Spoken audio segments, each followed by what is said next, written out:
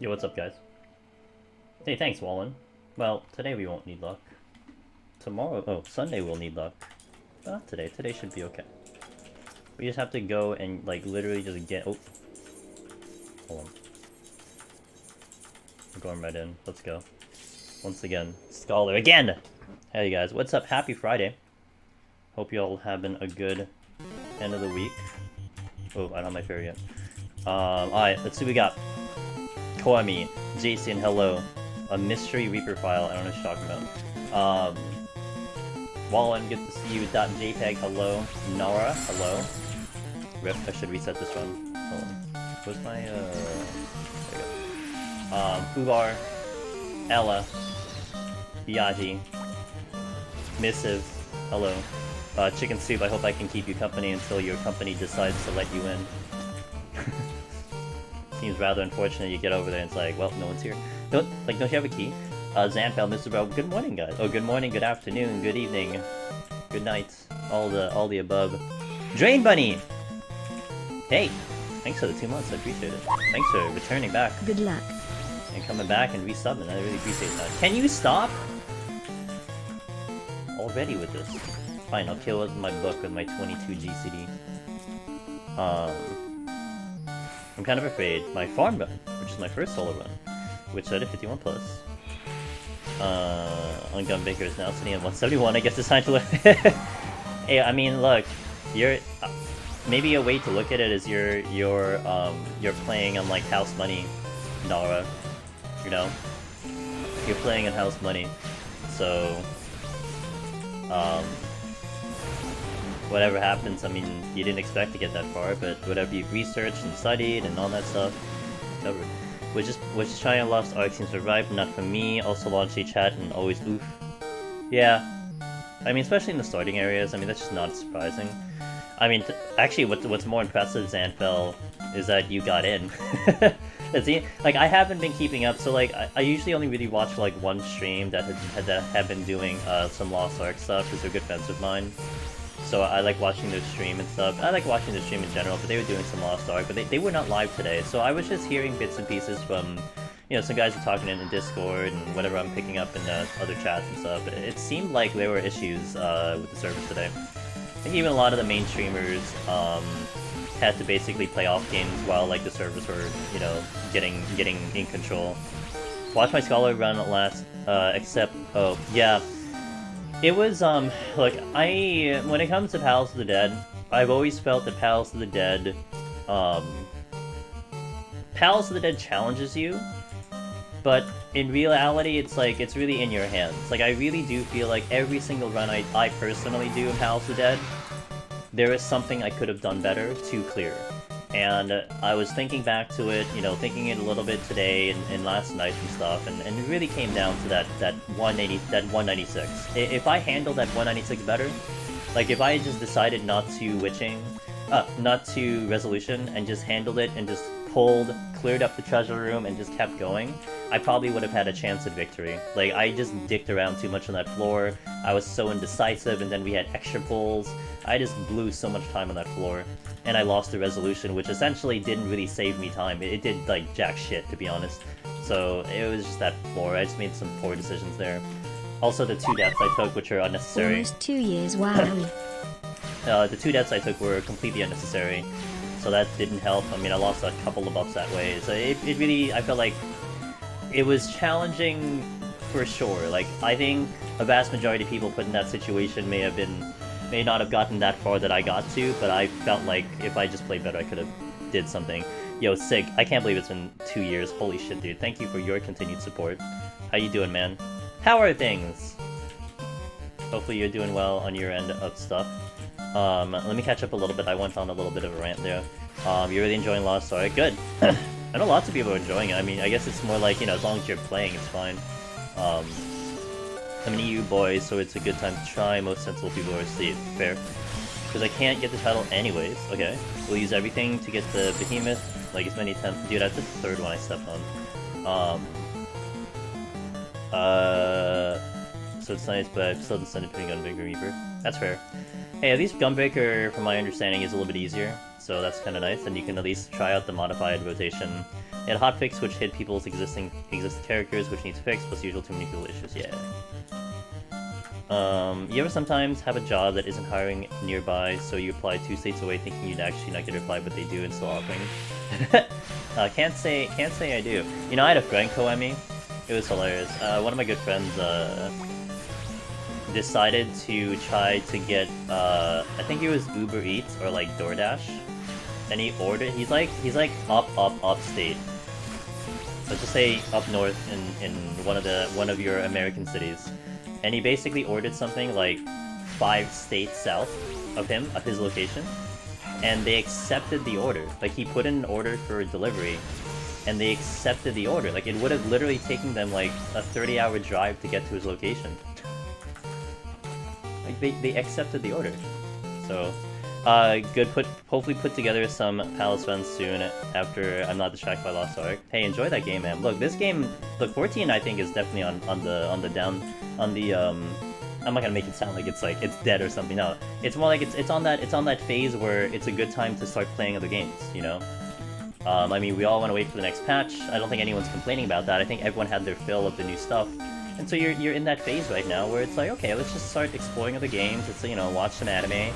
You know, I think it's a perfect time to do it. And this is the design of Yoshi P's game. This is his whole premise of 14. That you enjoy it for the period of time, and then you spend some time, you know, doing other things. Like, he doesn't want to lock you into this game. So this is by design. This is exactly what he's looking for. So what you're going to see now is you're going to see newer players engaging in the game. The players that couldn't buy it on release are now going to start playing the game. But us veterans who have been playing this since, you know, release and stuff, you probably have finished everything you wanted to do. That's okay. So enjoy Lost Ark. Please enjoy it. Perfect time to do that, and yeah, you'll come back eventually. But it's nice to get back in. Yeah, precisely. That's how I feel, Zanfell. It's like, you know, it was nice to go through that grind. I got my fill of the grind. I'm not upset that I am no longer wanting to grind, you know? Like, not at all. You know, it's like you reach the end of a game.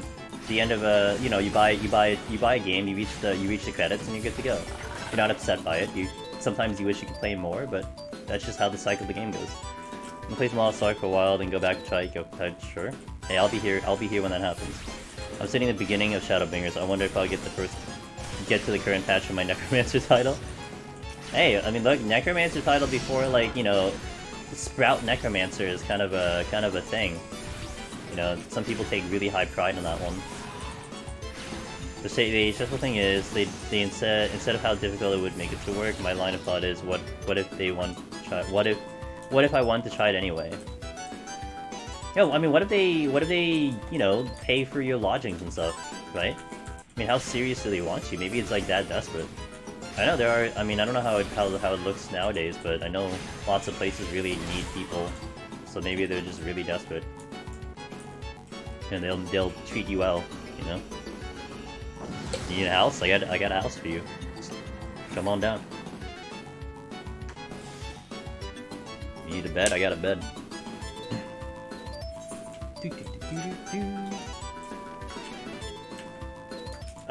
Let's go this way.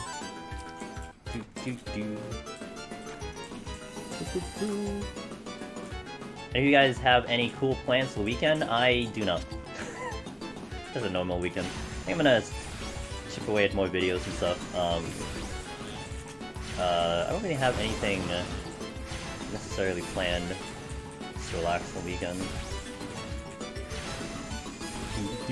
Yeah, I don't think I have anything planned the weekend, which is nice. I kind of like it when the plans are just fluid and I'm open for whatever the fuck I want to do.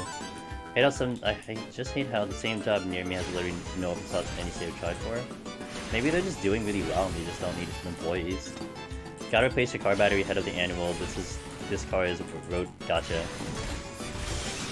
Understood.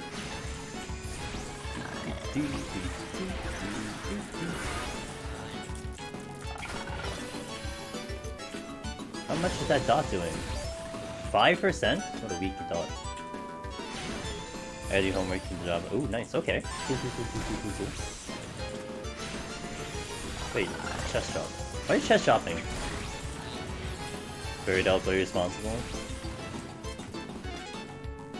I mean, I'm no judge. I mean, imagine me going out, imagine me explaining what I do here, you know, to like the normal human being.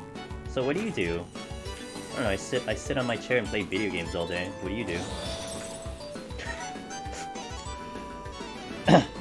Never gonna making plans sounds complicated? Sometimes it makes sense. Who's this guy? I don't know who this guy is. Has anyone seen this person before? Seems new. Wait, this was fast. Did we clear or something? Like that fast? Or did we just set up like 24s? What did you do? Like I saw you go live like 2 hours ago. Yeah, what's up, Matt? How you doing, man? Who's the one that rated incorrectly? Was that you who rated like the wrong person? Or like you just missed a couple letters or something? What's up? You guys, check him out. He's a moderator of this channel. He is usually answering your questions in Discord if you're in Discord. He's a really good runner in Deep Dungeon. Multiple clears. Was working on Summoner, I know that. I just don't know how far you got. How far did you get? What is the prog today? He started at 151 today. That much I know. Just trying to ring you all out. Shit happens, you know. I mean, yeah, it happens. That's why, you know what I do, Matt? I don't know, I mean, I don't know how your setup is or whatever, but what I do is, I will copy and paste. I do not type the names out. There is definitely one time that I just, like, incorrectly type something, and sometimes the raid will just go through because the name exists. So I just copy paste the name of the person, no matter who it is, even if it's just a simple name. I'll copy paste it, and then, you know, boom. And then I look at the icon too, because the icon shows up. There's like little tiny details that I sometimes pay attention to. Thanks, man. Thanks for the raid. And if anyone is new from Matt's stream, welcome in. I'm Demonus. I do a lot of Deep Dungeon solo on stream. And we just started, so we're working on Scholar. We wiped at 199 yesterday. Or actually timed out. More specifically, I timed out. And we're just doing it again. Because, you know, why wouldn't I? I'm not a quitter. I don't quit. I don't give up. Let's go right back in. Come on. I used to do copy pasting. I thought I would find Jen. Oh, it's okay, dude. I have a lot of letters in my name. Like, I can actually type my name out fairly quickly, but I mean, it's just, I'm used to it, right? So I cannot expect that from other people. Suck it when you need to risk it. Okay, gotcha. I think you'll be fine. Once you kind of see your toolkit. Like, in all honesty, Matt, I think you don't even need to look it up. Like, with your knowledge and your skill level, I think you can produce a strategy. Like that's how much confidence I think that's how much confidence I have in you, but that's how much confidence I think you can put into it. Like think of the kit, mock up a strategy, and I think you're gonna be good to go. And then of course reference it if you need to double make sure, but you'll be good. I do that sometimes actually when I need to shout out people. That's sometimes the easier way of doing it too. Skims. So.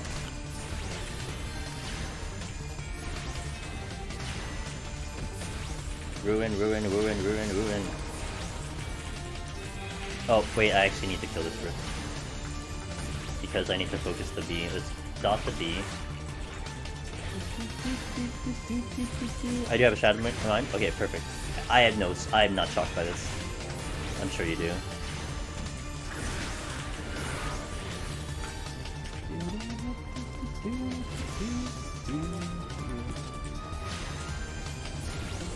If you're at long cast, Cherry, Jedwin stands. Okay.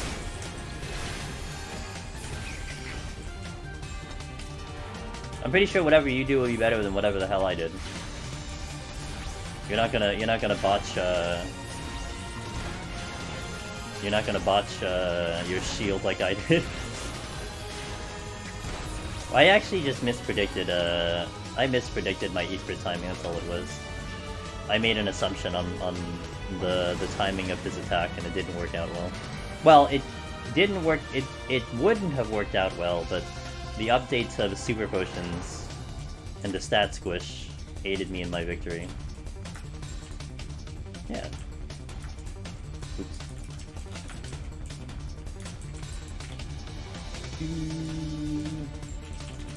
You do. Bruh, anytime Behemoth requires me to do a perfect rotation, I'm going to lose.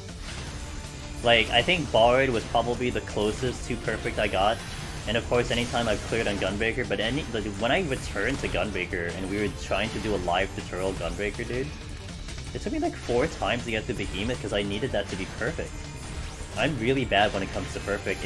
If there's a strategy that allows for like 1 or 2 mistakes, I'm good, you know, I'll make 1 or 2 mistakes, but like if he needs to, like, that's why I'm concerned about Dark Knight. I'd be concerned about Dancer, you know? Like, those are the 2 that I have the biggest concern. But then, of course, I can think back to my Bard and be like, well, we managed Bard. I mean, I had to manage those stupid dots before the damn bursts. So I mean, you know, we did it once. I think I can manage the other 2, but still, those are the 2 scariest on my list. In comparison to, of course, you know, Scholar, which is just like, you know, broil, lustrate, bio, broil, lustrate, like, it's just like so easy. And then if I really need to, I can add low, you know, but it doesn't even get that far. You played Last Remnant? You know, I would like to play this game again. If they ever do a remake of this game, dude, I am in. I really like this game. I actually did, I think I did a full playthrough at like hard mode, and I really like that. Like, that was really hard. That was really hard. Good stuff in that game. It's just, I know it was always buggy with the FPS and stuff, and I definitely had a laptop that was like too weak to play it, and I had to play it like really low graphics and stuff, but I really did like that game. Oh, but like, I guess, yeah, I guess that's true. Everyone does say that. I guess I'm looking for something like now, as opposed to, I don't know, like 5 years ago.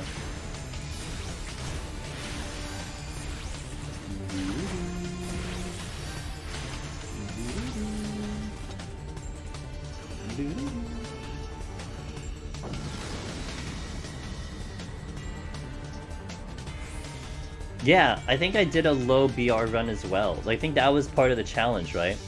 That was like part of the difficulty thingy, to go like low battle, whatever the thing was. And that was so hard, but man, was it satisfying, you know? I love a good challenge like that.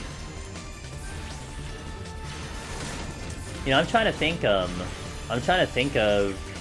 to get some information about what classes are available for Elden, and I haven't quite decided if I want to go like a class that's like actually just difficult because of how it's designed, or if I want to go to my bread and butter. I don't know what I want to do. So I know there's a handful of classes you can pick from, and I don't have really too much information past that, but yeah, it's something that I don't want to have to deliberate for too long. I didn't do the poll, by the way. I was supposed to do a poll yesterday and I completely forgot, but I think I am decided that I will play Elden. In the assumption that it will release midnight my time, I think I will play that game and swap over on the Thursday it releases. I think I will do that, just because I think it'll be cool. And I'll prep something. I'll have something appropriate. We'll still do Deep Dungeon for like the first half of the stream, then I'll dabble into Elden.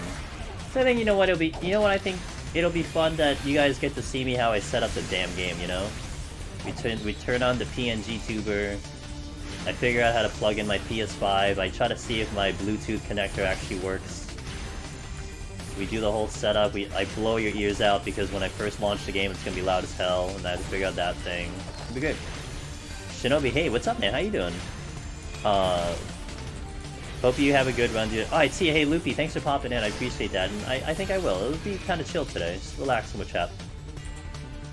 The Fiery Idol, Jagger kind of messed you up. I remember when you went into the cave, Matt. Like, there was a part when you went into the cave. Was that the Fiery Idol? That was like my first massive challenge. Like, that took me a while to figure out. It was fun though, you know? Yeah, that was like, oh, that was really fun. I remember that one very distinctly. That you had to try to get through on low BR. Why did you go low BR again? What was the reason for that? I forgot. Like, wasn't it because like there was like a reason why you went low BR? Was that purely for the challenge, or was that There's like a benefit to doing it. I forgot, man. It's been so long. What's up, High Sound? How you doing, man? Oh, I don't remember past that. It's so long ago. So it's kind of like, is it kind of like FF? It was kind of like FF8, right? Because I think FF8 was kind of that thing too, where it's like, you kind of didn't want to level, because if you didn't level, then you would actually make the game kind of easier, but it was also kind of harder. Doing good, made it to 170 fairly. Okay, cool. Because my Wi-Fi was trying to. Oh dear. Actually, someone earlier was talking about their ISP wrecking their runs. I think Nara said that. Yeah, it always sucks. Got to 150 on Reaper. Feels nice PoTD. Yeah, Reaper is fantastic. I think Reaper is just so good. But Reaper benefits off of previous experience. I think someone new will still have the same troubles. Like, they wouldn't have any more or less benefit than going Machinist as a first-timer. But I feel as like your second clear, or if you have a number of attempts under your belt, I think Reaper will really shine. I mean, I was just absolutely impressed with the amount of speed I was traveling on Reaper. Like, it was just ridiculous how fast we were going. But then of course you have to just I have to take apart the whole, like, you know, well, I've done how much Deep Dungeon, you know, I've been in here for years, so it's not, it's just not the same thing for everyone else. I cleared on all 4 melee. There's not very many people who can say they cleared on all 4 melee, and that experience was just tremendous on my part. So it's not my first time. Not sure. Maybe. Maybe. Pull the records up. Let's see. I'm from Primal. I don't have Primal scores, so I'm on Primal.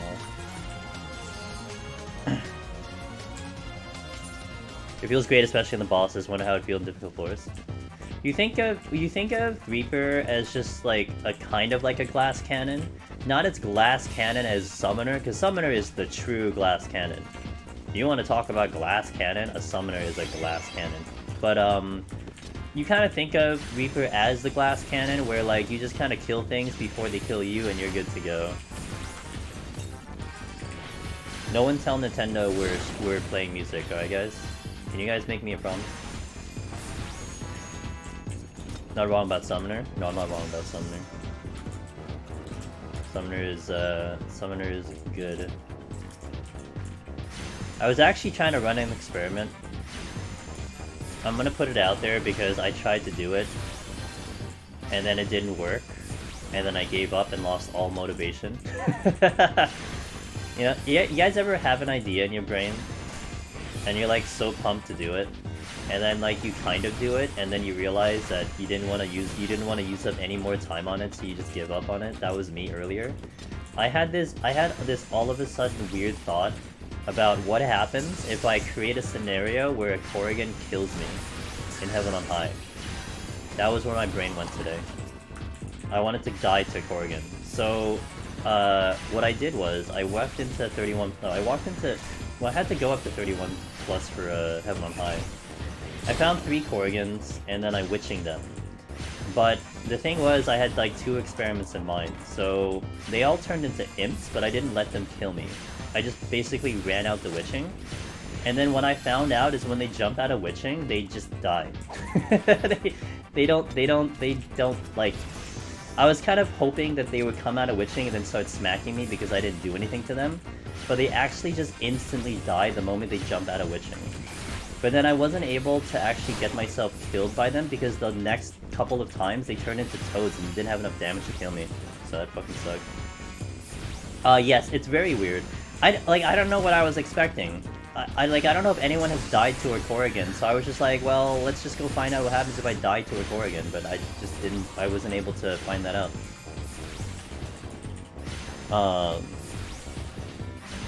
Your dad works for Nintendo? Does your dad really work for Nintendo? Yo, Faf, if your dad seriously works for Nintendo, can you ask him if I can stream Nintendo games, like, legit? Because I'm kind of concerned. Yesterday's flighted 7-kill floor. Yeah, I'm gonna do it. I'm gonna do a YouTube short on it. It's gonna be fantastic. Dude, I pulled out like 6. I pulled out like 6 videos for shorts yesterday, guys. My goal is to have shorts set up for like 6 months. By the time I get into variety. We're gonna go into variety streaming. I'm gonna have shorts set up for like 6 months, dude.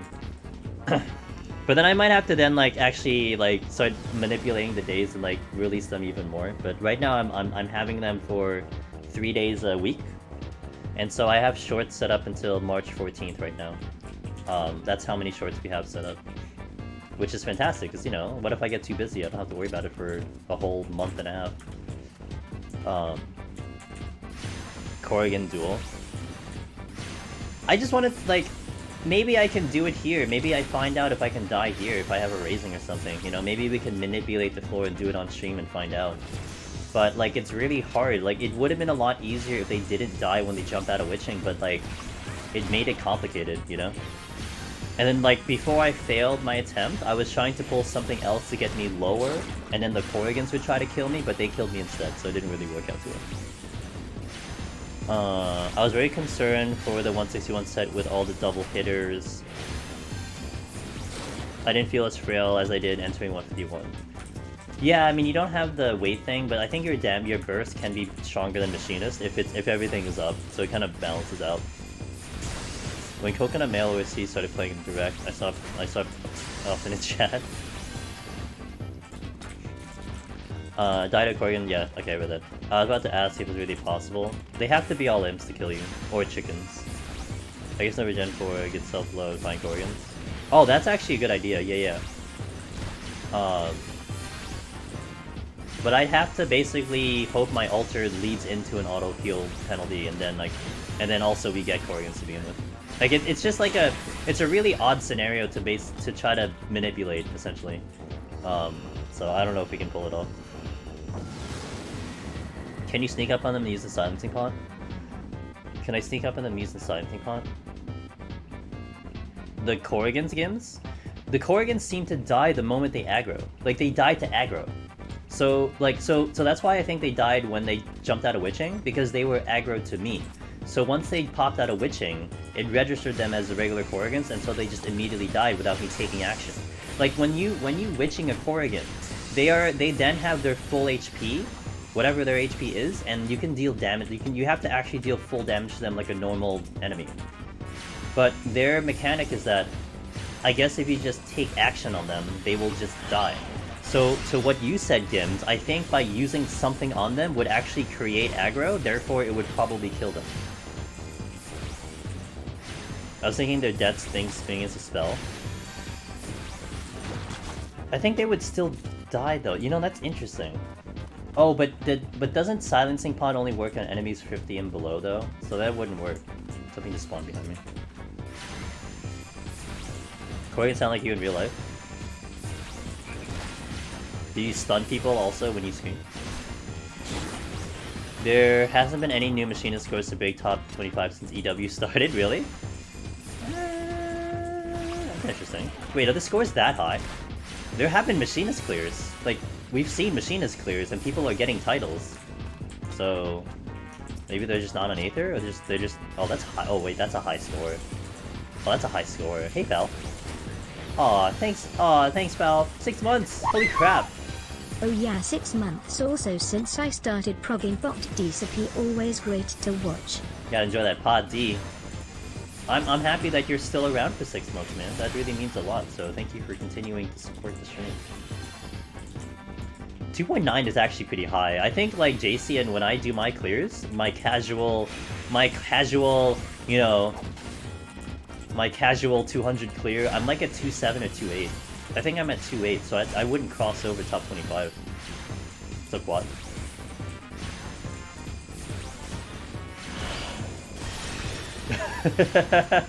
Yeah, when I do my casual clears. Bro, I was on autopilot for Machinist on Heaven on High. I was thinking back to that run, and I was literally autopilot for like 80 floors. Like 71 plus, we got through 71 plus without needing extra bombs. I just like crushed it. I was like, Jesus, dude, this is Machinist, right? I forgot about this job. Holy hell. Like usually, like you're like, okay, maybe I gotta use a flight here, you know, maybe I gotta use. No, I didn't use anything that I didn't extra like need. I didn't have to force it out. It just we were just going really fucking fast. It's so funny. Yeah, I mean, Summoner can probably pull off the same thing, although I wasn't as comfortable, but I was just so comfortable in Machinist.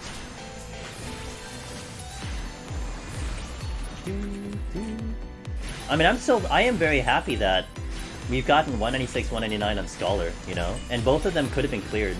And we've done it back to back now, so I have a lot of faith. It's just I need to execute, you know? We just need to execute. And then also yesterday, man, I really felt like House the Dead tossed everything at me. Dude, 7 kill flighted floor? We had at least 9 or 10 kills on multiple floors already. Also, all of the flights I did were at least 5 or 6. Like, I think we had a 5, 6, and 7 on the flight, and then we had that bullshit flight on 196, where we had the treasure room on top of the exit, and it was blinded, and it was auto heal and all that BS. So I really felt like the game really tried its best to kill me. It was insane. And I think again, what was insane is I almost got through, right? Like even if you're on like a Reaper or like a Red Mage or a Machinist, I think that would give a lot of people problems, right? So I'm pretty happy about the results of that. It just sucks that I have to do it again. Like I was really kind of looking forward to get on a Black Mage now, but no, I have a mission. We have to do that thing. Did I do double H chat? I didn't have a rage in 191. I didn't pick one up.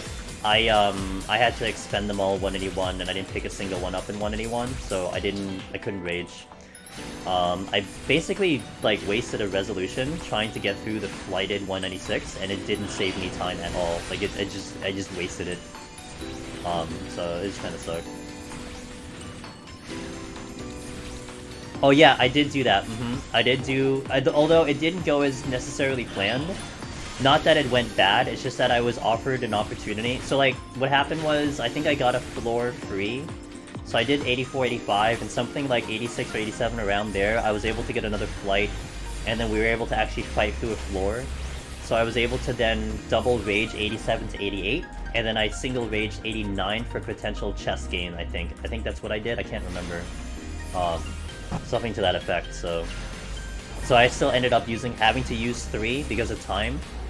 But yeah, I did do, like we spent 30 minutes, by the way, on the first 3. I didn't get into 181, 184 until like less than 30 minutes. So it almost had to happen with that plan. I was chatting with watching, hosted the game, went out of its way to tell you no. Yeah, it did. The mobs really weren't cooperating around the portals too. No, they weren't. I think all those rages earlier came back to bite.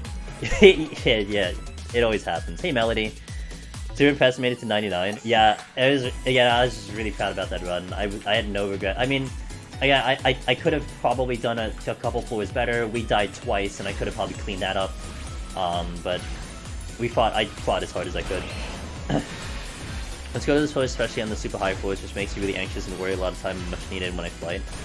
Yeah, I mean, it's part of the challenge, Shinobi, but I think even if you fail, you know, even if you do die and like you don't make it, all you gotta just do is just think about, okay, what could I have done better? You know, you had this experience, and the experience is valuable.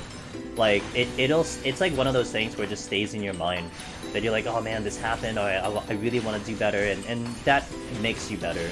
So, you know, you do kind of go in there expecting the worst. You should actually expect the worst, you know, expect the worst to happen, and that's okay. Because that is just Deep Dungeon in itself, you know. Can you fight crawlers on Machinists? Yes, you can.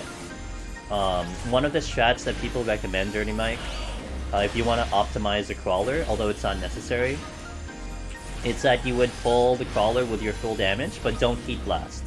And what you want to do is, when it gets slow on you, I think it does poison first and then it does slow. When it does slow on you, then you heat blast, because heat blast would bypass slow, because it just sets your GCDs to 1.5. So you fire, you wildfire, do your burst there, and you buy like 8 seconds of free damage to bypass the slow, so it makes it a little bit of a faster fight. But you can keep away from it. You can do your regular sprint pull into leg raise and all that stuff, and you can and you basically kill it before it really gets too dangerous. And especially if you have a donut room, it'll help you there too. Scholar scares you? How does it scare you? I mean, it's a healer. So that's valid.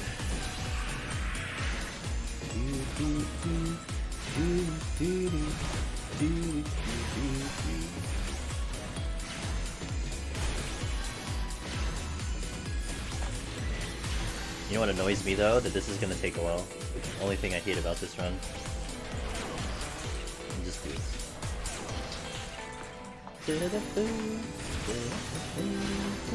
Healer? Yeah.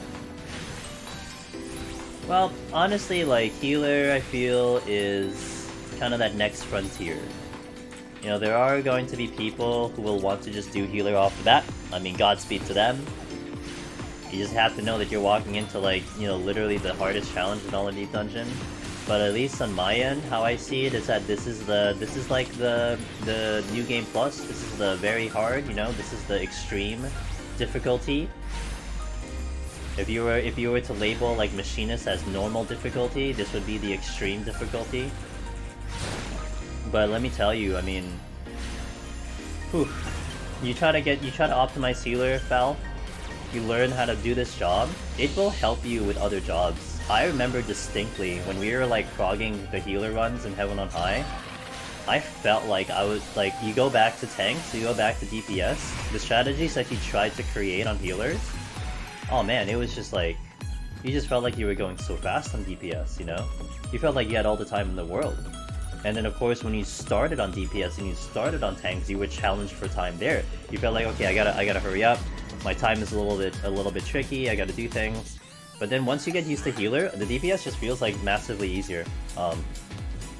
And some of those strategies you pick up on healer kind of carry over into the DPS and tanks, and man, I feel like my runs have gotten so much more optimized and so much more consistent because of those healer attempts. As frustrating as they are, as annoying as they are, and slow as they are, and you learn a lot from the healer runs. Yeah, I mean, Astro would be certainly the big test. I mean, Heaven on High Astro, I did Heaven on High Astro the best out of the 3 healers, and I say 3 because Sage didn't exist then, and so I don't know what Astro is now. But I cleared Astro faster than White Mage and Scholar, you know? Wasn't there something else here? Or was that a patrol? Let's do a patrol. Spear shaking adventurer! Why would you shake your spear? I don't understand that. Oh, it's a Nico.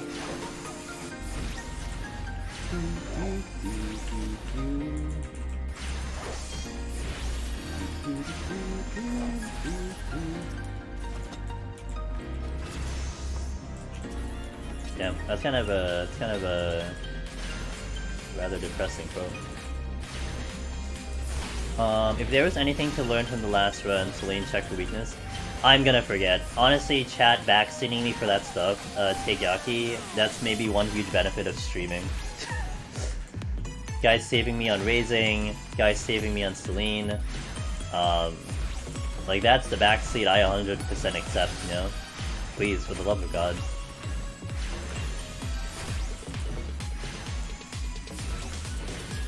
Like, I'm gonna have pretty strict backseating rules. I'm gonna talk with the mods when we get into Elden Ring. I hope you guys will understand if you get purged and stuff. But, you know, there's a proper way of doing of letting the streamer experience the game and you guys enjoying the experience. And not that it's been bad in here, but also I've not had the opportunity to, you know, to really see what it is when you know, we do a lot of variety games. But I have seen some annoying situations from my friends and stuff and people, and I definitely want to be strict on that. Emote only mode. Well, you know, one of the smart things under raids that I do appreciate, and if I were to be a moderator in a channel that will do story-driven games and stuff, is when an important part of the story comes up and it goes emote only, you know? Like, of course, like, I feel like as the streamer, you're like, oh, I guess this is important if one of my mods decides to go emote only. But at the same time, at least as I'm looking at chat, I'm not gonna get spoiled randomly, you know? That's kind of cool. Okay, important part here, fine. Partially spoiled on that, but I don't get any indication if it's good, if it's bad, it's just story stuff. And I think that's great. And that also is just respectful. As much as you, and look, I think the you guys listening, whoever's listening to me right now, I think a vast majority of you are really good. You guys are great. I mean, you're the ones who hang around here a lot, so it's like you already understand that. It's just more the people who we don't know, who are newer, and sometimes maybe people are just there to troll. But, you know, it's alright. Pets can check traps. Oh no, like, so when you die, Absolute, I have to recast my fairy, and the 2 times I died yesterday, I did not remember to recast Celine. I think I did once. And so chat was saving me by telling me to get Celine back up. Gonna like fall asleep. Alright, thanks High Sound, appreciate that, man. Well, Matt, maybe you'll have some fun modding, you know? I don't know. I don't force you guys to do anything, but maybe y'all have some fun modding.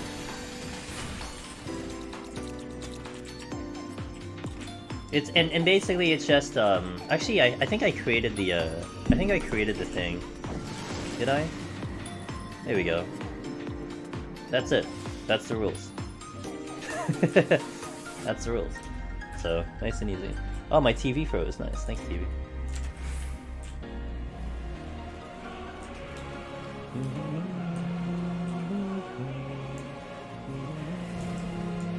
Some chains have overzealous mods. I answered a question once in a random shape that was described like in the previous quest and I got banned there.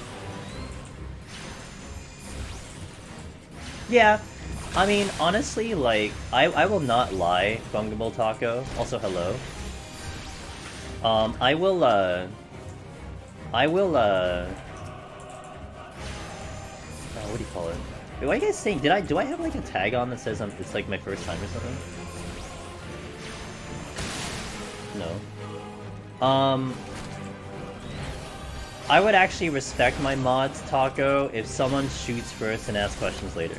Now, to ban you out of my chat, I think would be a little excessive. Now, if you get purged and timed out, that's fine. You know? But then, as the viewer, I think, well, again, getting banned out of a chat for that, I think is, like I said, is a little excessive. I would tell them to purge or time out for like, you know, 5 minutes or something. But when that happens, like, literally don't take it personally. And then how I view it is like, if you take it personally, then you shouldn't be here to begin with. like you're not understanding the point, you know what I mean? And I think that the tricky part too is like soft spoilers is one of the most difficult ones that I think as the viewer sometimes you get a little excited but you don't realize you're doing it. And that's sometimes also bad when you read it. Yeah, it's my first time, yeah. Just gonna start with the solid bot command. Just the bot. Oh, yeah. My first playthrough, yeah. Exactly what Jason said. Oh, I love this part. You know. Oh, this part. Like that is soft spoiling, and that's bad. You know. Like if you're gonna say that. Like, here's a tip for, like, if you're watching a streamer do it. If you're gonna say that, say it after they do it, not before they do it. Because you're going to tilt the streamer. And let me tell you, I have friends and stuff, other peers and everything, they get bothered by it. But some of them won't say anything.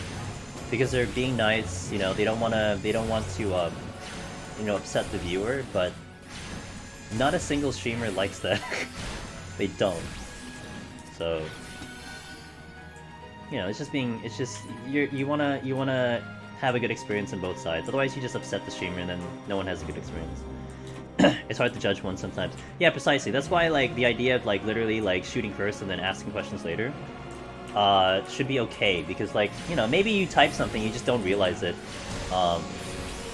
You know maybe you hop into chat like midway and like you didn't realize that like they just got to that part or like you didn't you weren't sure you phrase it differently. That's why it gets really tricky. It's basically uncontrollable for some people, it just never stops no matter how much you're told. Yep. Exactly, Zanfil, and I think those people either need to learn or like... just enjoy the stream by just being muted. Or like learn. Like if you wanna participate, then learn the etiquette, you know. There's like a Roy into what adore means, and yeah, it was just like previous quest. Here's the win that quest said. Yeah, I feel like if say like one of my mods did that to you, Fungible, I feel like there would be a conversation thereafter. But like I said, I don't think I would just tell them to just ban out. Like I would time out, and then maybe you're just like talking out, and then maybe you can leave it to them to figure out if it's okay, and then maybe they'll apologize, or they're like, you know what, actually we're not really accepting that, if that's okay. So, you know, just kind of being okay with it. Did Shimmer do X yet? Hey, did Shimmer do the final boss yet? What's an old game?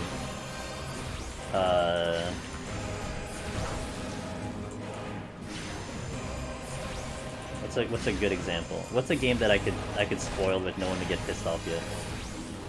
What's a game I played that can do that?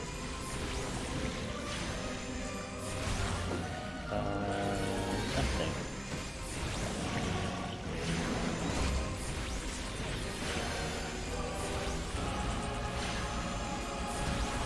I can't think of one. I don't want to do 7, because 7 is like remake stuff. Streamer fight Chaos yet? Something like, I'm trying to think of a really bad one. It's like, oh, it's like, I guess maybe like, I was trying to think of like FF8. It's like if FF8's like, oh, did you go to space yet? And you're like not quite to like the rocket ship?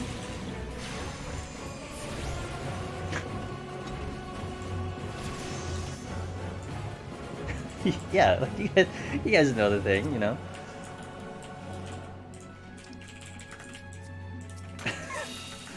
Yeah, like stuff like that, you know? Jesus.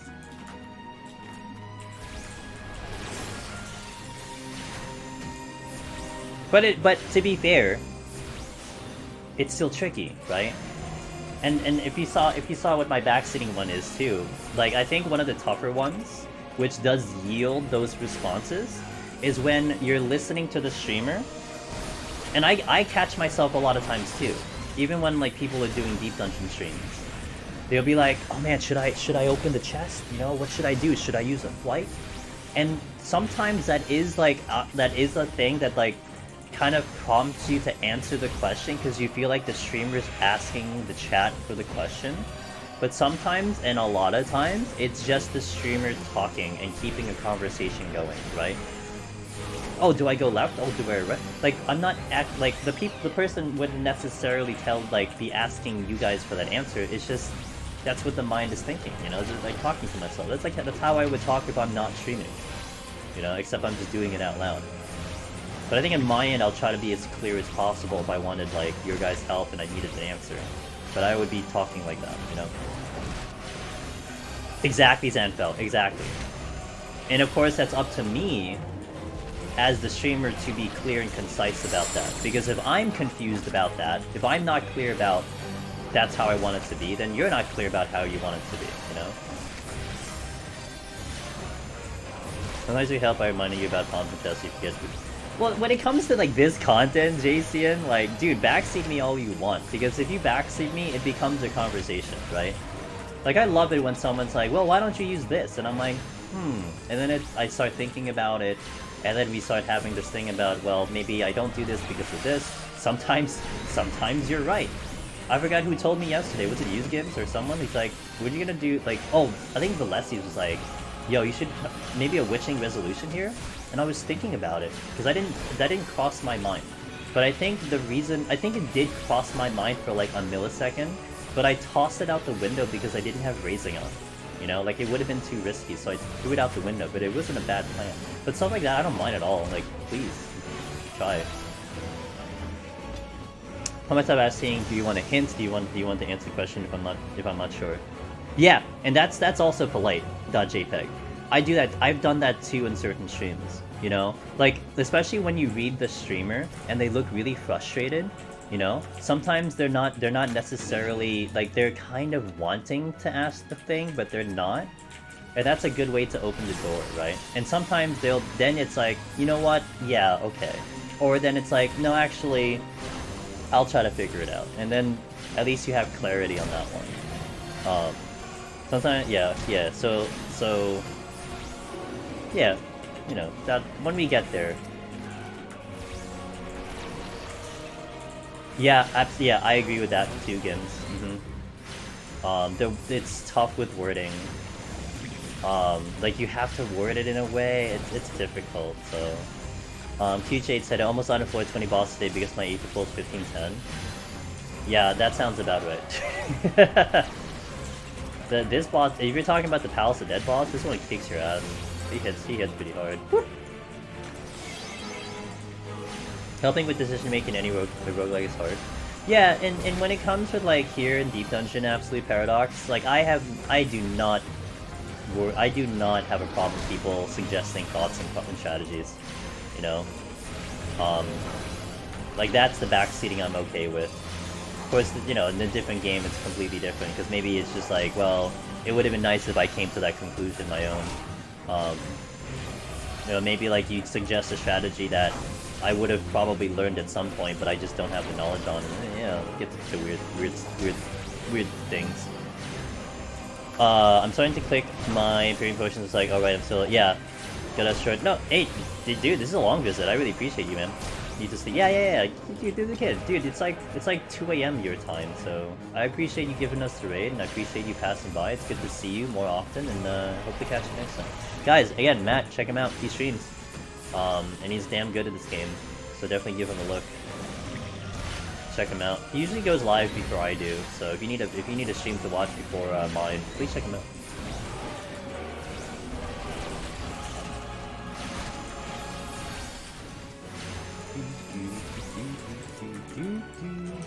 Soon I'm gonna successfully get all my moderators to be streaming, and then we'll just create this like 24-hour like this 24-hour system of streaming. Swordman, thanks for the follow, welcome in. Because Chayla streams like, you know, when I wake up. Loken is streaming right now, but sometimes he goes like evenings. My moderator Altar, although she doesn't do 14, she streams like Eastern mornings into evening, afternoon. Matt goes into like evening my time. We just need someone to go massive degen, or like, you know, when I'm sleeping, something like that. Non-stop content? Yeah, dude. The 24-hour Deep Dungeon content. Although they don't all do Deep Dungeon at the same time. That would be great. You have to. Oh, so that means my time zone absolute is good, right? If you're half of the world away from me, that means, what is it, like 9 AM your time? Oh no, that means you're EU. Oh, yeah, that's true. For EU would be better. Yeah, this is like trash for EU. This time zone is like trash for EU, so I do apologize. This is the first day of the week I could actually do Palace because I don't have any open fishing times until after I sleep. Yo, I'm glad fishing has allowed you to play this game. You're in sea. Plus you're Oceanic, so it would be morning for you right now, yeah? Oh, but then you're scheduled. I'm sure scheduled. Because I can't see properly for alarm. Dude, I haven't slept properly for like 2 days, I'm a little concerned, so I'm hoping tonight I can sleep a little bit better. It was actually really odd last night. I was exhausted last night, and then I couldn't sleep right away, and I was getting pissed off with myself. I'm like, please, I'm tired, can I sleep? And like, I wasn't really like, you know, sometimes something is on the mind, sometimes, you know, your brain just goes rapid fire. Nah. Nah.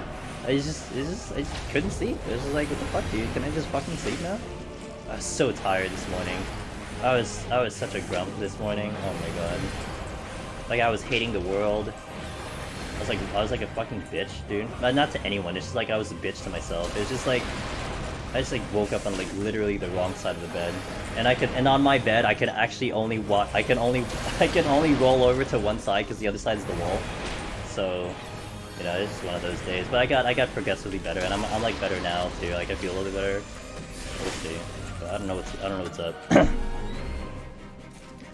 It's only been the past 2 days that has been showing back up, and my sleep has been pretty good for like. I don't have great sleep, but my sleep has been pretty good for a little bit. It's just the past 2 days has been a little worrisome for me. Not to the point where I'm like worried about my health, because I don't think it's my health. But, you know, not having good sleep is just Not something I would prefer to have in my life right now. Not an ideal situation, you know what I mean? That's why I went exhausted, woke up an hour later. See, for me, right now, Zanfel, I'm laying in bed and I am not getting into a dream state. That's me. Like, I'm yawning, my eyes are heavy, but I can't get into a dream state. And it takes me a while. But then once I finally do, I'm out for like hours. Like a couple hours. It just takes me a while to just get into it. Do I disembark from head or foot? From the foot side. I launch myself from the wall. I push myself off the wall and just like jettison myself from the bed. That's how I get out of bed. Like, you know, like the runners, like, you know, like in Olympics, the runners, they have, like, they put the foot on the pedal thing. That's what I do.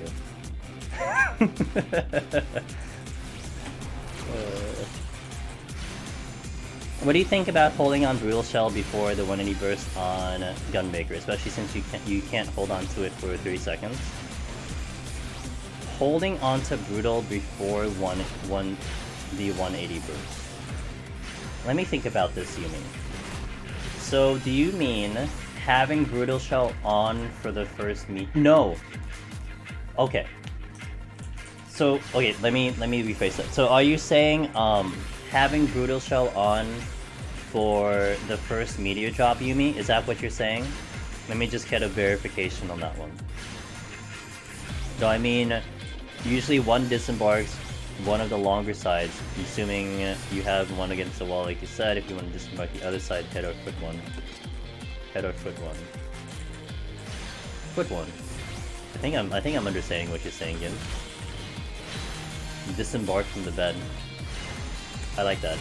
Maybe that's the phrasing I'll use from now on. I'll disembark from my bed. God, I've ruined one too yet.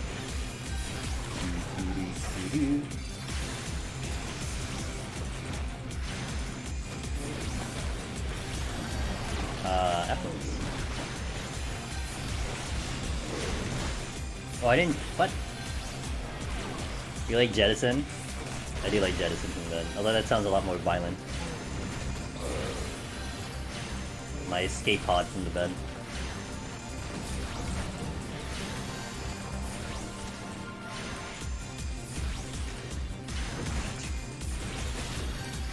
Lay feast. You're gonna die from dots, sweet. Oh, my headphones. You know what sucks? I don't know, do any of you guys use wireless headphones for this game? Does anyone use wireless headphones for this game? I have wireless headphones, and every time I've tried to set it up, I have this weird thing happening. I think my GCDs are on target in terms of the sound, but my menus, like when I'm changing targets, that's delayed. So like half the game is delayed and half the game isn't, and I have no idea how to fix that. Like, is that just what I have to deal with, or like, I don't understand. Because I'm very used to how sounding goes in this game, like in terms of like sound effects and stuff, and it's very jarring to me when something doesn't activate the way it needs to, but I didn't understand why only half the game was actually off. Because I was menuing on like the market board, so like I would go to my target and go to the market board, and there would be a noticeable delay. So when I opened the menu, when I went to teleport, there was a noticeable delay. However, when I did GCDs, I hit a striking dummy. I was on Reaper. The timing was fine. Like, it was exactly how you would think of it. I couldn't understand why half the game was not there. Bluetooth. Maybe it's the Bluetooth. Oh, maybe it's the Bluetooth. Because actually, if I go too far from the Bluetooth, I will disconnect, and that's not very far. Like, if I actually shift myself, like, maybe 1 foot over to my left, I'm too far from my Bluetooth. Oh, maybe that's the reason.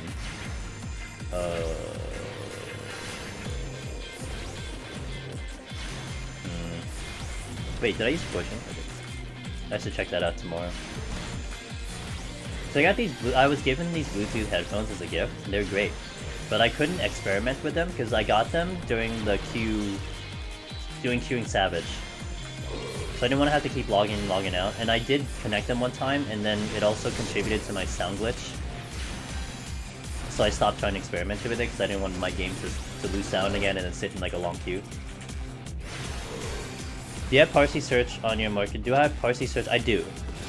No, it wasn't just the market board part of it. Like I was like literally just menuing Taco, like just going from like looking at like teleporting. So that was slow. Yeah, I know it adds latency, but I was trying to see if I could, like, maybe it was better, and it was just confusing to me that, like, some sounds were fine and some sounds weren't. Like, I didn't know if that was a thing. I'd like to use Bluetooth headphones when I'm streaming, but they're not gonna work and I can't force it.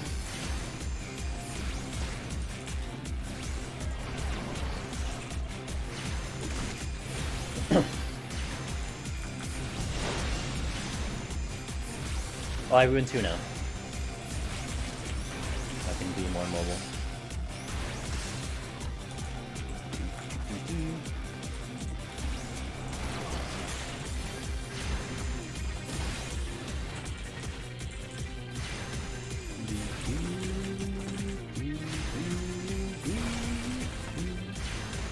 I guess I'll do the F1s. I just need to buy a new pair of Bluetooth headphones for work. Currently my pair likes to auto-trigger the right side touch. Oh, that sucks. I use I normally use these Samsung earbuds for my Samsung phone. They are fantastic. But I never tried to use them for my PC. Oh, because I think I can't connect them to my PC because it's weird. The other Bluetooth headphones that are different, they connect to the PCs and stuff. Ada, hello! How you doing, Ada? Happy Friday, my friend. Or Saturday. Friday. I'm doing pretty good today. I woke up horrible today, but I've gotten a little better. I'm a little better right now. How do you do so much deep dungeon without feeling burnt out?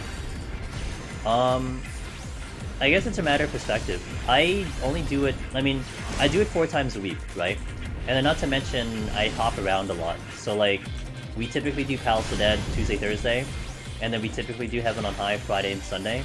And then I would be changing jobs, I'd be, jumping around. And so I think mixing it up helps me to begin with. But also, like, I don't really play this game. I'm back onto, like, this hibernation state.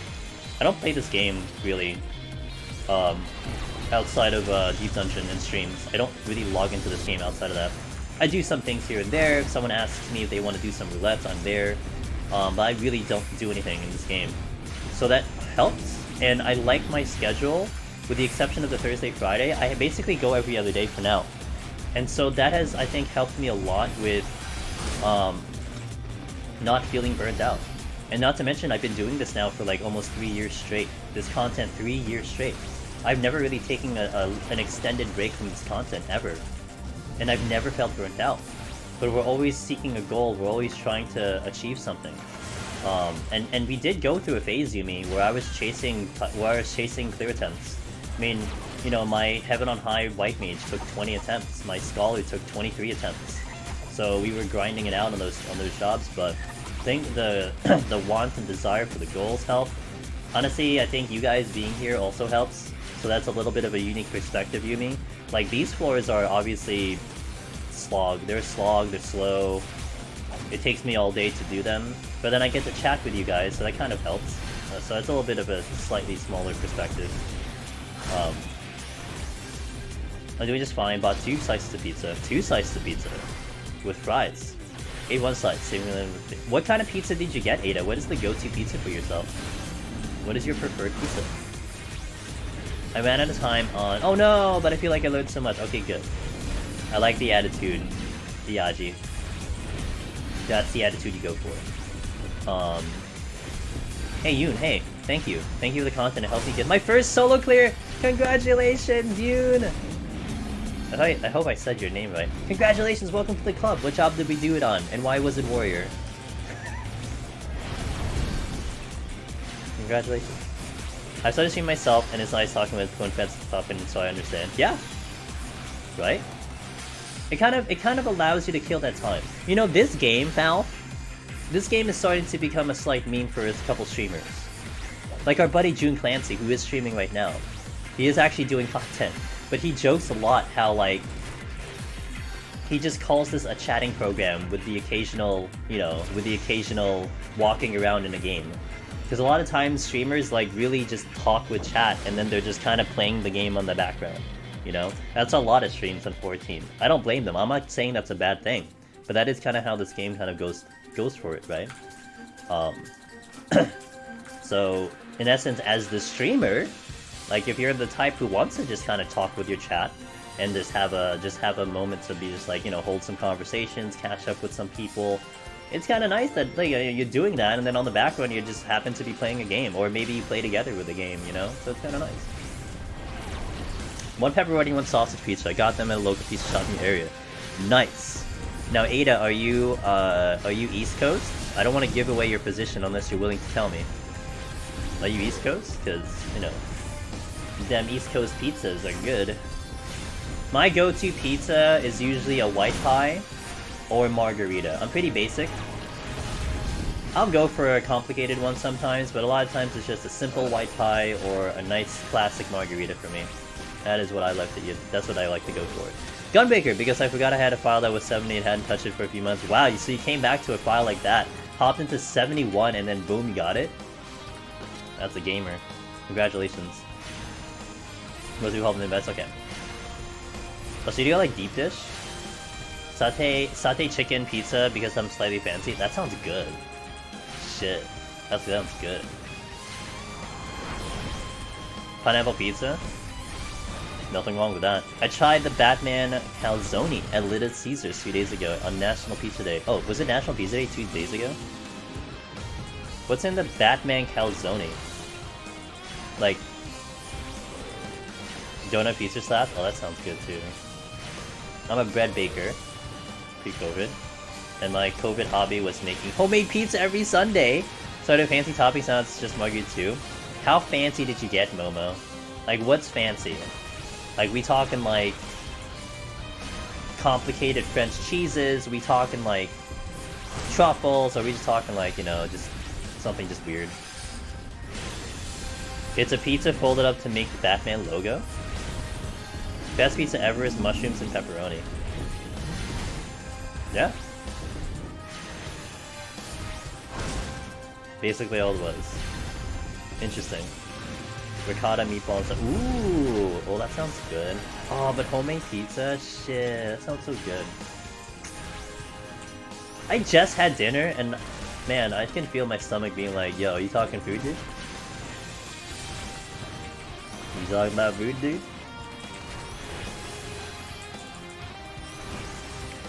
I go for the usual. Hey, no judgment here, man. As long as you're happy with whatever you eat, you know. That's what's important. I like different foods. I like to try different things. So I would be open to, you know, different stuff. But I would fall into like very basic things, you know. Sometimes, you know, I can totally have like fancy food and like all that stuff, but at the end of the day, sometimes a good old, like, you know, Kraft mac and cheese will fix me up. You know, simple, easy Kraft mac and cheese. I'm good with that. Not any more complicated than that. My default is Canadian pizza, which is pepperoni, sausage, and mushroom. Pepperoni, sausage, and mushroom. It doesn't have maple syrup on it. Yeah. With that description, I don't know why it's Canadian. I mean, if you put maple syrup on it, I would completely understand that it's Canadian. But that seems like it's like your basic pizza to me. People put weird names to things, you know? This Minotaur is stuck. Lol. Putin pizza? Oh, that sounds good. Bro, I can't get poutine here at all. I don't know where the fuck I get that where I am, and I love that stuff. Actually, what I can get here is disco fries. That's what I can get here. Which is kind of like it, but not the same thing. I can't remember what the difference was. Yeah? Adorable sapling makes their entrance. What's up, dude? But what's in Poots and Pizza? Aside from the basics, I mean, is it just basically cheese curd and gravy on a pizza? Where's that chest? Oh, it's behind me. There's a drop. I'm sure there's like other versions of it. Fries on a pizza. See, that sounds good. I would totally have that. And I guess it depends on how it's made. You have to probably have the right place for that. It ruins it? No, that sounds good to me. I'd totally eat that. I would totally eat that, 100%. As long as all the ingredients are good.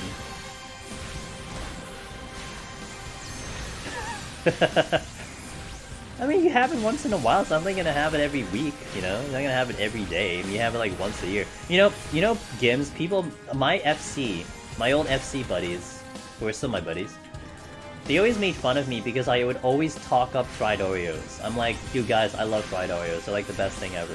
And I would always talk it up. I would always share pictures. And they like make this assumption like eat it every day. Like I eat it like once a year.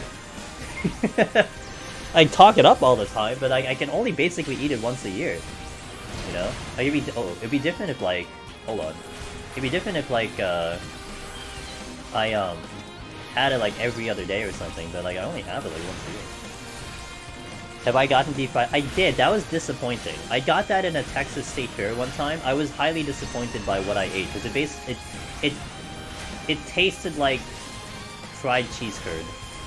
I was expecting something absolutely disgusting and eating like a literal,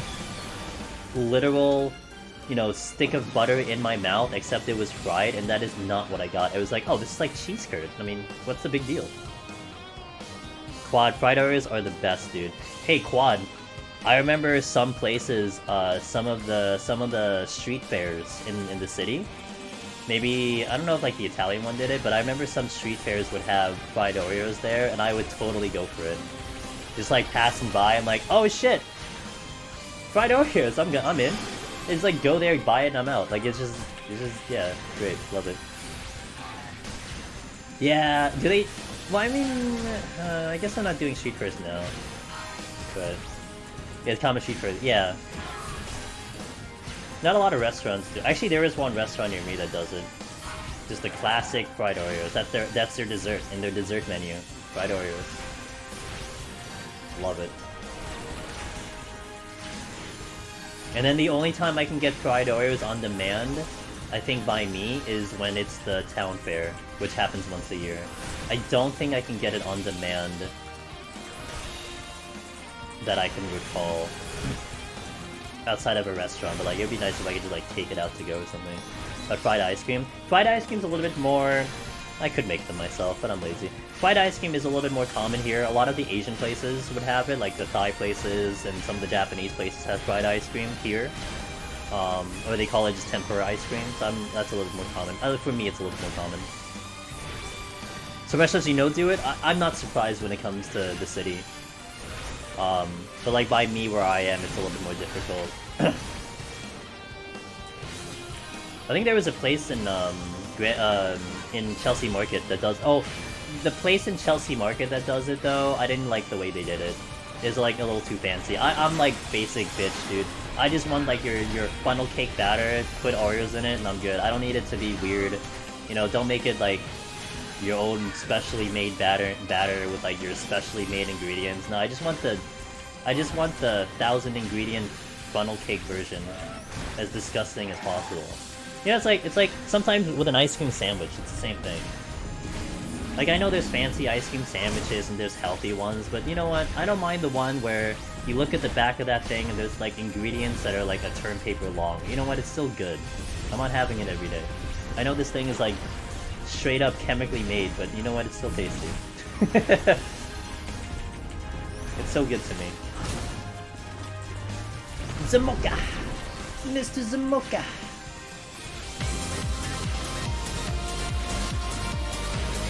Fried Oreos? There might be fried Oreos. Mr. Zamoka! Hello, my friend. How are you doing? Thank you for shouting at Zamoka. I know you were playing Yakuza. How is Yakuza? I watched a speedrun of Yakuza recently. Everyone's like hyped about Yakuza sometimes. I don't know. I don't know if I can get into that game. Mr. Zamoka, how are you doing, my friend? It is good to see you. Mr. Angelus. Thank you for the 10 months of support. I appreciate it. Yeah, I'm gonna be sending you a DM tomorrow. I gotta talk with you about nothing serious. It's just something I'll need a little help with you with. So I'll be sending you a DM tomorrow. Welcome in, guys, from Zamoka stream. I'm Angela Stevenus. We do a lot of Deep Dungeon on stream. I'm currently working on Scholar. My third attempt on Scholar. We lost yesterday at 199. Very tragic, but yeah, it's something really easy. So I think you'll be kind of excited about it. It's just something really easy. So yeah, the game wanted to kill me yesterday. Like, it really did its best to make me fail yesterday, and I just folded a little bit. It sucked. I tried my best. But it was a good experience, you know. It was a good experience. I'm not upset by it. I'm a little lazy right now. Yeah, I've gone 196 and I got 196 and 199, so can't complain about that.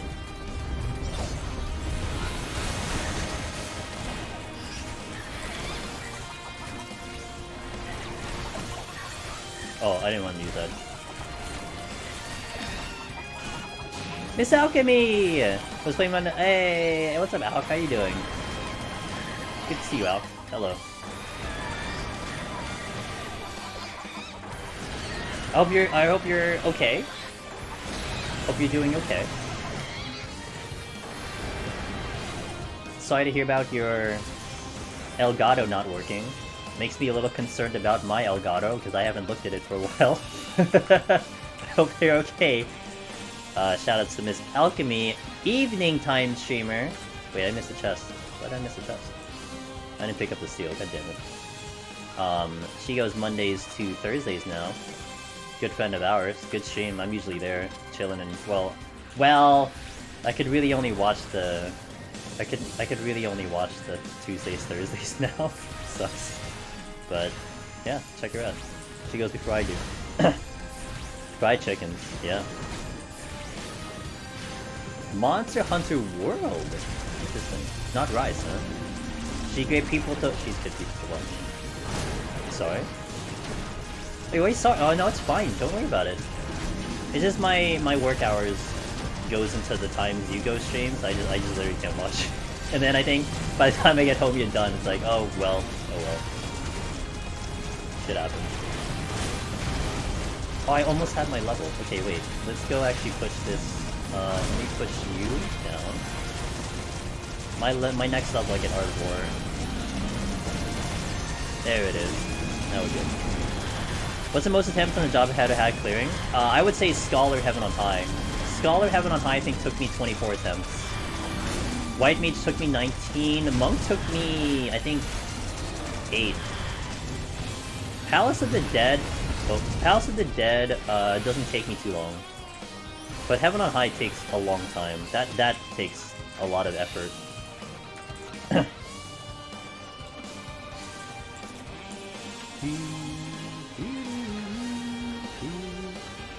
But Heaven on High, you know, Heaven on High can just be like, hey, you know what?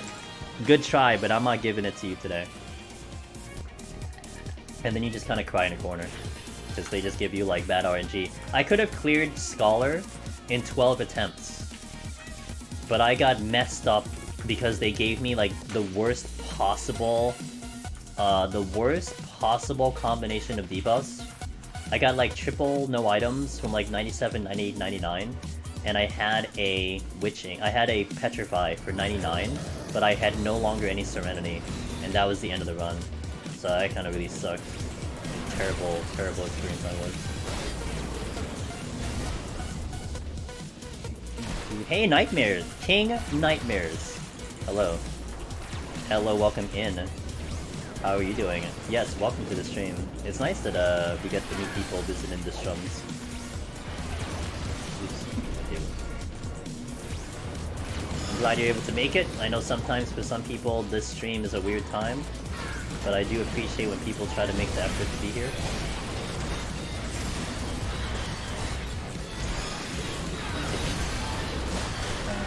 Oop, I'm stuck on the top.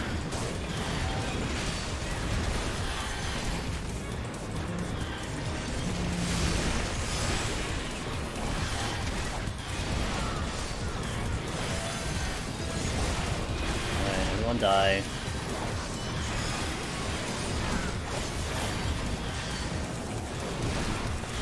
Oh, forgot to heal. Imagine forgetting to heal. I was just like, oh, my HP's dropping. I should do something about that.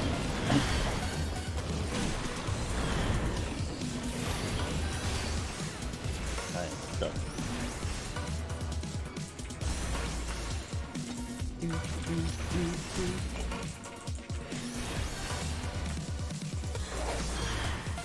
Did I hit you? Do you feel like on certain jobs you have cursed RNG? No. Not as of recently. Like the recent jobs that I've taken in maybe in the past like 8 months or something. No. Monk for a little bit felt like that when I was doing Monk and Shadowbringers. But I haven't felt like that in a long time. I think I've decided not to keep doing Palace as Reaper, it just doesn't feel right fighting mimics. That's fair. It's hard. It's not easy. It takes quite a bit of practice and a lot of kiting and a lot of just movement manipulation to make that happen, so it's not an easy task at all. Okay, well you're giving me the high seed run. Getting another scoring seed run here. Rip. Pull. Hello, pull. Okay, pull. Pull. That's a load trap.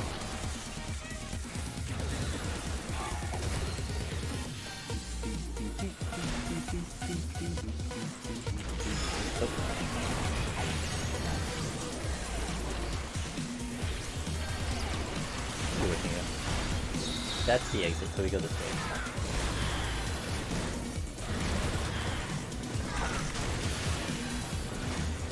Yeah, spoiler alert. Spoiler alert. We didn't quite make it.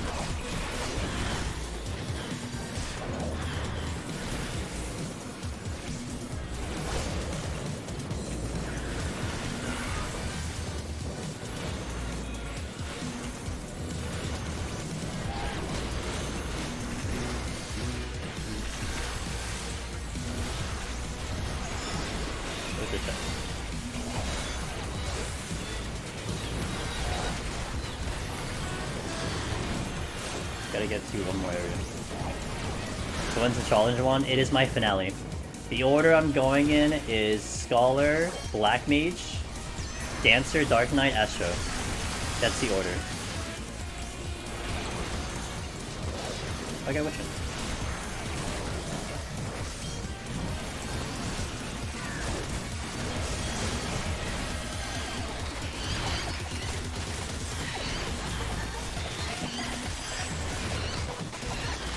I like the random animation of Art of War. You can see like enemies getting hit like different timings. It's kind of interesting.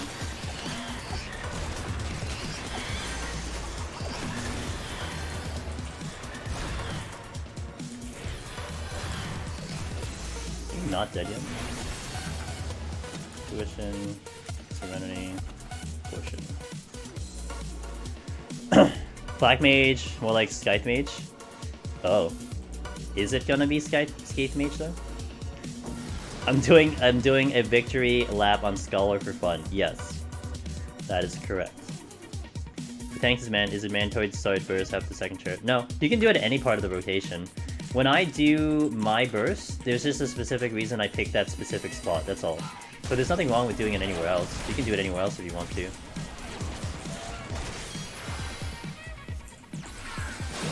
I'll just not use the strength. Actually, I can just use this right now.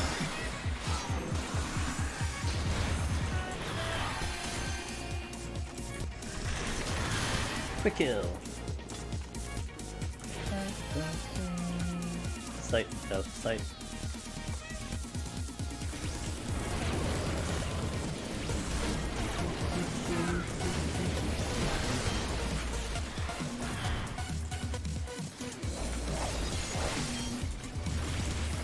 Damn, all loin traps.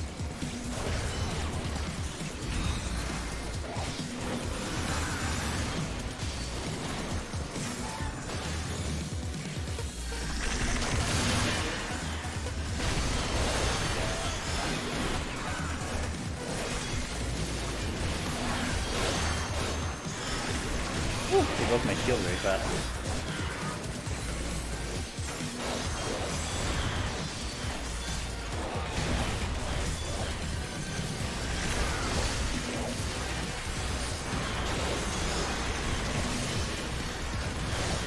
Okay, a couple are gonna die.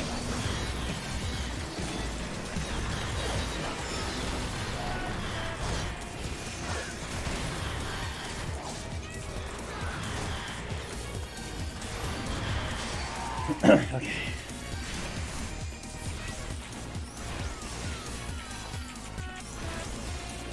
I started before the second one died at 0.4, so I viewed the clip and thought it was my own stick. The concept that you want to go for, Yumi, this is the concept. Is that the timing in which you want to burst is when Behemoth is starting an ability. So like, if you're thinking of your GCD to hit him to pass him past like the point in which he's supposed to do Meteor, the most ideal spot is right as he's about to cast and commit to an ability. Because he has to finish that cast before he gets into Meteor. The reason I use the second Charybdis part of the fight, it's because Behemoth is guaranteed to go the first one into the second one. Every other ability he does, whether it's Thunderbolt, whether it's Trounce, whether it's a third Charybdis on one of the rotations, there's like a timing in which he has to do auto attacks in between. There's like a wait period. There's like a GCD cooldown, if you will. So he has to get into that part of it, and then he commits to it. And sometimes you can time, like, it's very possible to time it. A lot of people do the Trounce push. There's people who do the Thunderbolt push. Like, they're fine. There's nothing wrong with that. It's just that that first to second Charybdis part of the fight, where he does the first one into the second one, that's just a guaranteed rotation. There's no weirdness in the auto attacks, you know, there's no having to wait a specific period of time. That is just, it's rotation. And that's the spot I have always used because of that consistency. But I by no means suggest that that is the one you have to use. The general concept is just that you get him when he's mid-casting, or about to cast something else. And then it allows you to squeeze in 2 to 3 GCDs, and then he starts Meteor, and you're that much ahead of damage. The worst case scenario is that you push him, while he's not doing anything, he's just like literally walking around, he's just doing an auto attack, you push him past the number, and boom, straight into Ecliptic Meteor. That's worst case scenario. That is what you do not want to happen. You want to buy yourself as much time before he gets into Meteor to do damage. And that's why you catch him during an ability. Does that make sense? Hopefully? That's the answer to why it doesn't have to be that part of the fight.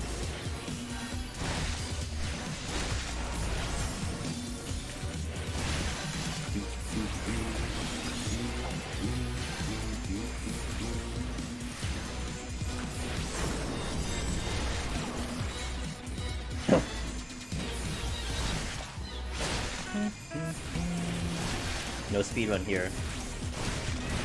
Okay, good. So like, what you'll see, Yumi, if you're not only sifting my VODs, but you're sifting other people's VODs, other people push it at different parts of the fight. And again, nothing wrong with it.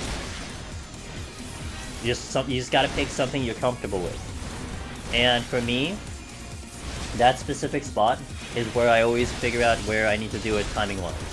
Because if I need to make an adjustment for something like Warrior, I can take that part of the fight, you know, count back 90 seconds, boom, that's where my lust will go. And so it allows me to just create this baseline, this foundation of the burst, and then adjust for jobs as needed. So it makes it easy for me. But it helps when I get to review my own VODs and see what I need to do. Because I'm just using this, like, very much well-set pattern of things. Any idea how much Aether pull I need to grind to not get destroyed by every floor? I don't know what the cap is here, but maybe like, I would want to say maybe 40-ish? Besides the taco. I kind of just loosely do it on melee. I do kind of push it a little bit, but I don't go crazy on that push. I mean, healer also is one where I don't go crazy in the burst. I also got trailed by Solo Bro, being procced from when I lusted.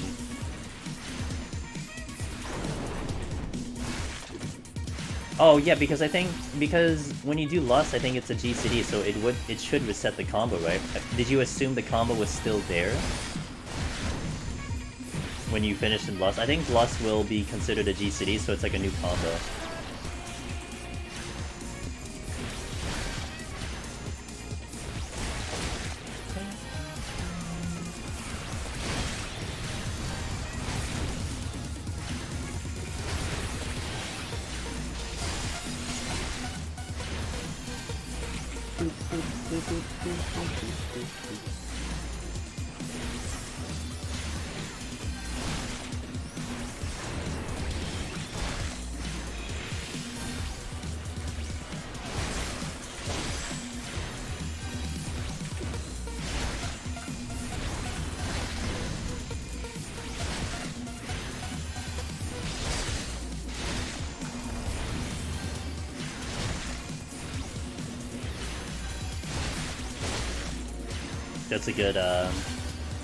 That's a good one Taco said, and what Gim said as well.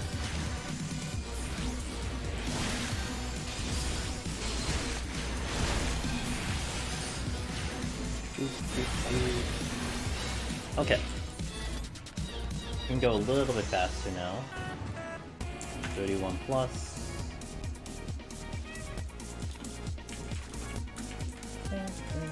What does that ability do? What is Indom? Oh, AoE, right. Indom is AoE. Why is my mouse drifting? What the fuck? Mouse. Chill. Deployment tactics extends deployment tactics extends Galvanic? Oh, right, because it spreads it. Okay. And then emergency tactics I would never use. There's like reasons why I don't have I just like reviewing the buttons that I have that I don't have in my hotbar because of those things.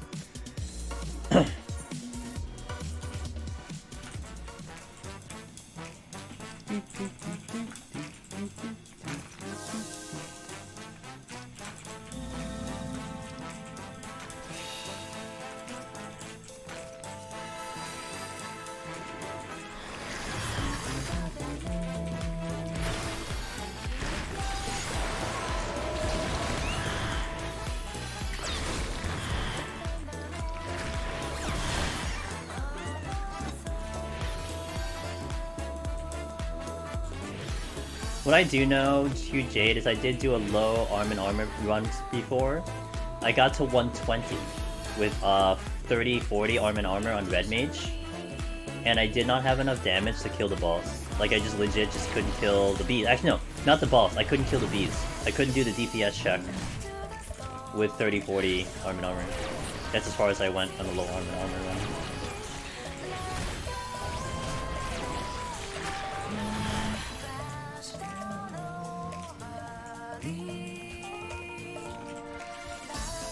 Yeah, that's a good idea. I mean, it's gonna be durable. It's gonna take long to kill stuff, but at least you won't die. Oh, that's easy, landmine. Alright, let's witching. Let's add low. Over the trap, heal. We're good to go.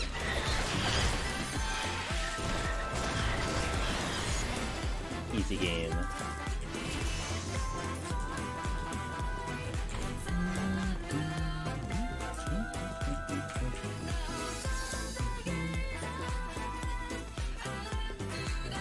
Silver chest. By dying, it's not ideal. Yeah, no, it's not ideal. Oh, I need to get the witching. I use the witching. I get the witching.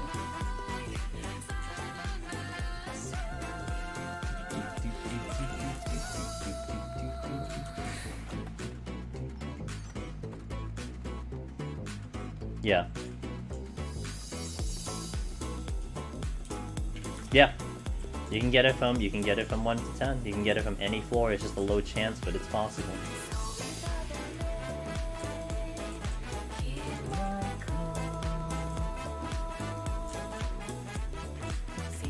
Damn, there's a lot of landmines. What the hell? I don't remember there being this many landmines here.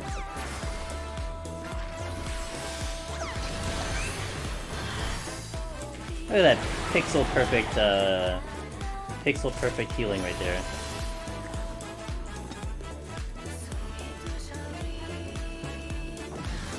Oh, it's pure RNG. When you get up to 101 plus, it's guaranteed. But before then, it's RNG. Like a lower and lower chance. So... Steal... Play.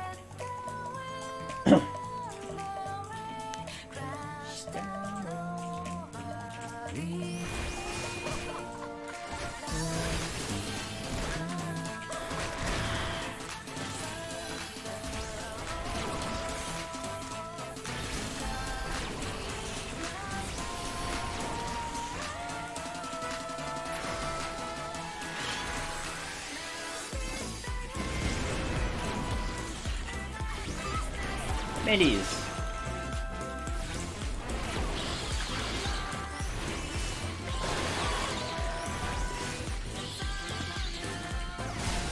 Here, the Lust Duet. The ship of landmine work too, or suggest too risky? It depends on the job. It depends on what job you're taking for it to be worth the effort, you know what I mean? Like, I wouldn't do it on a DPS, but on a healer where I have heals, I have instant heals and whatnot, I'm gonna do these plays, you know? Yo! Who that? I can't see it, sorry. Give me a second. Logan! What's up, buddy? Logan? Oh. Hey, what's up, Logan? How you doing, man? How was, FF, what are you doing, 4? Oh, shit.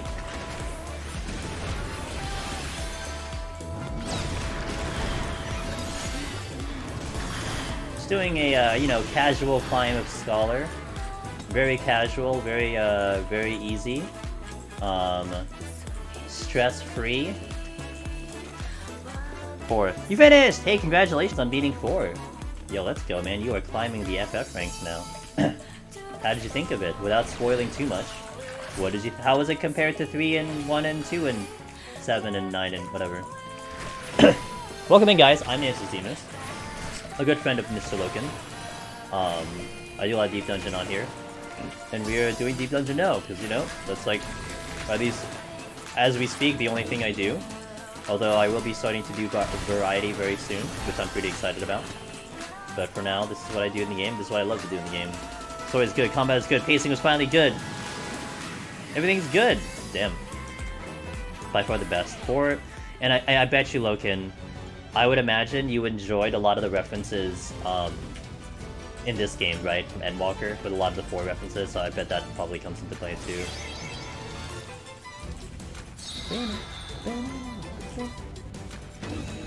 It was like playing an alternate reality in DLW. Nice. Again, guys, we are doing a casual climb of Scholar. We're just taking it easy today, okay? Nothing bad, nothing complicated. We're just going in, trying to climb on this floor, trying to just get to 120. So, just sit back, relax, enjoy the chill vibes as we casually climb on Scholar. Very, very casually climb. Justinian's basically Kane. He was beasting by the end, nice. I'm glad he had fun. I just wish I can get myself remotivated on this pixel. I think at some point I'll get remotivated on it, but... So when you get the ability to Fantasia. When we get the ability to Fantasia... Lollipop, what's your lore new name? What's my lore new name? I will never change anything out of a cat girl, so I guess that doesn't exist. I just joined. Hey Nick, welcome.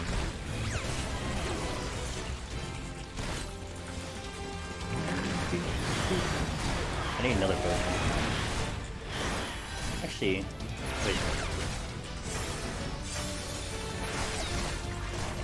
Oh, my potion's come in. Okay. I have low HP.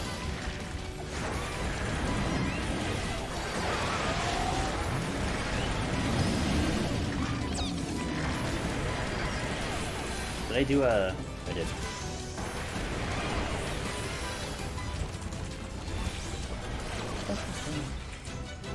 Climbing way?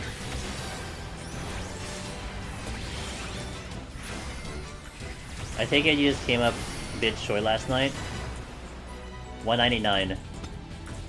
I had a, it was, I mean, it would, you'd have to look at the run to kind of get the full understanding of it, of course, but basically the game wanted to kill me.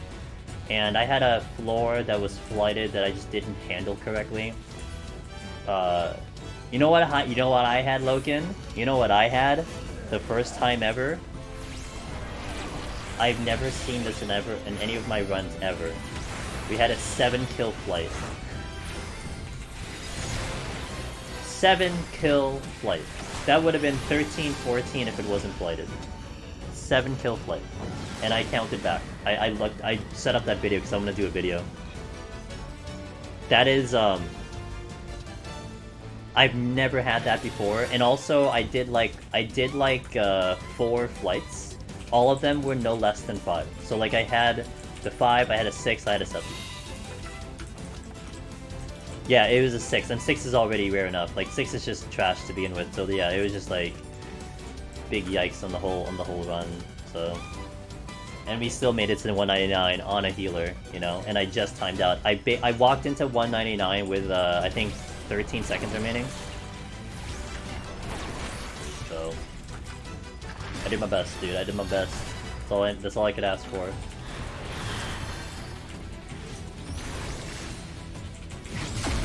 Yeah, TRM. It was just. It's definitely a run that certainly is gonna go up on YouTube. I think it might be a pretty fun watch for people to see and everything of how it went down and how we tried to handle it. But man, 7-kill flight, dude. Yikes. So it's interesting. Absolute paradox. We don't actually know. We can't. We don't know 100%. And why I say that is the following. I have proposed, without any actual evidence, that I feel like it's like half the amount of enemies. So if you're supposed to have 10, it was going to be 5. Now, JP has actually talked about it, and what they say is that they think kills are based on a point system. So let's say you need 10 points on a floor to get off the floor, to get off.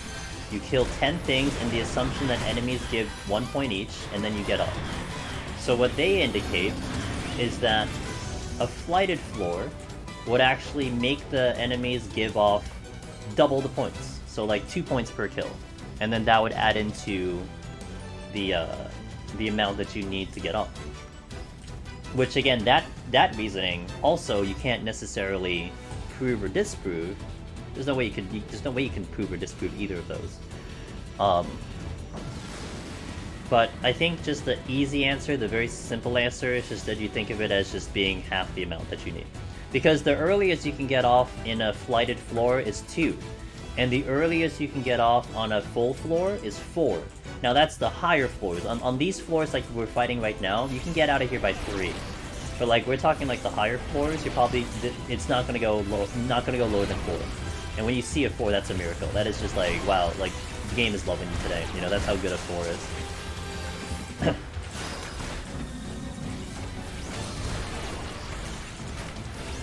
Was there 4 like 8 patrolling 8? Yeah, that was the floor that I had 7 kills. That was the same exact floor that I had 7 patrols floating around, and I needed 7 kills.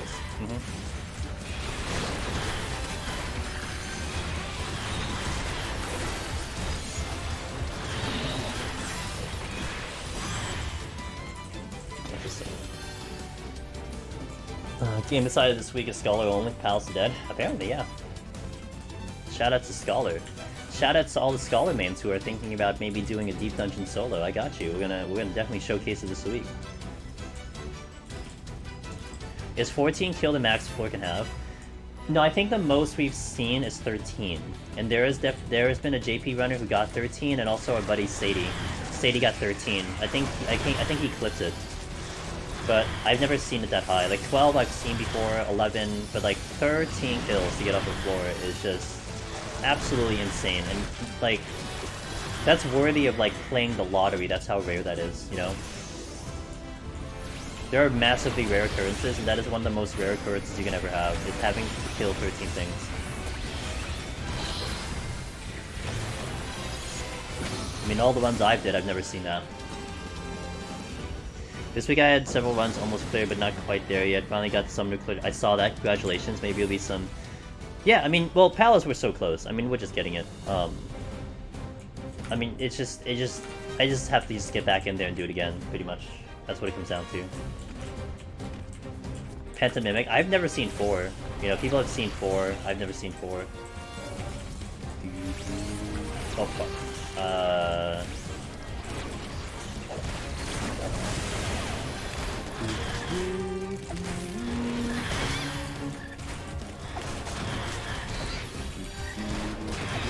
Can I steep bronze milk?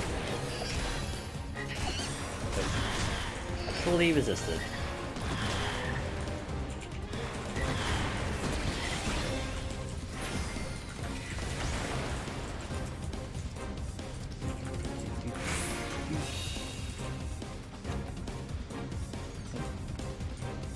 I can actually go a little bit faster now. I think I should get 60 by no problem by the time I'm out here.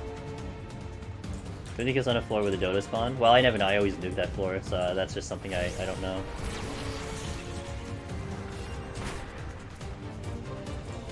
Well, I personally don't know.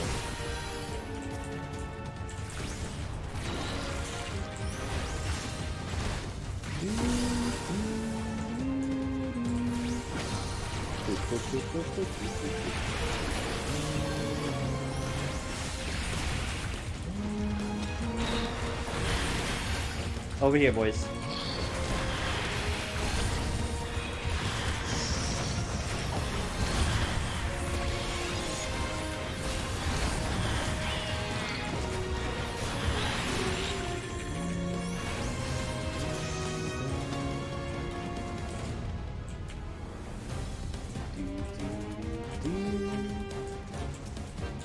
Maybe you have the 13.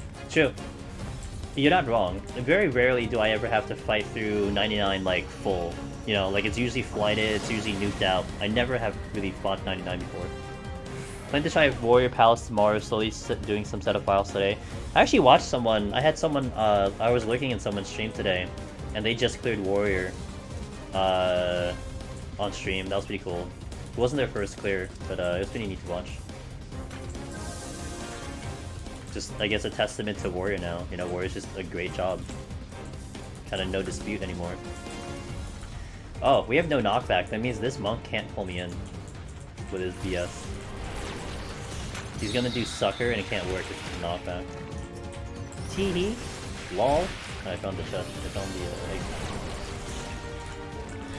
So watch, he's gonna do sucker.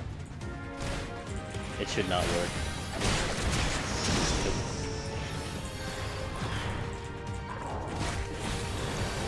At the weak to form postures. Nice.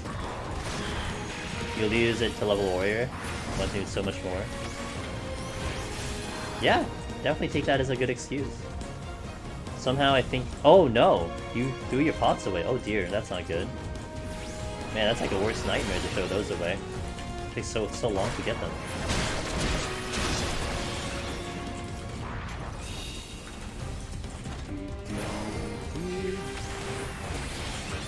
Does it still count as solo warriors filling 2 roles?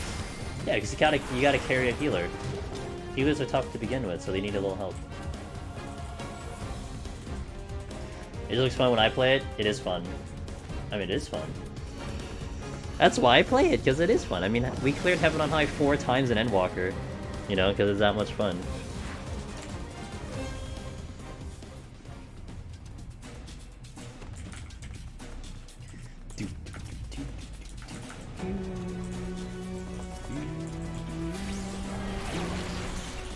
Found the exit. Oh, I saw that weapon. Yeah, they look kind of cool. And you can dye it too, right? Today I started Heaven High, just cleared Thrifty. Yo, let's go, man. Yeah, it's been something we've been talking about a little bit in stream, Taco. If they'll do anything to mitigate the healing of Warrior, if they'll introduce some type of debuff or some type of mechanic that would trivialize the healing of Warrior. Like maybe they introduce a mechanic that trivializes all the jobs at some point, you know? Who knows?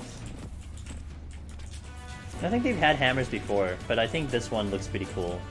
No?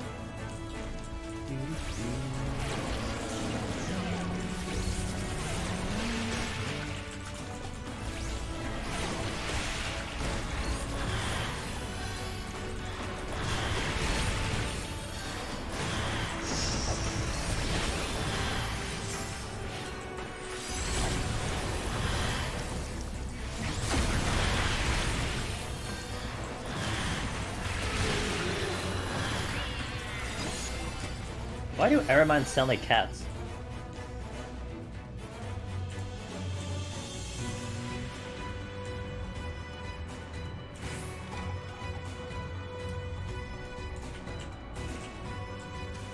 By the way, did I not shout out Loken? I want to make sure I shout my man out, Mr. Loken. Make sure you go follow him, guys. He's a wonderful friend of ours. I'm not sure if I shouted him out because I was in the middle of a big pull. But definitely give him a follow, check him out. He did the plugin. So you guys have to check him out because he did the plugin.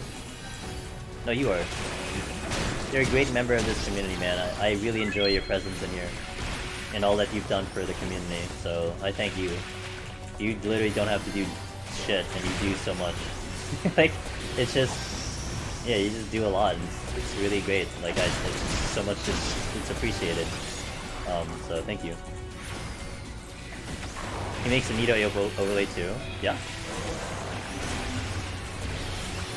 Right, we're kind of starting this little like in-house community streaming type of team thing. So it's kind of cool to really see. And a lot of you guys kind of do carry over into each other's streams, and I think it's fucking fantastic.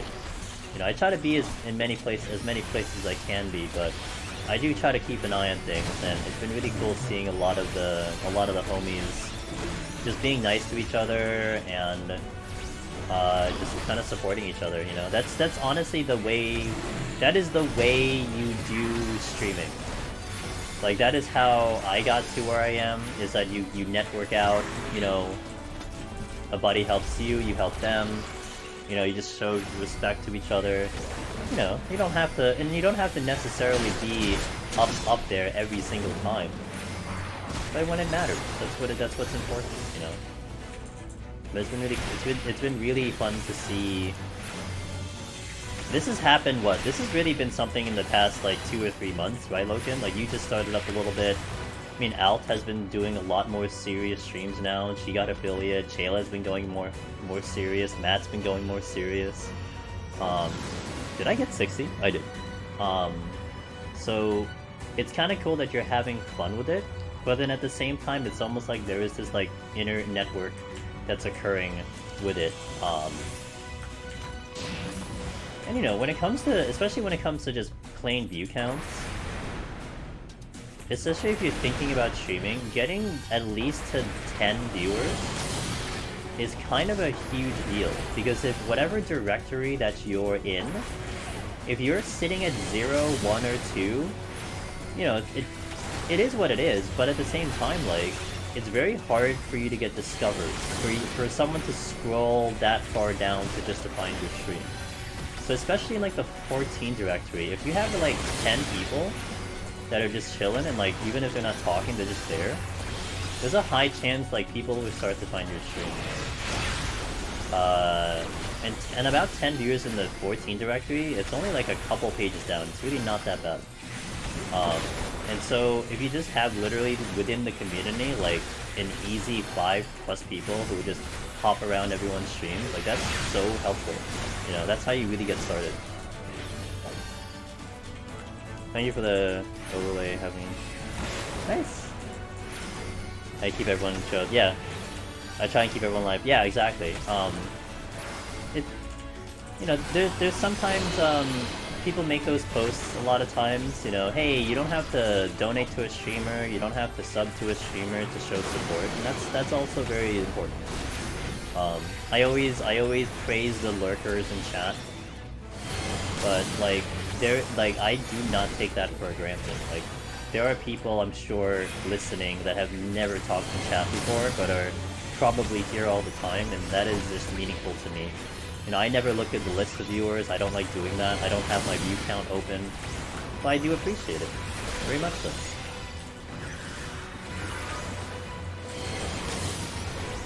I mean, y'all coming back for some reason, so I gotta, you know, apparently I am doing something pretty decent.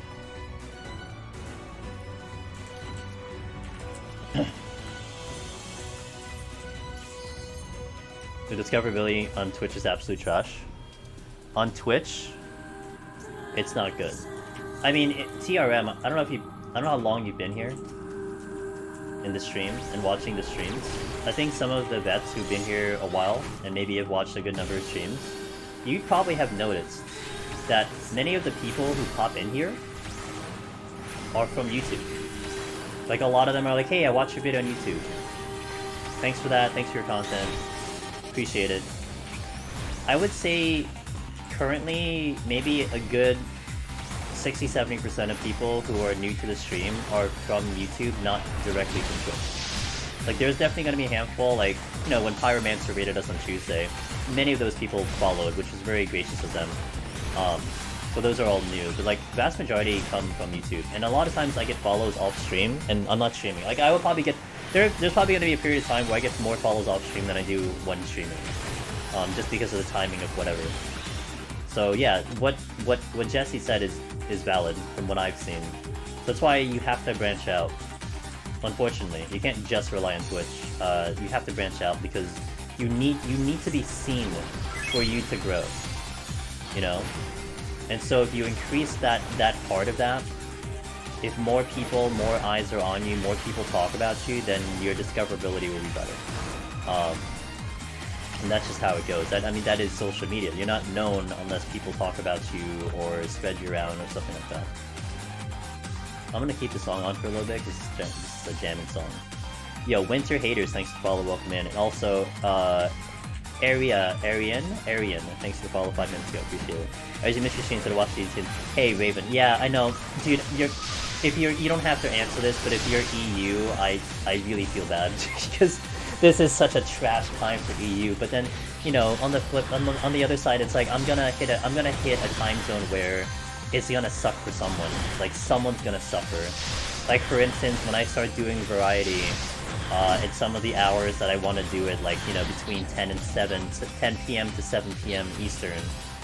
Like, you know, our good friend Shayla and Panda are basically not gonna ever show up because that's directly when they're sleeping, you know? But it is what it is. I'm just gonna hit time zones that I can't reach the people. But then that's where YouTube kind of helps out. Because YouTube is always available. You can see it at any time when I put it up. So. I think it helps that it's Deep Dungeon, where it can be really helpful to get different perspectives for at least people checking out the channels, even if they're less popular. Yeah, and I wouldn't necessarily even say less popular, QJ. I would more say like newer runners, right? People who are new to the content, exploring it for the first time. And yeah, I mean, it is almost addicting to that point. It's like you just want to kind of watch more. It almost doesn't matter who it is. You just want to watch the run, whether it's to cheer them on, or it's to help them out, or it's to learn from them. You know, maybe they'll make a mistake that it's like, oh, I didn't think of that, you know? Like today, I was watching Bowie. He timed out on 99 in Heaven on High. He's getting so close. He was using a strategy on the white mages today that I never utilized on the wall. Like, he was using a corner and like dodging the LOS that way. I'm like, oh, I never thought of doing that. So then I'm probably gonna do that now on my own repertoire, you know? So stuff like that. Sometimes you just watch a runner do something so weird, but it's actually something you just never thought about, and then it becomes like your strategy now.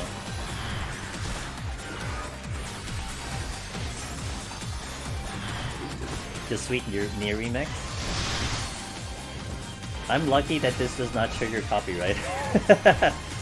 Because all of my Song of the Ancients did trigger copyright, so it sucks. But this one, if you've never played Near Replicant, that was the newest one that got re-released because that was remastered. There is a DLC in Near Replicant where you play like Papa Near, and this is the music that plays in that game mode with Papaneer. So it is part of the game, although it is a remix version of the song, but it is part of the actual game itself. Oh shit. Oh! Not this time. Thank god I had Lustrate, holy god. I would have died in the next VCD. Easy fix stream 24/7. Gems, if that supported me financially, I could. But I'm not at that level. I gotta put more work into it, you know. I'm CST, so the timing is fine. I'm usually working on stuff in the game. Gotcha. Leveling machinist right now. Gotcha. Understood. And I guess to that point, I'm really never going to hit everyone's time zone. Someone is just gonna be, like you said, doing things. Someone's gonna be sleeping. Someone's gonna be working. It is what it is. In PoTD, in my entire lifetime, technically speaking, in my entire lifetime, it took me 3. Except the very first time I did it was back in like Heaven's Ward, and I only got to 150. I believe the second time I just got to 180 and YOLO'd. Oh, I think I probably did another one where I kind of attempted for the run, but I didn't really have a strategy and I botched it. But I only did one attempt in Endwalker and we cleared 1 out of 1. So when it came to Endwalker, I one-shot it.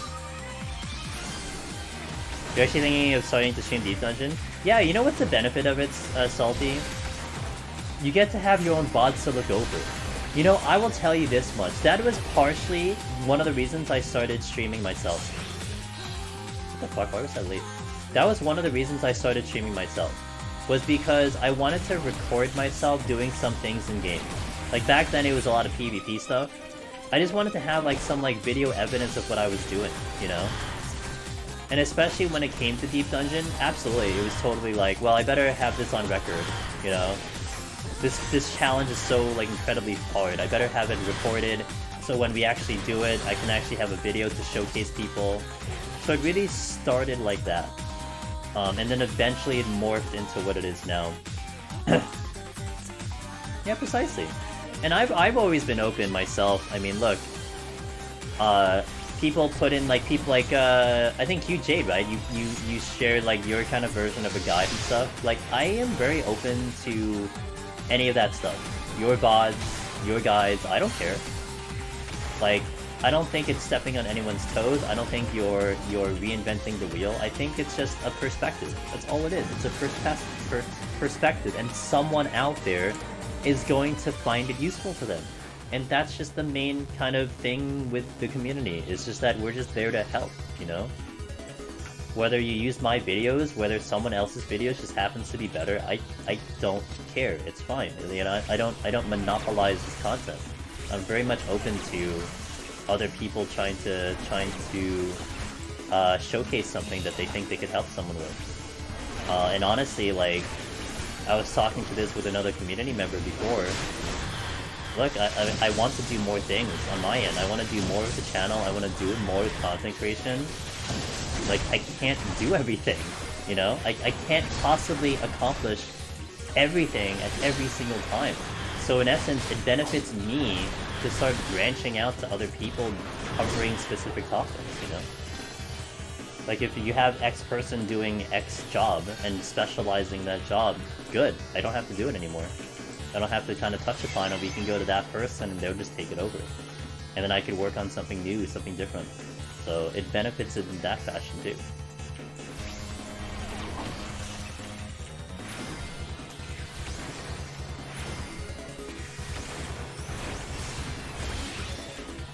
At least that's what I believe in.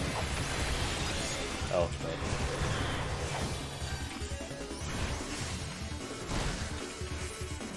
Yeah, absolutely. Hey, I always ask for people, like, that's one of the first things I ask people, Absolute Paradox. Hey, did you happen to record your run? And then if not, which is usually rare, people don't record their run, so it's very rare.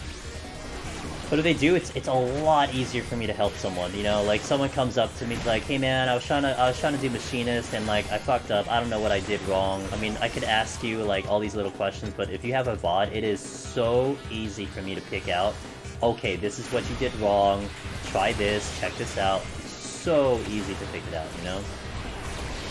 Even a full run VOD, if you're like, man, I was trying to get through 81 to 90 and like my time was shitty, I don't know how to get better. That's where like having a video, at least in my eyes when I'm reviewing it and looking at it, it's really easy for me to be like, okay, you can try this. And sometimes actually I helped out someone a couple months ago. They sent me a VOD. And I gave like the usual advice I give. It's like, hey man, make sure you're pulling fast enough, you know, make sure you're using your palms, so on and so forth.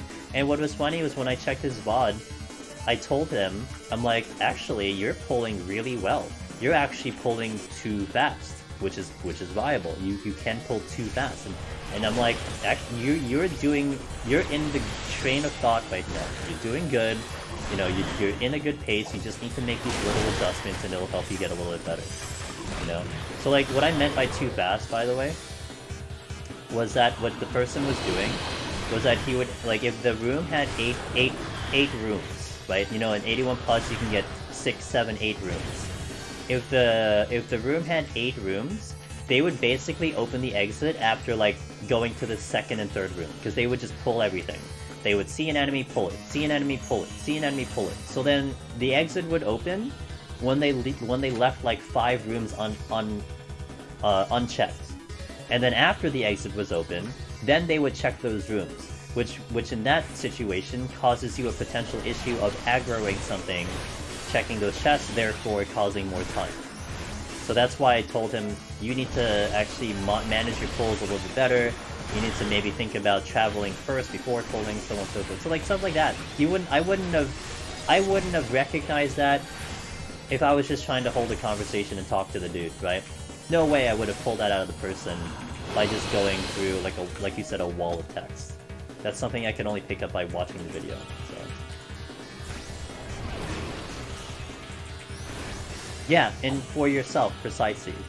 I mean, I look at my own VODs too. I mean, a lot of times I do remember what went on. Sometimes I don't really need to, but when I was progging Behemoth, especially on Bard, you know, when I was progging Behemoth on Bard, I looked at my video quite a bit to get as much information as I can. That was really important for me, you know? Really important for the understanding.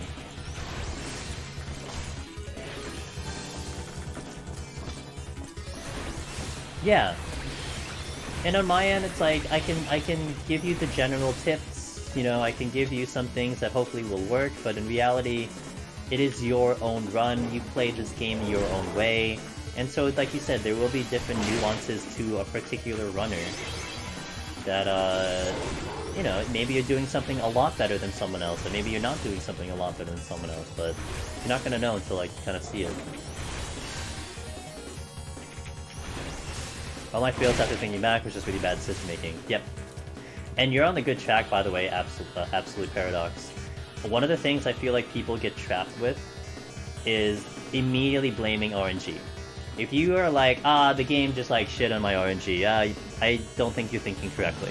Heaven on High is notorious for that, so part of that can be partially true.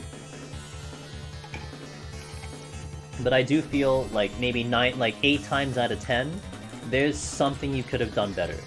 You could have done better on the first floor, the second floor, right? Maybe you're not looking at those floors, you're only looking at what happened on the really bad areas. But everything, the whole run is a culmination of your movement from beginning to end. So you have to look at it as a whole, and then you can start to figure out how to fix things. Hey Agni, you know what was something that I tried to adjust on Red Mage Agni? In the early days of my Red Mage prog, I would try my best to ignore apes. Like, okay, I saw an ape, I would try to position myself around the ape, you know? Like, I don't want to fight these apes, they kick my ass. So what would I do? I would try to make my way around the ape, try to get to the next room, try to find something easier to fight. But then what did that do? That pinned me between apes, and I would get bone down.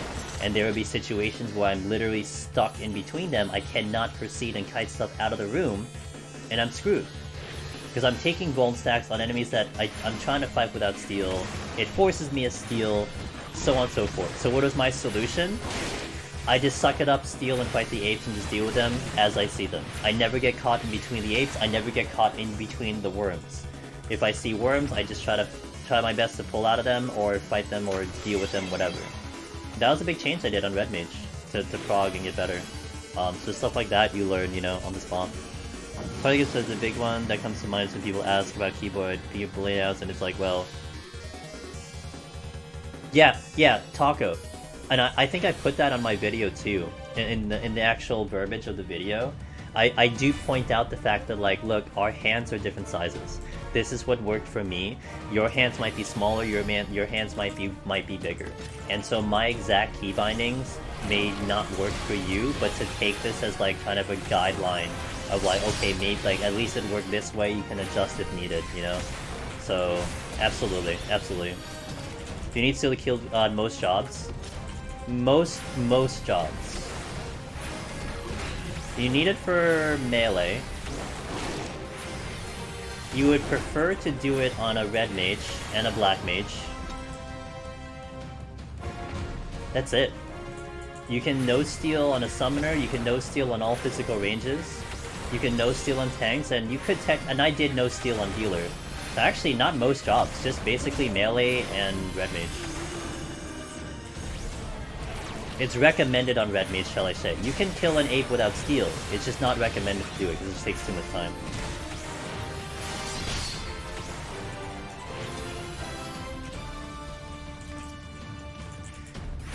Oh no. Yeah, the math is important. That's where math becomes really important. Absolute paradox. You gotta see what you're doing for a minute, and then also accounting for the auto healing from the boss and stuff. I'm gonna get the chest.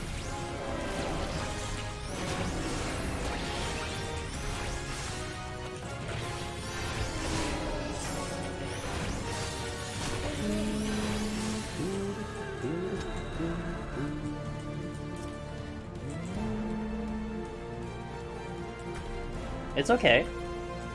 Look, when you're in floors that high, dude, life would be a lot easier if you only had to worry about like one thing. But you're worried about like 20 different things solo. And you don't have anyone to fall back on. You don't have a raid leader to call the shots. You don't have other people to correct your mistakes when you make one. You have to figure it all out on your own and adjust on your own. And that's tricky for lots of people. You know, that is not an easy task, and it takes a lot of repetition, a lot of practice. Oh no, yeah, that sounds about right. Those mimics are mean. Oh, purity.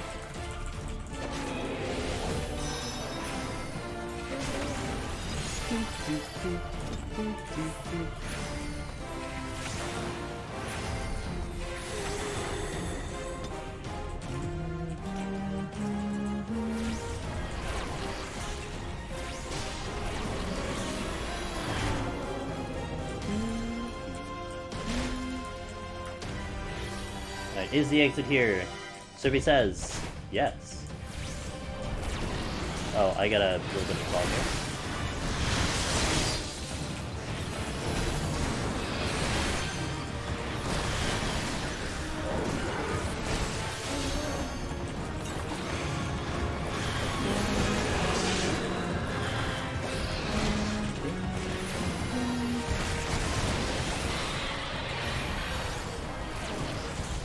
At least I know Warrior needs at least 15 minutes, no problems for me.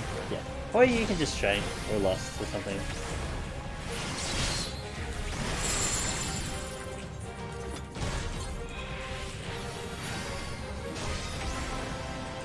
Alright, onward.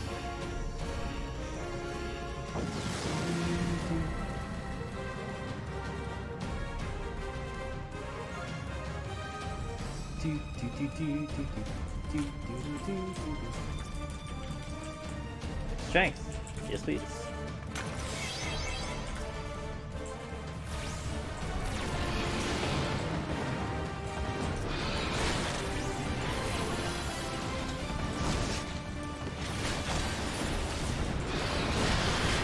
Lost my HP here.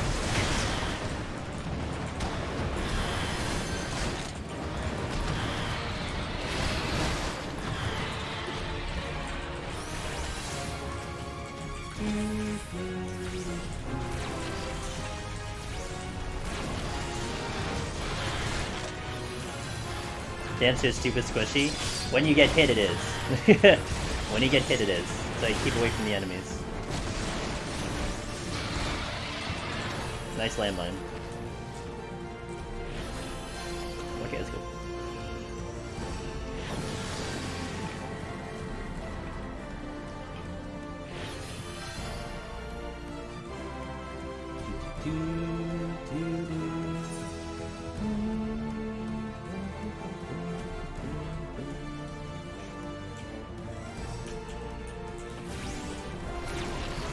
You kill 80 boss with Fox on?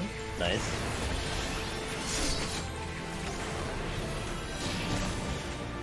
Yeah.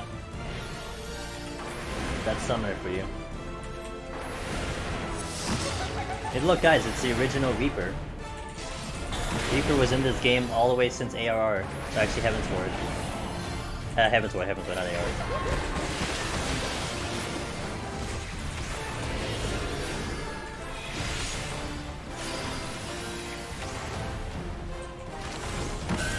Oh god damn it, are you kidding me? I was not looking in that direction. Whatever.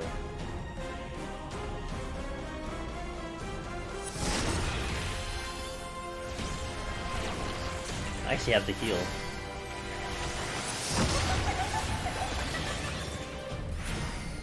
The Banji was the first? No. Edda has a scythe.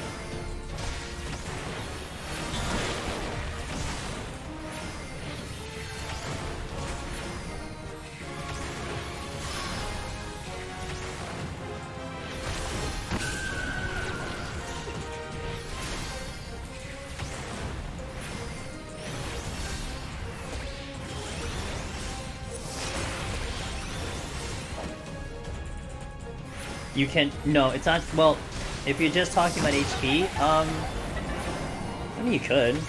It's unnecessary though. It's unnecessary as a Reaper. You don't have to.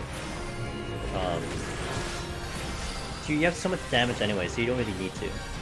I did find it funny when EW started. They released their Cypher Reapers. They did. I actually didn't know that. Interesting, Jason. I didn't realize they did that. It's funny.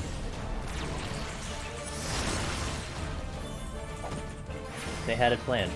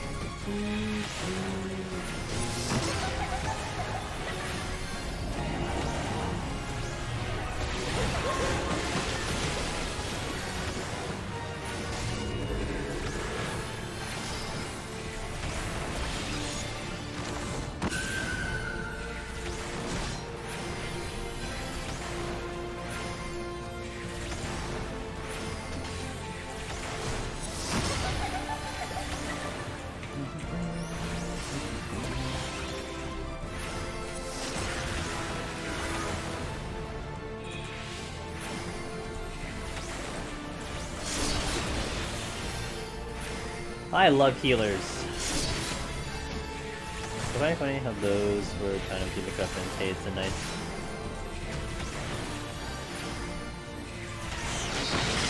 Like Kate's Lance that looks like a scythe, but now they just made a scythe that looks like a scythe. Yeah.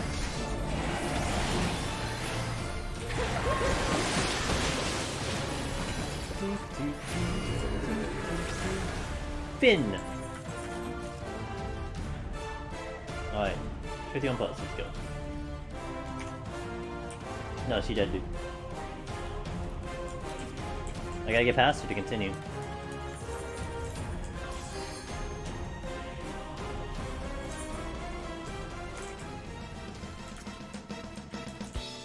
Steal.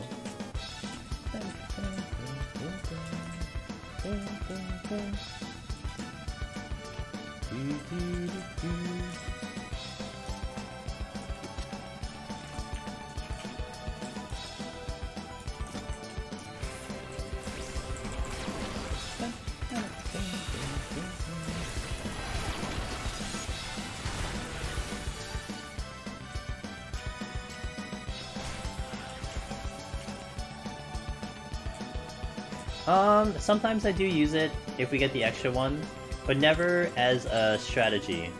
So like I'll use it if I get the extra lust and maybe we can just get like an extra kill.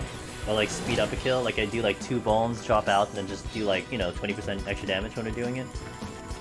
So I'll do that. Oh.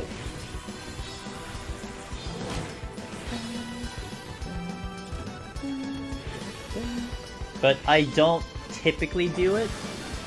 It's not a common thing I'll do, but you could. And Gloom Floor is the other one that's useful in Gravity Cap. Because if there's Gloom, you can use Lust to kick out the defense bonus.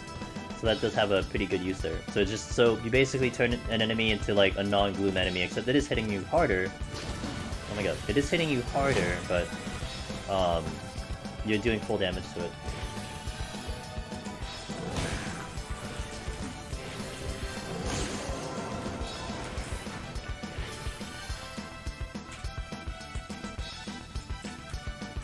But I would never use a Lust unless I had an extra one. So like if I had 3, I wouldn't just randomly use a Lust to push it to 2, because Lusts are like your key to victory on bosses.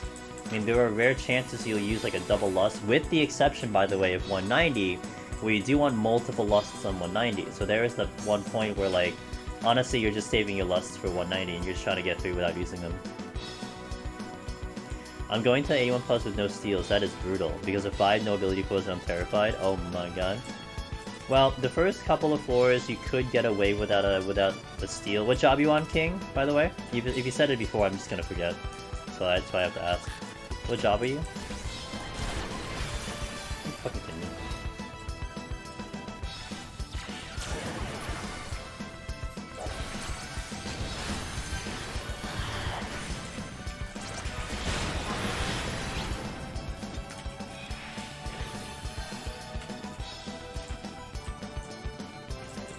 Yeah, I had another number 3.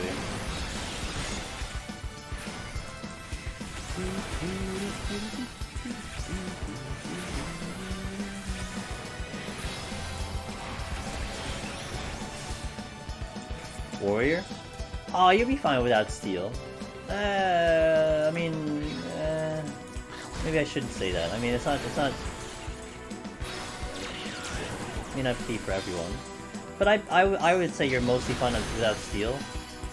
The only time, like, you would need steal technically is, like, if you do,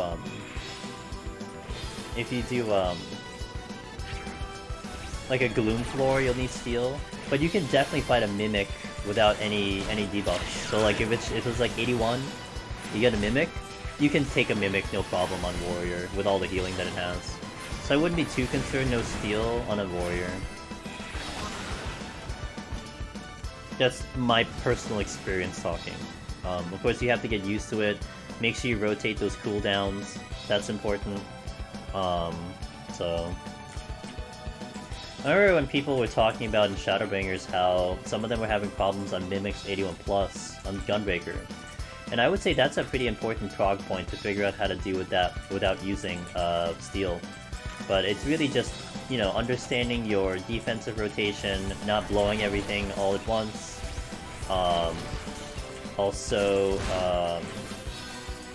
You may have to consider a little bit of kiting, you know, a little bit of running away to get your HP up with sustaining potions. You know, don't think you just have to stand there and just take it. Home gang is super clutch too if you really need to, but honestly, like, one of the key things to Warrior King, you're trying to just survive every 25 seconds. So like you use Raw Intuition, you get that HP back, and then just like run around. If you're like really spooked or scared, run around for 20 seconds.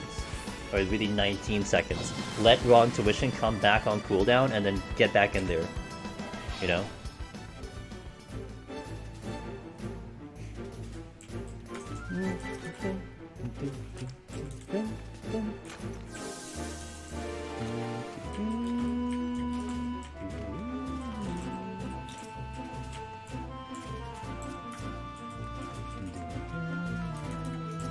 Raisin.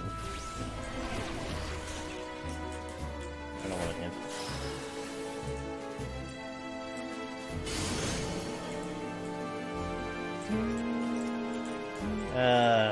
Said I don't want an imp, I'm gonna pull one.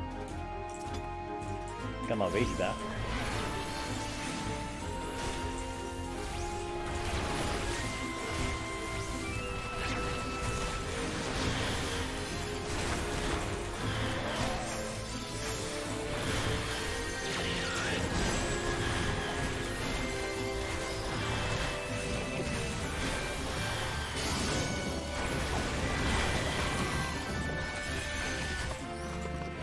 What is this chest? I have no idea. God damn it. Dude, I walked over that spot like 6 times. It didn't trigger until like the end.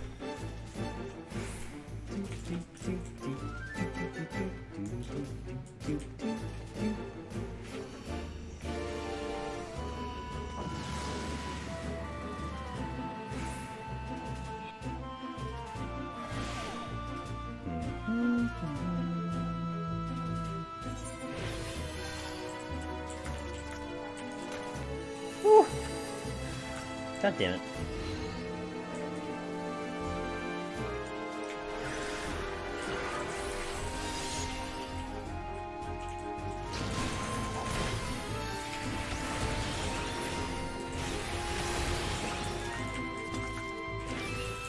Easy game.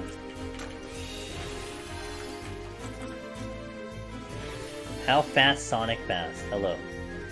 Hair, have you thoughts making a tier list video about the... Nope. Well, I mean, it would be a lie if I've thought about it. And I have thought about it, but you won't really see a tier list for me.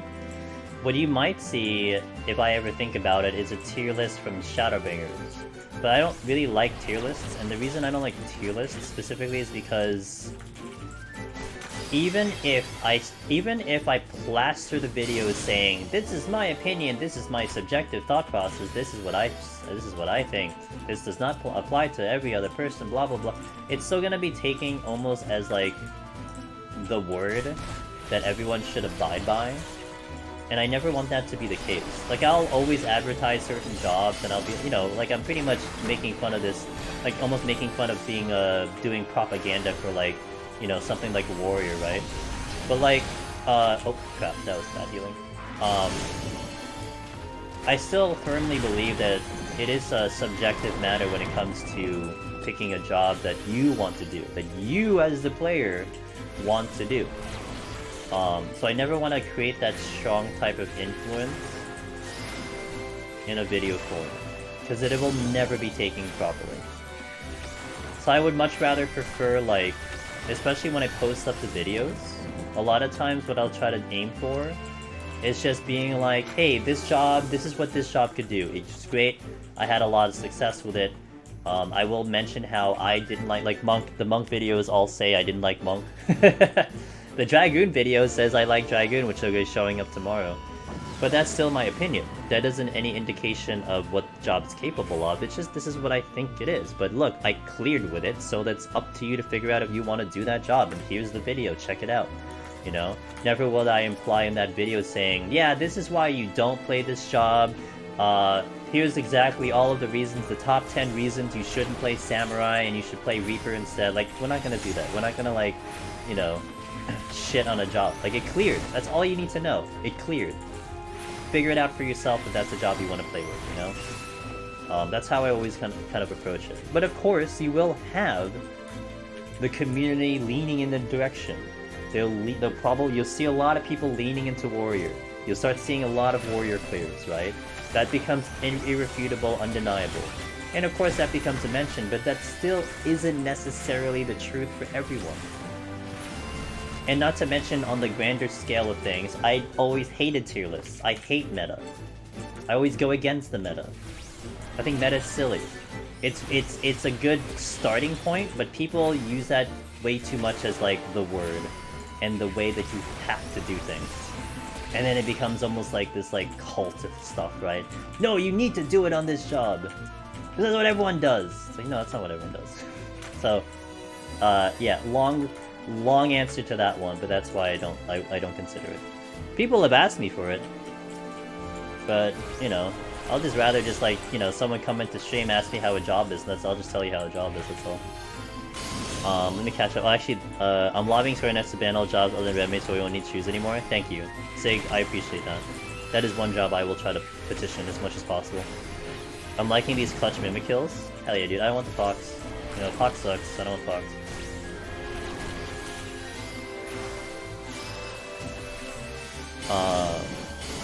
When you use Raw Intuition and Warrior, does auto attack heal you? No, just the G-Cities, I believe.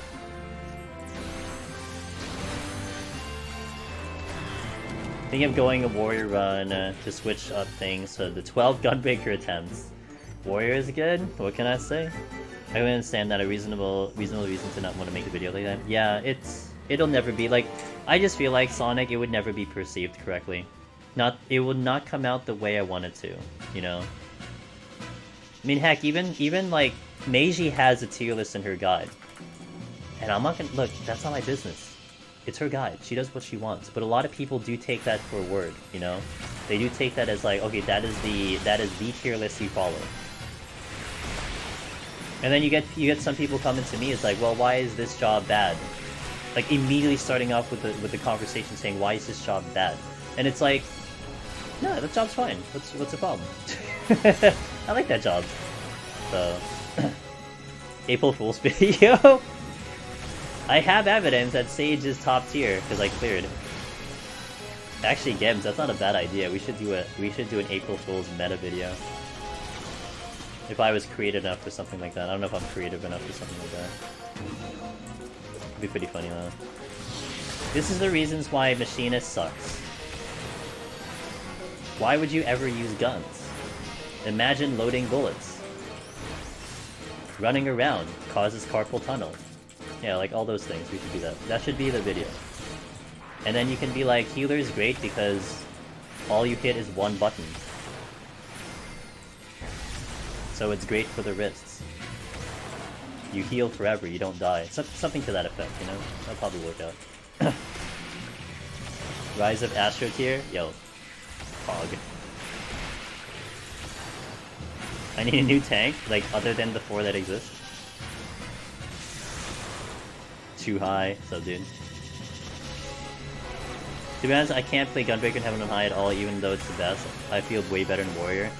Mr. Connor, I think Warrior might overtake Gunbreaker, but we have to see how the boards look, you know?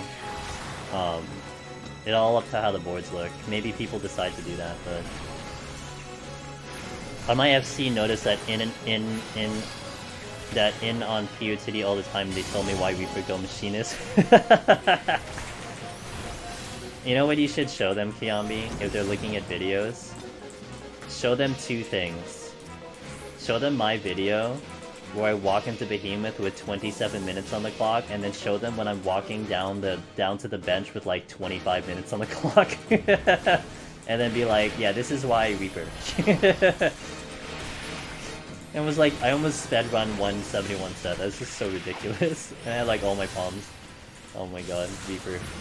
We weren't even doing landmine plays on Reaper. We were just literally just destroying on Reaper, you know? Good lord. 1.5? Not bad! 1.5. 1.45, not bad. Every scholar is bad because they don't have Celine or Eos.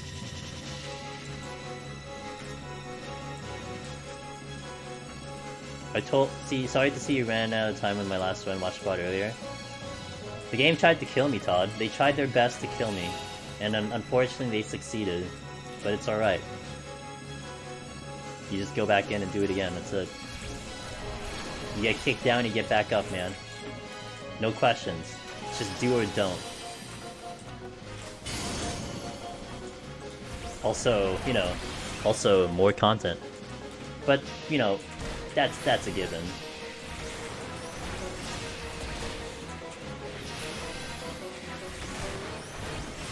It's kind of the excuse of streaming. Oh, I get to do it again. Uh-oh. Oh no, what shall I do? I have to do it again.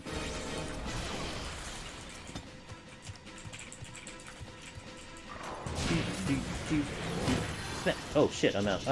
But it's a free rage, so that was good. Scholar mains unite. I'm not a scholar main though. I'm a red mage main or something like that. Yo, Ari! What's up, Ari? I know Ari's doing some deep dungeons. Shout outs to Ari. Hey Ari, how did your run go? What did we do? How did things pan out on your end? Check out Ari, I know they were doing Deep Dungeon. We got Necromancer! Congratulations! Welcome to the club. Fuck yeah, dude. On stream too. Damn, that is going to, yo, you better cement that in like YouTube or something. That is going to be, highlight that shit. Make sure that stuff gets framed on a wall. It's not very common that someone gets a VOD of them clearing, so hell yeah, dude. Congratulations. Oh, well, it wouldn't be a Necromancer run without a STR close call. What's a Necromancer run without some thrill and excitement? I believe Ari is doing Machine. You have to watch that train wreck. What's up, Omnom? Miss Shayla, hello. Welcome in. How are you? I was able to enjoy about an hour of your Dark Souls run earlier. Looked like you had some fun.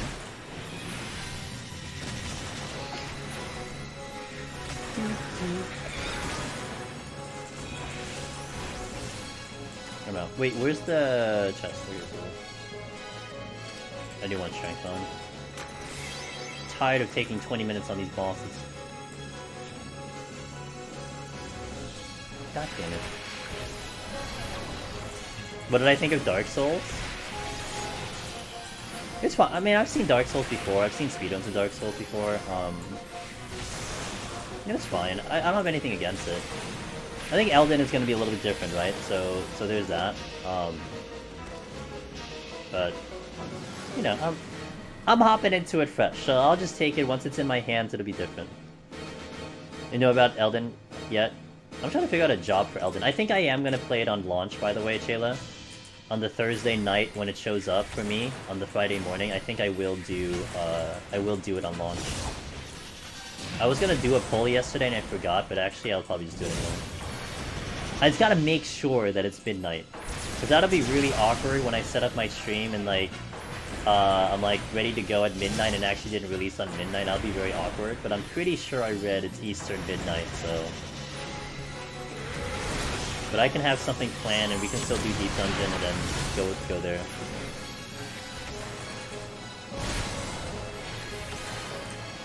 Oh, Yumi! Here you go, here's the link, my friend. Everyone's welcome to join that Discord. It's nice and busy in there. It's a fairly large Discord, actually, in comparison. It's actually been pretty kind of cool to see how big that Discord has gotten. So I do thank everyone for sticking around and enjoying the company in there.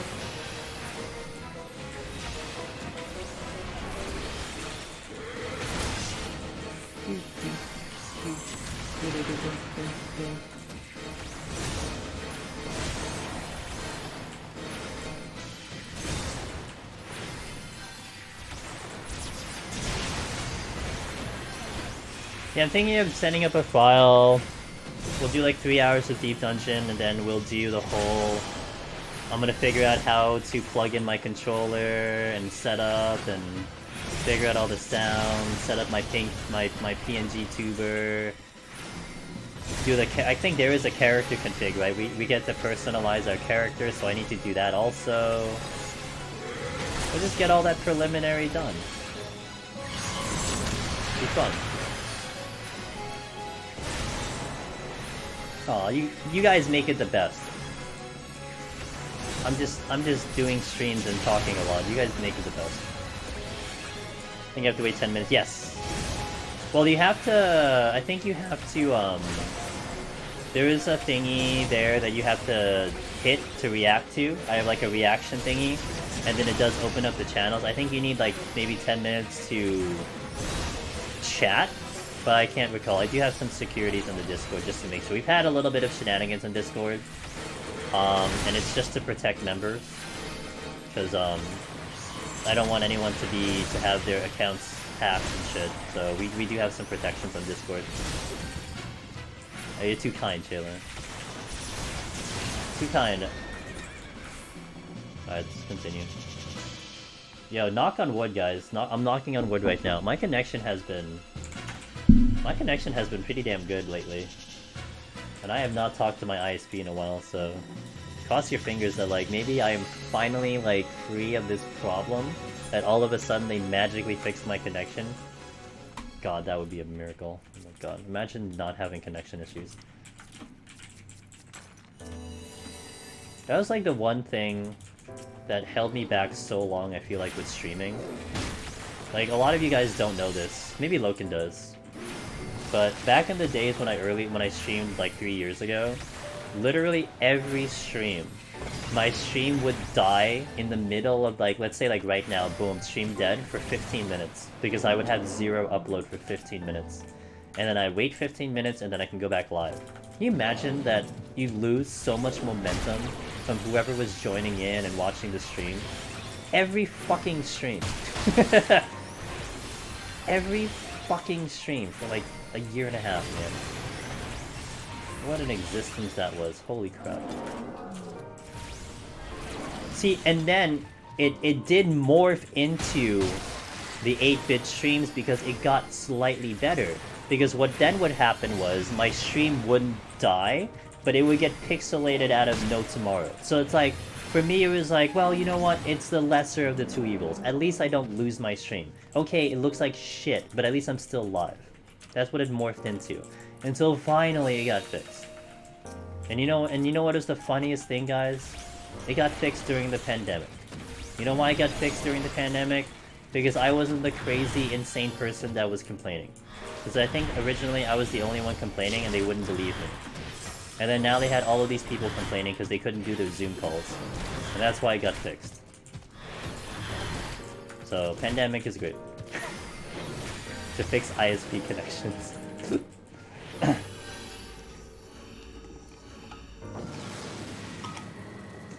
Yeah, it was rough. So I mean, I'm happy that I was still able to soldier on, Als. I was able to soldier through and just kept trying to believe that we could do something on stream. But let me tell you, it was so demoralizing for that long of a period. Just wanting to do this, you know, wanting to do this streaming thing. And the one thing you need was internet, and I couldn't have internet. You know, it's like trying to be like, it's trying to cook in a restaurant and like you don't have water. You know? Or you can't get ingredients. It's like, Jesus, dude. Like the one essential thing you need to make it happen, it's not working. It's so bad. I would have taken like, you know, OBS with like exploding every other time, you know, some other thing. No, it was my damn connection. No, you really haven't, Shayla. I mean, you've probably seen the pixelated stuff. I think the only bad time was when I wiped on Dragoon, because we had a blizzard. I mean, I was having a literal blizzard, so yeah, okay. I'll just shrug that off. I don't need to call the ISP for that. It's a blizzard. Weather sucks. High winds. Wires are flying everywhere. Okay. It was my problem to go live, you know, not their problem to fix it. But yeah, you really haven't. And you're lucky, because... Man, it was just like every day I had to call the ISP, and it was just so frustrating. Brings me back to the days of broadband internet where someone was downloading something you couldn't use the internet. Or like, you know how far back I go, Agni? Imagine trying to play on like StarCraft on like the fucking dial-up, and then like someone picks up the phone, rip your game. Remember those days? Those were the days. Those were the days, dude. Don't pick up the phone! I'm playing, dude! You're gonna kill my match! Oh my god.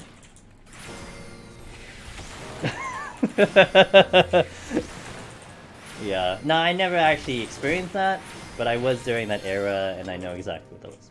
Because I never got that to work. I don't think I ever got it to correctly work. I think we had 2 lines back then, so I was always using the second line, and the first line was free to call.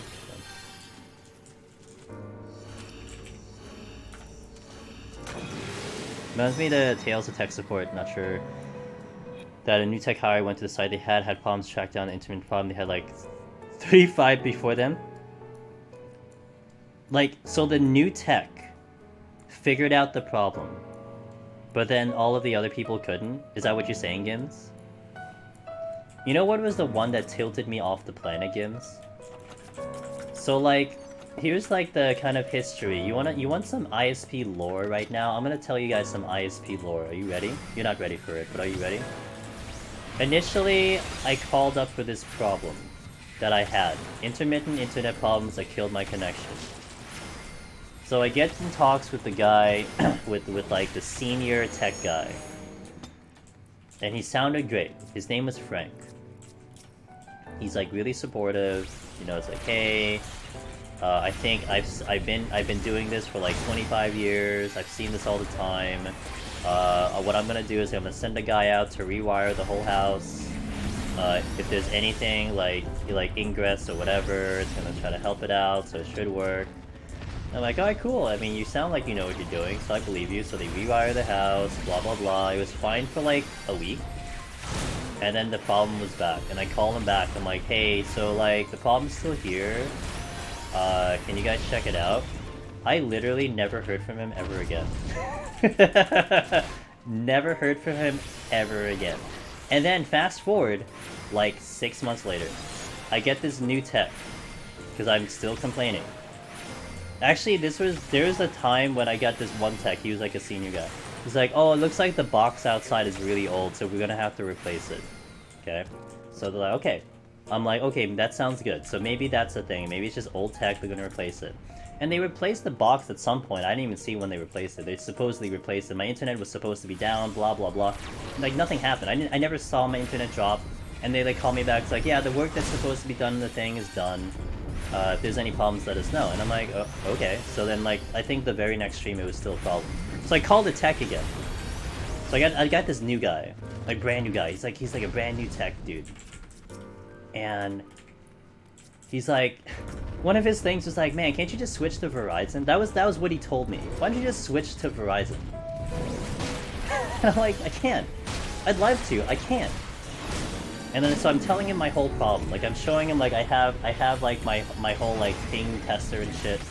I'm like showing him like look at my thing. It's showing a problem. There's like problems with my upload. I mean, I know you guys can't really use this information, but this is the problems I'm having.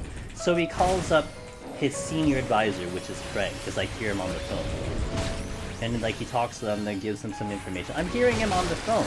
And like the guy, then Frank tells this new guy, he's like, oh, just tell the customer that, you know, you don't really get advertised speed. So you should expect some like, you know, down speed from like, you know, what was advertised.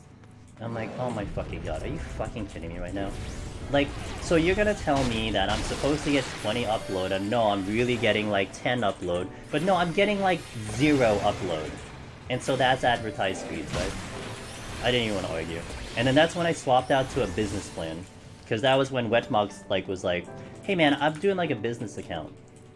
You know, maybe they have that for your ISP. It's like better service, you pay a little bit more. I'm like, alright, that was my last resort.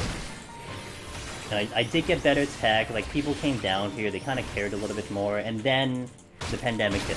I got my business account in January of like 2020, pandemic hit, and I started talking to the tech, and tech's like, yeah, I'm hearing other neighborhoods complaining about the connection, we're on the problem, but since you have a business account, you have priority.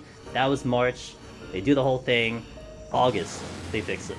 It was a node outside they had to replace, like the entire node, they had to update the node, and that was the big fix of my connection. I started streaming in like 2019, and that was January 2019 I started seriously streaming. August 2020 is when it got fixed. That long it took for me to suffer through all that. There you go. That's my ISP lore. I remember you being so salty about that guy. Yeah, because he was a fucking jerk, dude. It was so bad because he wouldn't call me back either. That was the more annoying part. Like, I would initially call him, he would talk to me, leave messages, he never called me back. Yeah, it's really long. And then you know what happened then, Shayla? You know what happened then? To continue that story, August 2022 was when my connection finally got fixed. September 2022 was when I was eligible to apply for partner. Like, great. I'm glad things are going well. Like, maybe I could have done this earlier if my connection was any better, but whatever. And that's where things got better, because I had a consistent connection. I didn't have to worry about my connection anymore. Yeah, duh, the stream got better. Because I didn't have to lose my damn stream every time, and people didn't have to leave because the connection was shit. So it goes hand in hand. And then, as of a little bit more recently, the problem has kind of cropped back. But because I still have the business account, you know, they're on the case. They're really at least helpful. I think the best tech I had, Gims. I don't know. You probably heard me tell this story before. But I called up the tech, and they're foreigners. I don't want to call out who they are, but they're foreigners. I'm sure you probably can figure out who that is. But they're foreigners. They're not in this country. And they're like, can you unplug your modem and then let me know? I'm like, okay. So then I literally just sit here, I don't do shit. And I'm like, okay, my modem's unplugged. Okay, can you plug it back in? I'm like, okay. I don't do anything. And I say, yeah, okay, I see the lights going. And they're like, did it fix your problem? I'm like, no, dude. No, it didn't fix my problem, thanks. Because what is irritating, because I know that their regular techs in their ISP thing, they know when I unplug my modem and when I don't when I plug it back in. Like, they have that information. So for this tech, which was basically a third-party tech that don't even know what they're doing, for them to not know my modem was plugged or unplugged means they just don't know what they're doing. So, and that was before I had the business account. When I had the business account, I can actually talk to an actual rep at any point during the day, and I'll get a real guy, so it's kind of nice. So the business account is fantastic. And not to mention, like really, like, this is becoming partially a business, if you will, so it works out.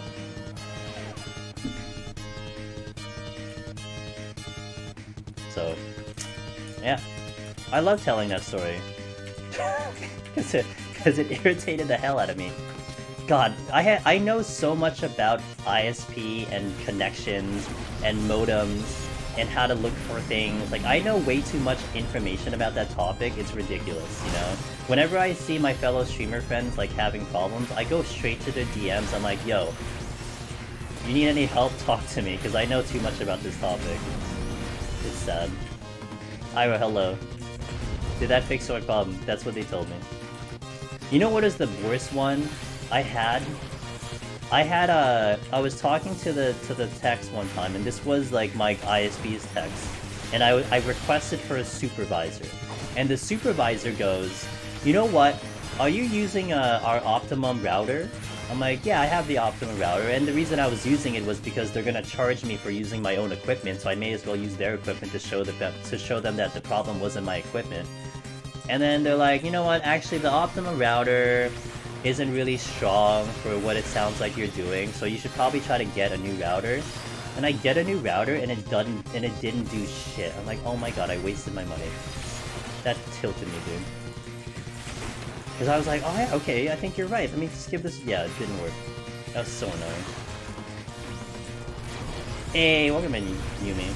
Hope you enjoy your stay. It is filled with a lot of knowledgeable people and helpful people. A lot of times, questions will be asked, and you'll get a lot of community members asking and answering them, and I do sift through it, but a lot of times people are answering it very well enough and with their experience. So you won't be steered in the wrong direction. Sounds like interwebs in the US is a scam or something close to it. It's bad because a lot of it is a monopoly, Gims. So like, for instance, for my area, specifically my area and my locale, I cannot swap ISPs. I can't, because I have no option. And that was something that even our mayor, my mayor of my town said. We understand competition helps making, you know, the situation and services better quality. But because there's no competition, they don't give a shit. Because they don't have to like, you know, worry about me changing ISPs.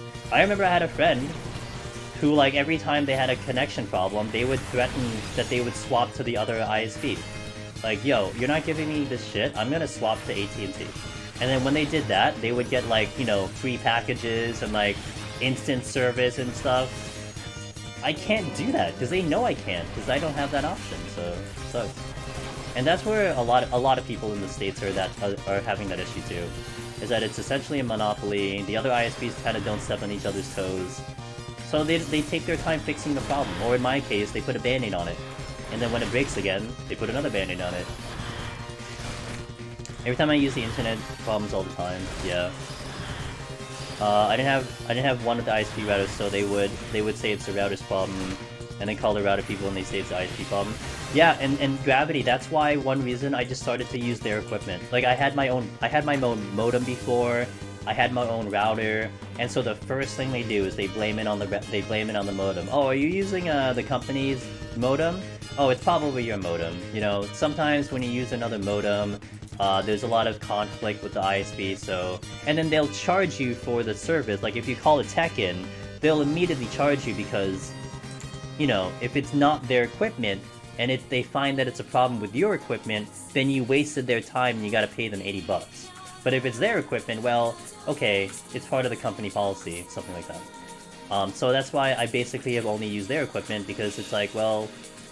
You're not gonna believe me if I use mine, so I'm gonna use yours and show you that the problem is, like, not my equipment. So... They lied saying they put Band-Aid on it, they just did nothing. No, so they legit put a Band-Aid on it, Gims, because a lot of times when I complain, they tell me they find the problem, and then the very next day it's fixed. But then in, like, 2 weeks later, it's a problem. So, like, I know they're doing something. They're actually doing something because I see the results. Like, I immediately see the results. Stream is fine. I don't get a problem. Stream's okay, we don't see dips. They fix it, you know? But then, again, 3 weeks later, it's a problem again. Like, they can't find the root of the problem, so they just kind of temporarily fix it and boom, move on. That's with my business account. Best thing you can sell, you get discounted first, you could wait to go up after, then when you been with them for 5 years, they keep changing more. Yeah, I love that, Raven. I love that. When I, like, call my ISP after, like, 2 years and, like, man, thanks for being a customer for so long, and you know what? Because you're a customer for so long, we had this, like, really awesome discount for you, man. You should have called us earlier. Fuck you, dude. Should have called you earlier, should I? Yeah, okay. You're just trying to keep me around, that's all you're doing. No, it fixed itself. Maybe. But... I checked, and this is the 30 year I've been following you. Damn, Almers, we've known each other for a while, haven't we? It's been too long. This hardware that is functioning the same, but realistic problem works better than the cheap plastic we give you is definitely the problem. ISPs, yeah. Yeah. Can you plastic throttle? Well, you know, at least I know with my ISP Gravity, I'm almost certain that I'm not getting throttled. I know Comcast throttles, because, like, it's in their thing, but I know mine doesn't, so... I kind of wouldn't notice if it's a throttle, too, it's different, but yeah, it's at the very least not a throttle. I've heard of the horror stories of some people getting throttled, like, it sounds so disgusting.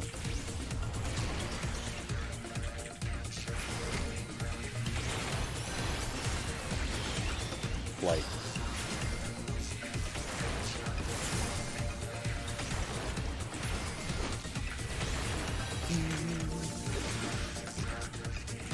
Yeah, I'll just let the Mylodon go. Okay. Pushing, off we go. I heard AT&T had throttled too. I heard about that. I know Comcast does throttle. 2 days, yuck. Well, I lost a run, Yumi. In Endwalker, I had a Red Mage run. I lost it at 181 plus because my modem just reset. It just straight up rebooted. That's it. End of stream. Sorry guys.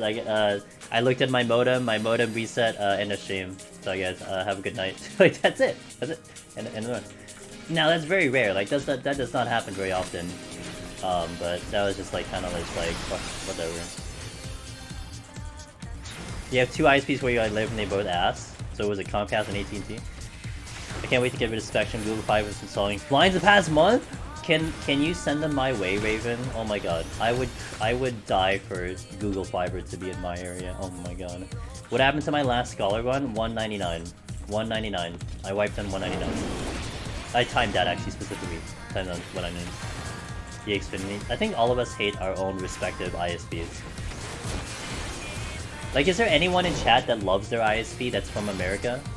Like, does anyone love their ISP from America? Unless I guess it's Google Fiber, which then you're cheating. I don't want to hear it. And Jason, did you like get fiber recently? Screw you, dude. The ISP is pretty great. Yeah, I'm sure. I mean, like, America's ISPs are just kind of bad, you know? You enjoy your Verizon Fios? Okay. Yeah, I haven't heard too much problems of Verizon Fios. Verizon does not come up in conversation when we complain about ISPs. You love my use fiber? Used to be decent, reliable here. Spectrum bought them out and back and hate that.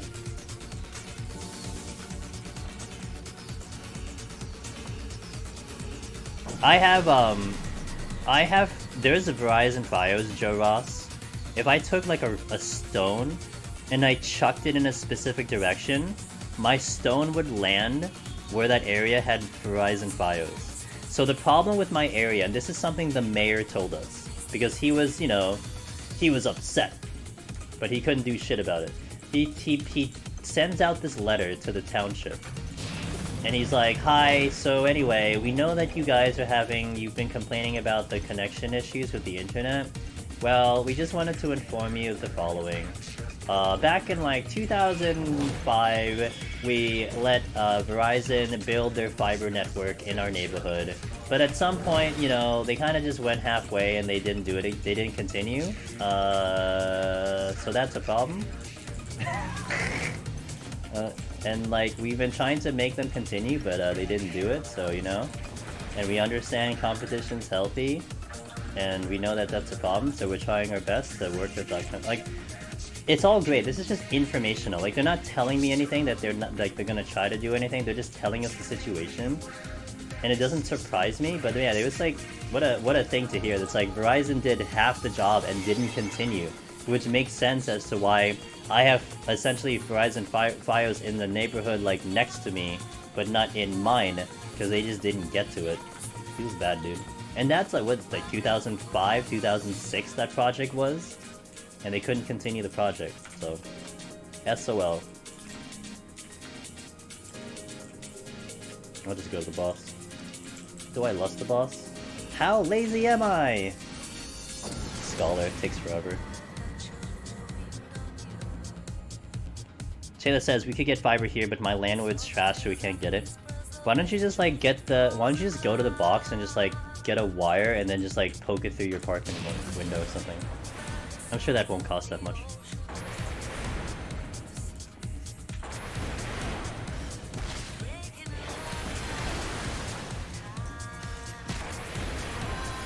But Verizon had a 2-block area they couldn't serve. Yeah, Joe Boss, so I guess, well, I guess I know where you are now.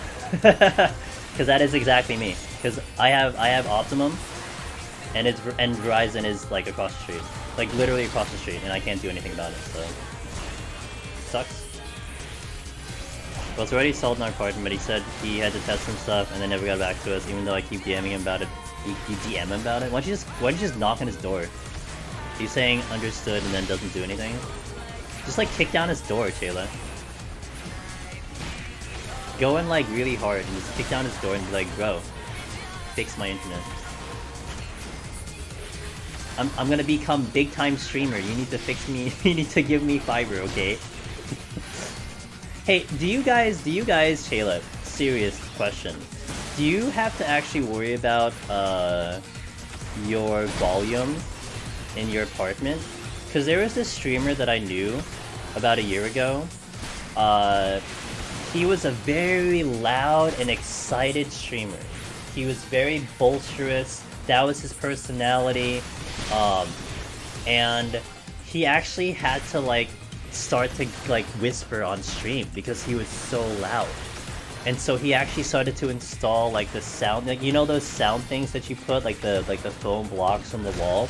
He installed those on his wall. He lived in Japan, and everything. So, oh, so that is a problem. Oh shit, I'm sorry. Damn. Luna, good to see you, my friend.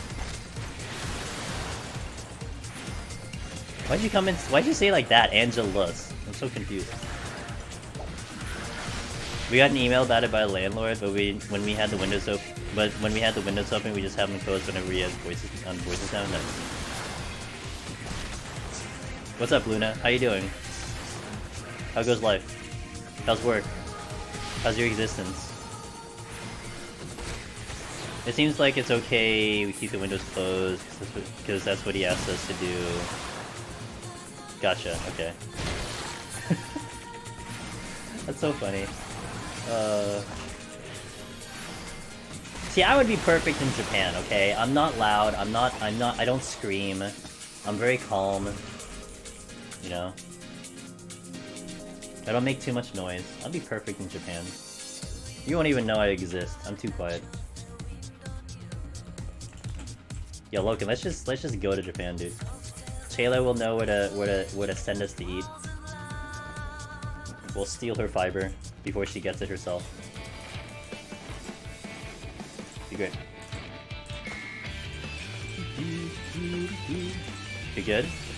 I'm glad to hear it. What have you been up to, Luna? Tell me, talk at me. What have you been up to? Great Sunday. Wednesday we get to see and read. Ooh!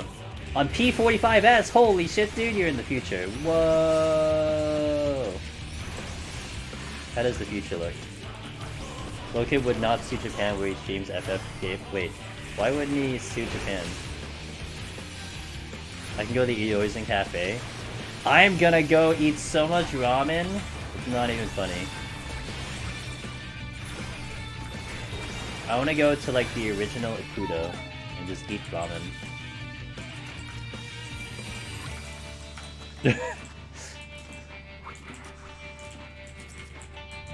Yeah, Chayla and Finn are in Japan. Live from Japan. Yeah, slight anger issues. Final Fantasy games. Shit. I have issues with PvP. I don't know about like in general. Damn. Slander and lies. Wow. Oh fuck! It's an Anzu.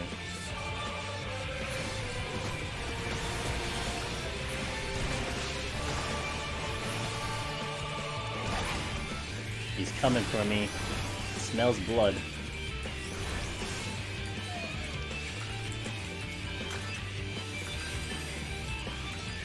Oh my god, I'm picking Celine instead! Well, you know what?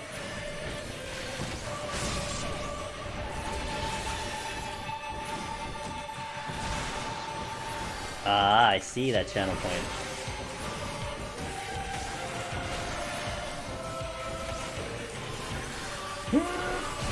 God damn it.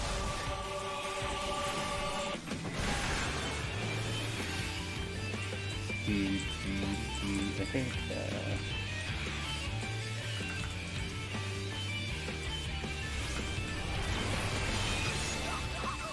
what is that another site? Switching. Oh, okay. Are you almost there? Cool. Alright, so I expect to clear on Sunday. Let's go. Let's go, Luna. You can do it. Your team can do it. You get your P4 clear. I'll get my Scholar clear. Let's do it. Do a 1-2 combo.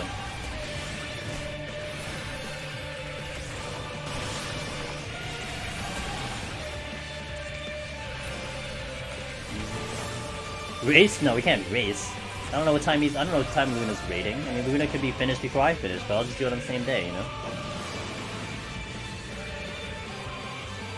Also, I can't race on Scholar, it's too slow.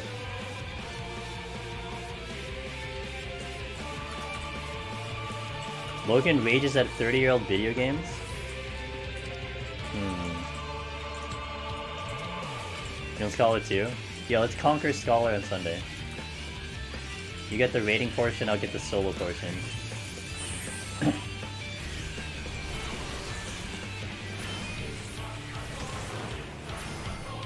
Can I do the thing I wanted to do? Let me see if I can do the thing I wanted to do. Because now I have a reason.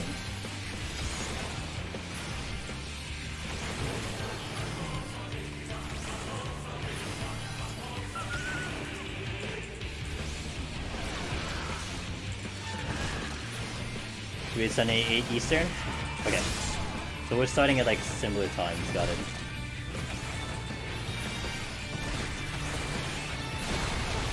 God damn it.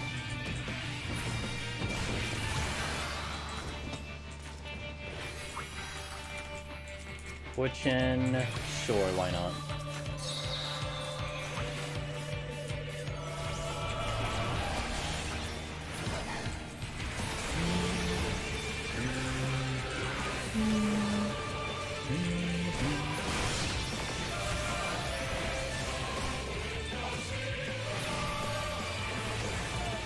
Chest, Serenity again.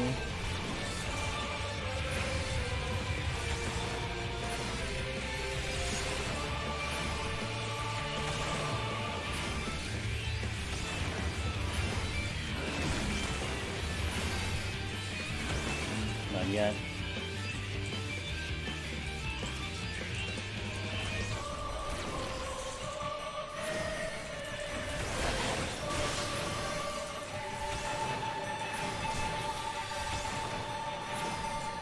Although, I don't know if dying to Corrigans does anything, because I wanted to see what happens when you die to Corrigans. And you duty fail, and I'm not gonna duty fail, so I don't know if it will accomplish what I wanted to accomplish, but I guess we can still see it. Nah, I'll do it on another one. Never mind, I won't do it. Too complicated. Too complicated for a run I'm actually taking seriously. What I'm talking about, by the way, is, I had this random thought earlier. I mentioned this earlier on stream. I had a random thought, and I tried to do it earlier, but then it didn't go as planned, and then I gave up. I wanted to see what happens if you die to a Corrigan, but specifically a duty fail. Because, I don't know, I don't think anyone's died to a Corrigan, so I thought it would be kind of cool. So I tried to set that up, and I kind of did, but I didn't get it to work the way I wanted to, so I didn't do it again. I might do it again some other time. Like, I'm not expecting something weird to happen, it's just, you know, what the hell, it's never happened before, so may as well see what happens.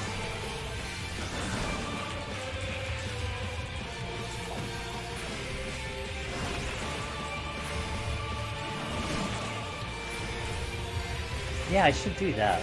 You're right. That would make life a lot easier. Yeah, you're right. I should do a Super Bowl line.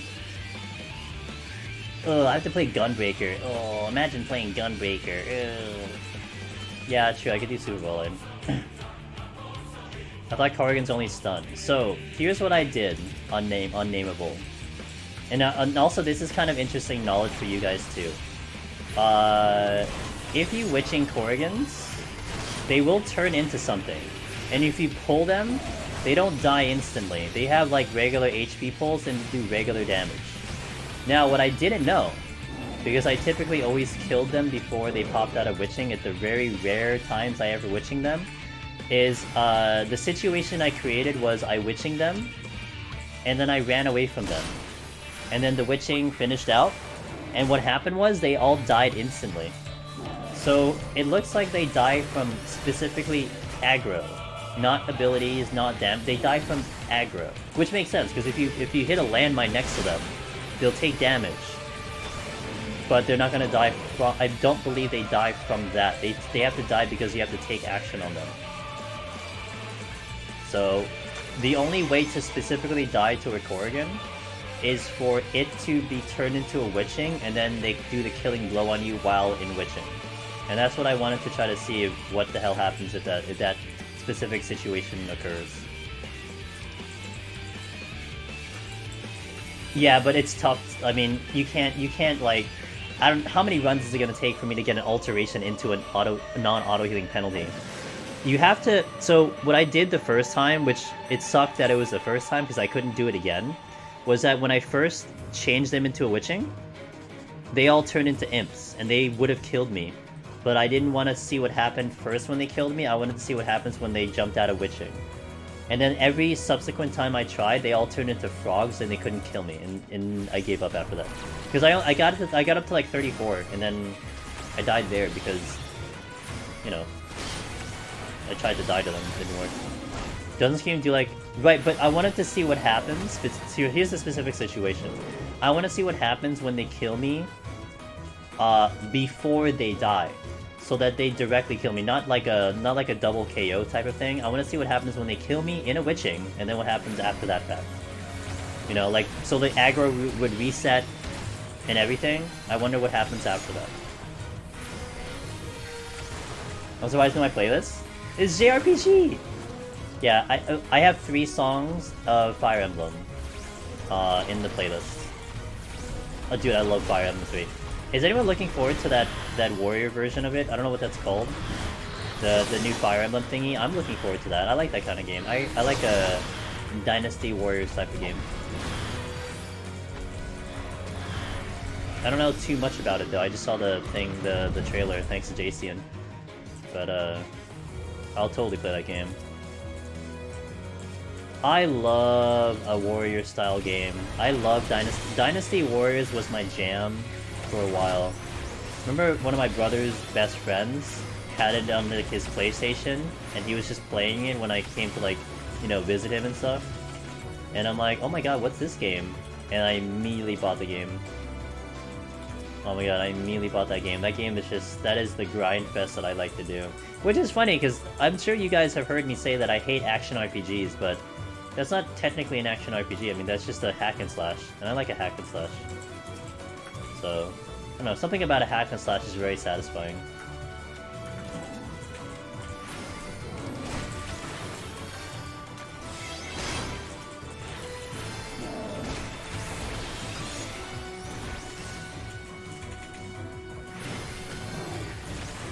You like Persona 5 for those reasons? Oh, is that what that is too? Persona 5 Strikers is like a Dynasty Warriors. I like those games when I was a game, although they didn't seem to interest me as much anymore. Well, the newer versions haven't been as exciting, I think. I think the old kind of that old feel of those Dynasty Warriors games were great younger, and I guess they didn't like follow us when we aged into you know, into more generations. It felt more of the same. I felt like Agni. You know, maybe like you always felt like it should keep evolving, but it felt more of the same. Maybe that's why it lost its allure. Like I thought, like, you know, Dynasty Warrior 2 was like the first one I played, and I thought it was such a cool thing when like the next one you had like NPCs, you had like your own army and stuff. And then when I revisited like the newer one that came out maybe about 3 or 4 years ago, it's like, oh, it's just the same thing. Like nothing's really different. It's just a different character, and like, okay, well, it's kind of fun, but it's like, okay, you have this like campaign system, alright, it's kind of cool, but like I guess you hope for more, you know, like you hope like there was just more complicated than that, but maybe that's what it is.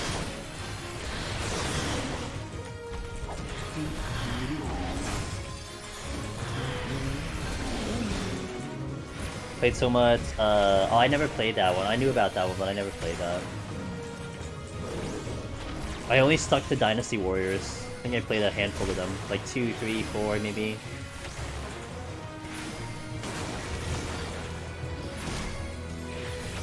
Hack and slash and ARPG is the same thing. Anytime I think of an ARPG, I think isometric, like Diablo and Lost Ark. Hack and slash, I think of Dynasty Warrior, so I think of them as 2 different categories. On Melee Reaper, when do you stop pulling? I never multi-pull on Reaper, to be fair.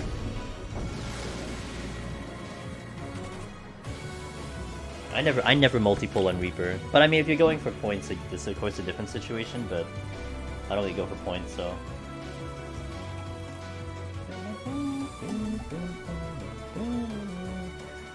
Is there a reason healers and tanks double pull adds due to time?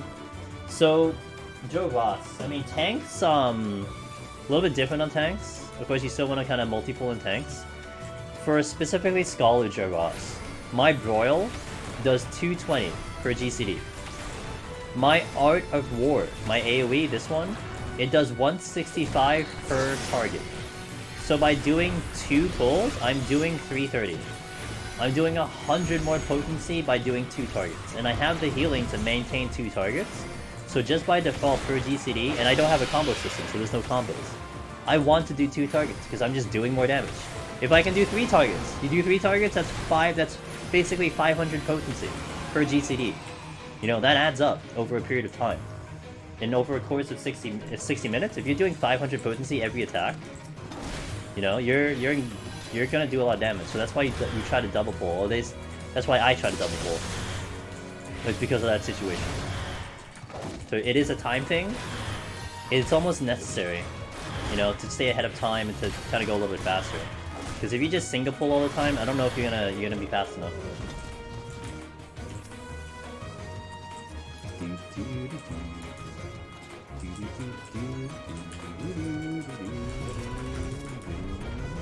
I never double pull and go. Yeah, I think when it comes to tanks, and I think specifically Warrior Agni, I think you need 3. You need at least 3 targets to do more damage. And that's why I think on Warrior, anytime you saw me go in Warrior, I would be doing triple pulls if I was relying on raw intuition, or I just do single pulls because Fail Cleave is gonna do its work on single target. But on Healer it's different because you can just go 2 targets and you're in good shape.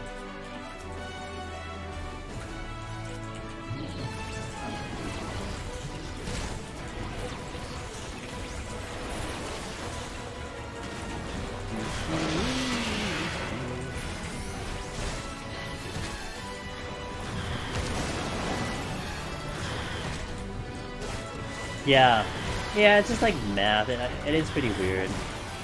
But essentially that is what you're doing, you're just kind of mathing it out.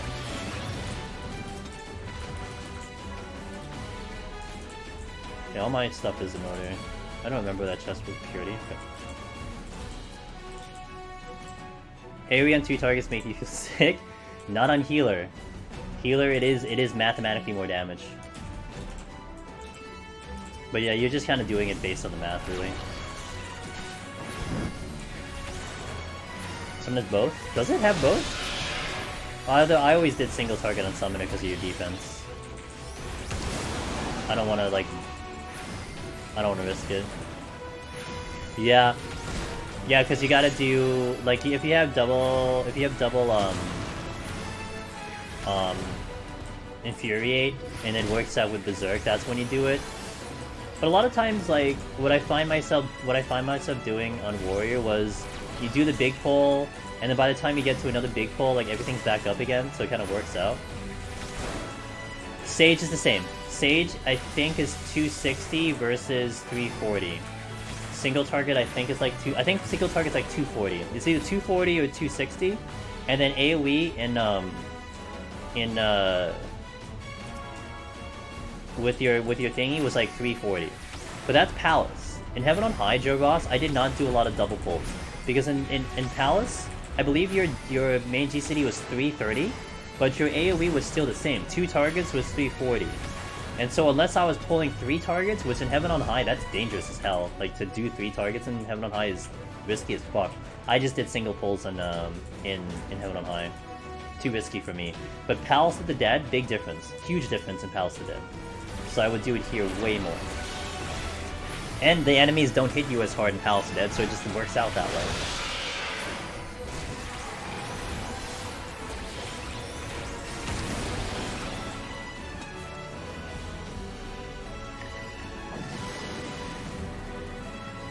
But Sage was certainly one job that I totally built my strategy around the fact that I was gonna double pull like all day, all night. Because I just looked at that potency and I'm like, 100 plus potency? Alright, we gotta take advantage of this. So I double pull like literally all day, all night.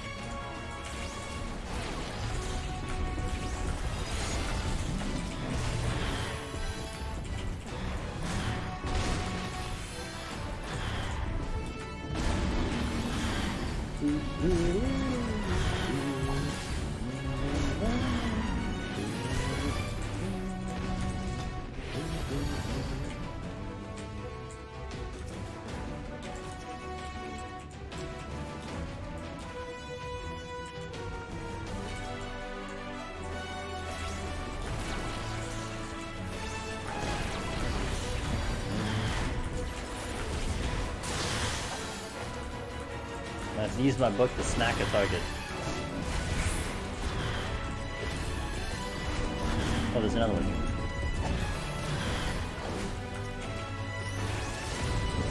Check this. Yeah, I'll check the room. No, I'm gonna check the chest and go. Serenity, up we go.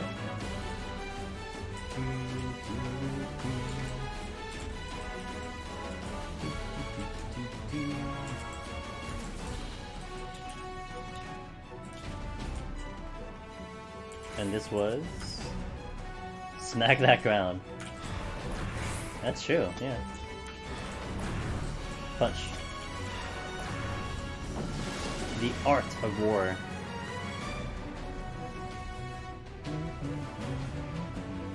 It has a soothing sound. I like the sound of Art of War, but I also do like the sound of the AoE from Sage 2.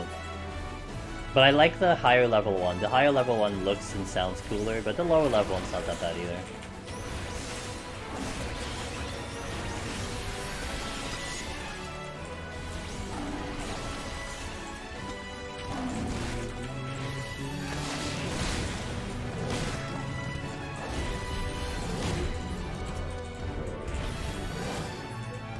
Alright, easy game.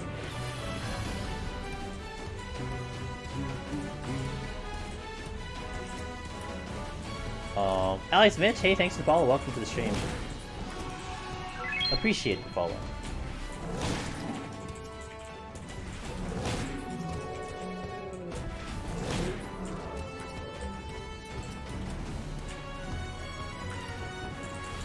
To anyone that's new to the stream, we have been focusing on Deep Dungeon for a long time. 3 years on stream, long ass time. We've definitely accomplished a lot of things in here. End of the month, I'm gonna actually start entering into a little bit of variety, and we're gonna be looking to play Elden Ring, and I'm excited about that. Never played that game series before. I think it's a great game to get my feet wet in that category. However, I am going to be restricted that I can only play that game initially for 2 weeks. Because my priority is going to be Triangle Strategy. So it's going to be Elden to Triangle Strategy, maybe back to Elden. Or Strangers of Paradise. I'm kind of hoping I can do a quick, maybe beat Elden, at least one playthrough. Before Triangle Strategy, and then we'll play Triangle Strategy like crazy. I am really excited to do Triangle Strategy.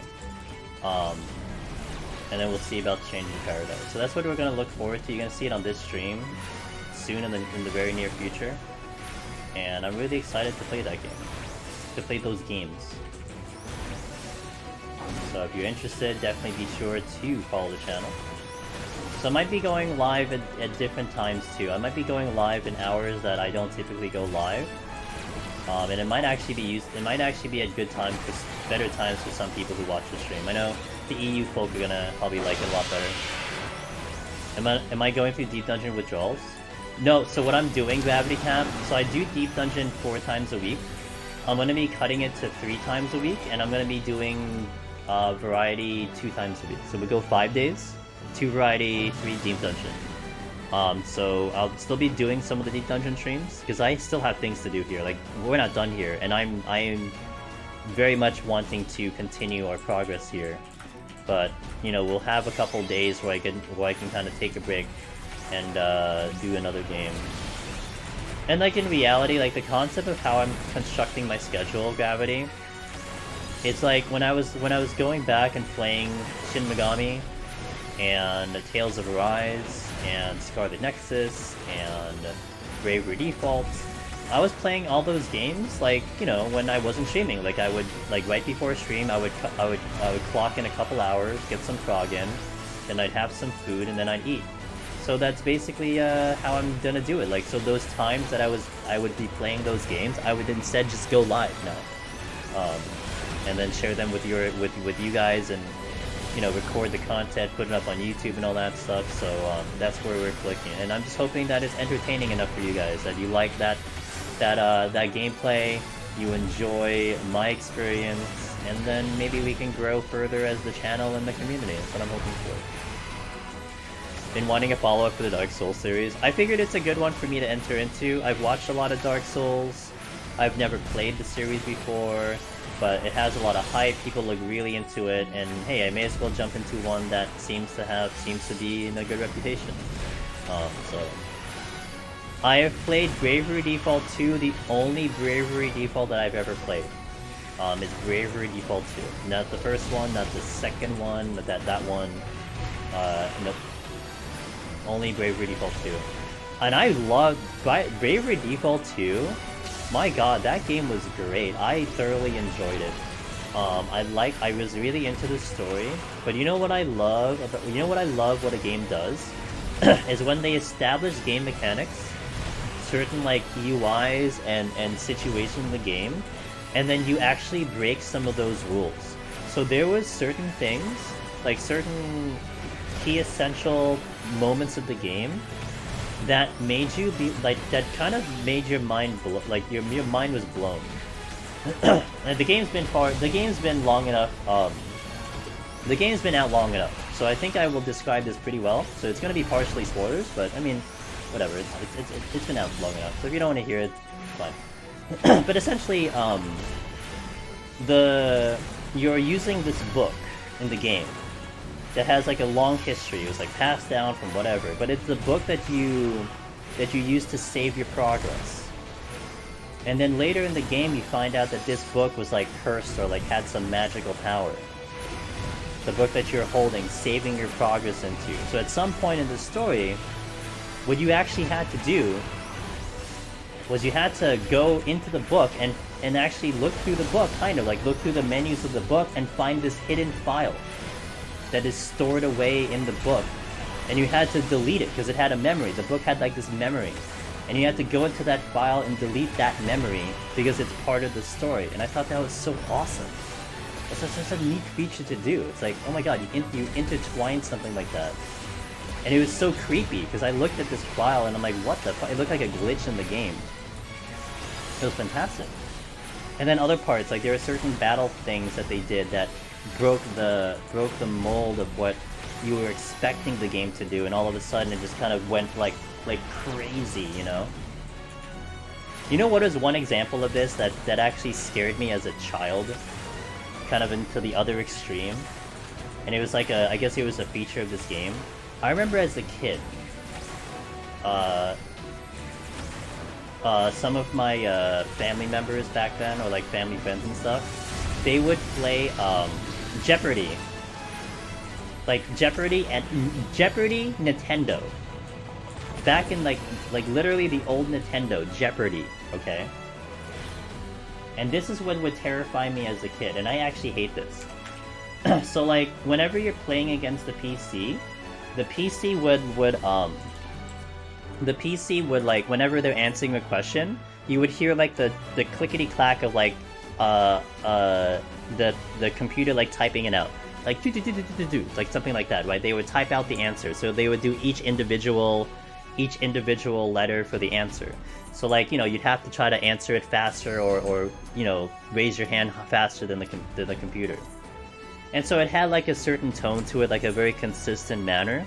But what scared me as a kid, and imagine Jeopardy scaring me as a kid and giving me like partially nightmares, is when there is a point when there is a question on the board, like like Alex Trebek would ask a question and the computer would try to answer the AI, and they don't know the answer, so their answer was fucking glitched out. It would just be like a literal random smash, like a keyboard smash of just like random letters. So the sound that you heard was just like this long sound of just typing, and then you'd see on the screen just like this gibberish on the screen. Shit scared me. It's like, what happened? This thing's glitching out on me. Oh my god. I kind of hate when things do that, you know? Yeah, it's like it's cursed, or it's like, oh my god, like stuff like that. Like when you're playing a game and you're expecting the game to do something properly, right? Like you're expecting it to flow.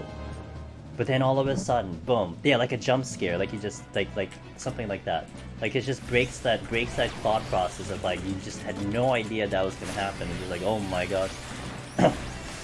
Oh, when the sticky keys go in? Oh, the sticky keys don't give me a jump scare, I'm good. But sometimes that does affect me. But yeah, it's kind of to that tone, yeah.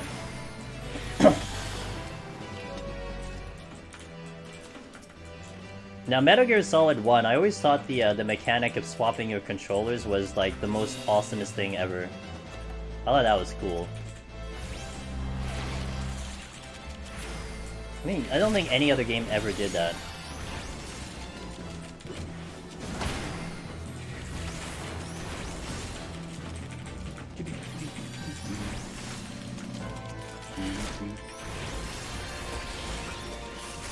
Okay, let's go.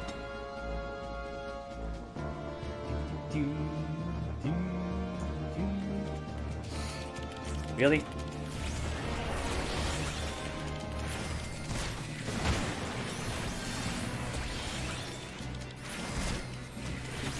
Did I check this chest? I did, it's really.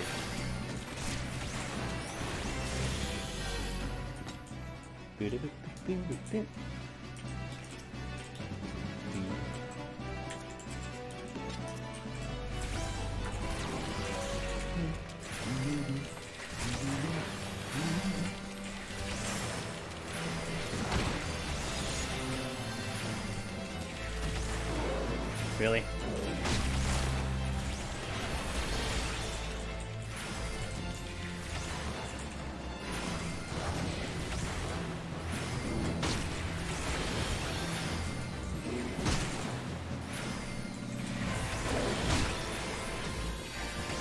Okay.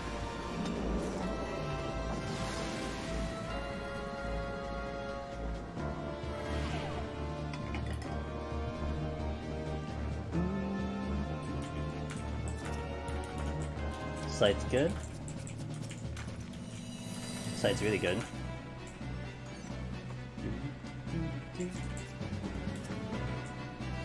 Flight's great. That's a toad trap. Oh, there's another chest in here. Resolution. I found a man wearing a maid outfit. What are you going to do? Oh. That's okay, I mean, what's wrong with that? I don't know that.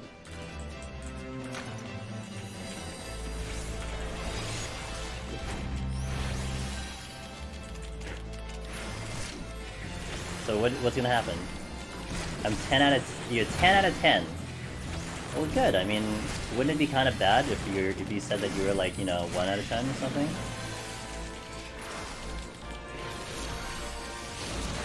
Oh, that's the wrong button.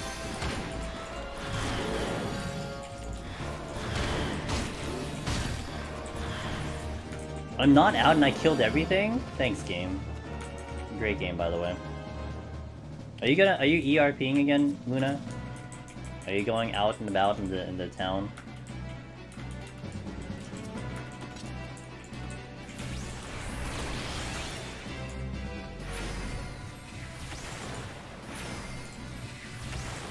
I'm sweeping the streets of Australian. Cool. To what end? What's your purpose? What are you seeking to do? Or are you just being a nice person and just making sure the streets are clean of dirt? I need water.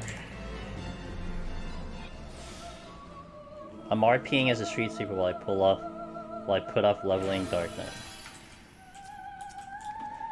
Do people notice? Are people excited to see a male maid outfit sweeping the streets? Ow! Dude, it always sounds like that thing is hitting me way harder than it actually does.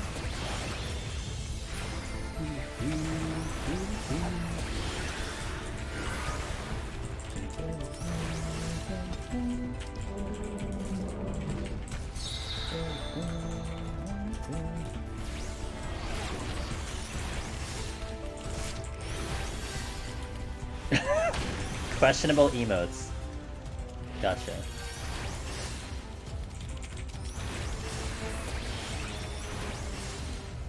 Now here's a question, Luna. Do you seek this out, or do they seek you? Because, you know, in my adventures of 14, I don't seem to see these. Maybe it's because I'm in Cactar, and not your server. I'm just saying. Here.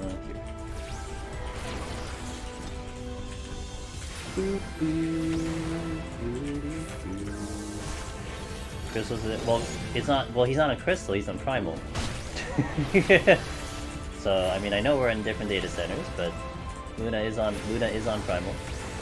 When you've been around as long as I have, it's about 50-50. Are you indicating that I am in fact not older than you are? When did you start the game, Luna? Imagine not having your house and being a homeless AFK in Peninsula. I have 2 houses. Do you want one? I technically have 2 houses. Do you want one?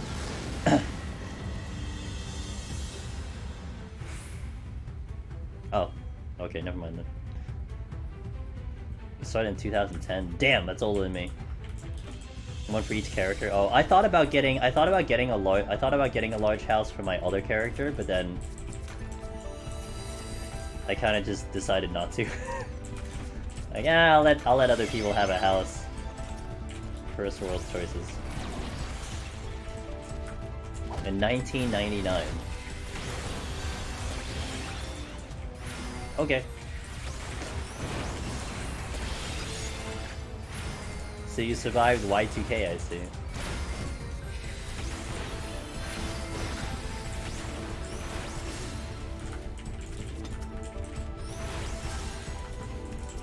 God damn it!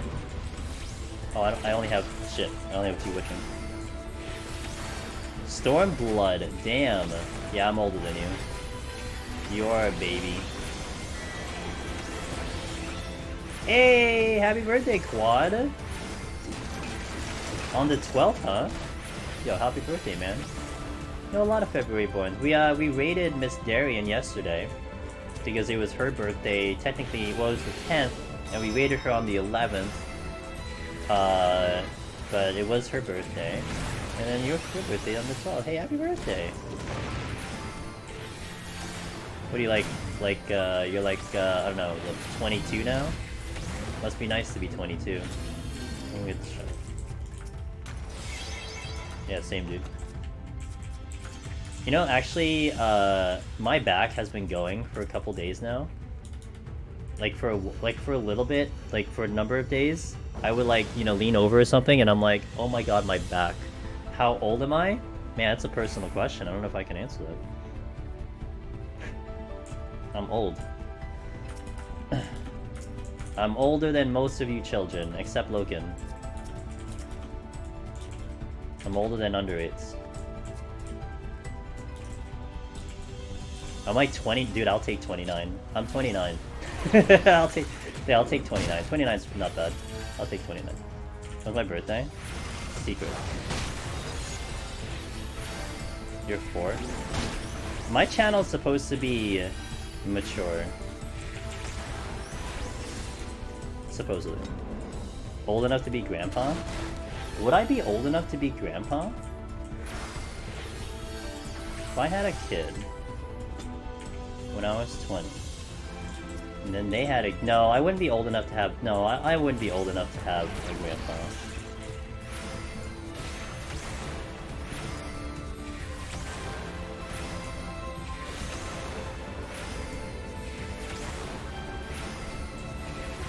Video games only worked on channel 3? Yeah. I'm like Nintendo-ish old. I never played Atari. If you want to go that extreme, I guess it's possible, yeah. If I want to go out and say I'm a bad parent, I guess, yeah, sure. Channel 7 was video? Shit.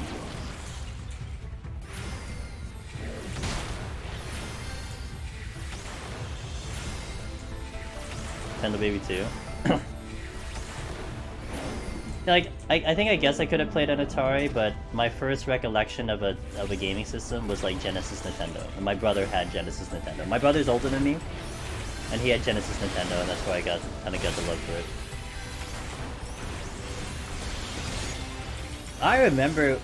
I actually remember when I was like so much younger, like maybe when I was like 5 or 6 or 7, when I learned how to actually plug in a console. I felt like such a god. Like, oh my god, I can do this. Channel guides? What, TV guides? You remember old TV guides?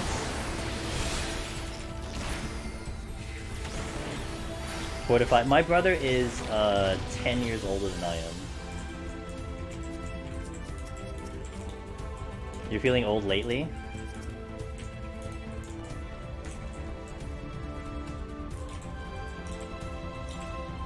I started working out on a Monday. I haven't really done a serious workout in a while, but I can still do physical activities. But it's like, I don't know, my back, like, so, I don't know about you, Luna, like, I don't know how old you are. I don't know if you've gotten to the point that I have where, like, my body, it's like, it has a mission to just be pain, and just, it has a mission, okay, you're almost, well, you know, when I was younger than you, Luna, I threw out, you know what I did when I was younger? Like, maybe about 24? I threw out my back so bad, I literally couldn't walk. And you know what I did? Guess what I did? Okay, chat, guess what I would do to throw my back out so bad that I couldn't walk for like 3 days? I'm gonna give you some guesses. And this was, by the way, the worst thing I ever hurt my back. Backflip fail? Oh, dude, I would do it. I can't do a backflip. Gamer rage? Now, see, that's just lies and slander. Have you ever seen me rage as a gamer? The helicopter? Wait, what's the helicopter? Masturbating? No comment. Now, it depends on what you mean by the helicopter. Oh, that helicopter. Okay, I'm very well versed by the helicopter because I know exactly what that is. No, I know what the helicopter is because I stay in Celine chat long enough. I just didn't know what you're referencing.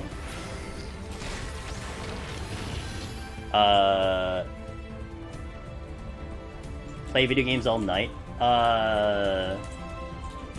No. Jump down a flight of stairs. No, that would destroy my feet. So I bent down to zipper a suitcase. On a trip, I was in San Francisco. And I went down to just zipper a suitcase. Gone.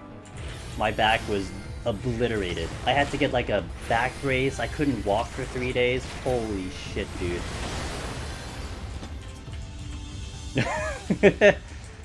Look, I mean, look, it's not, I mean, we're not like a family-friendly stream, it's just I don't really talk, I just don't necessarily go on this topic very often, but it's not like I'm not educated.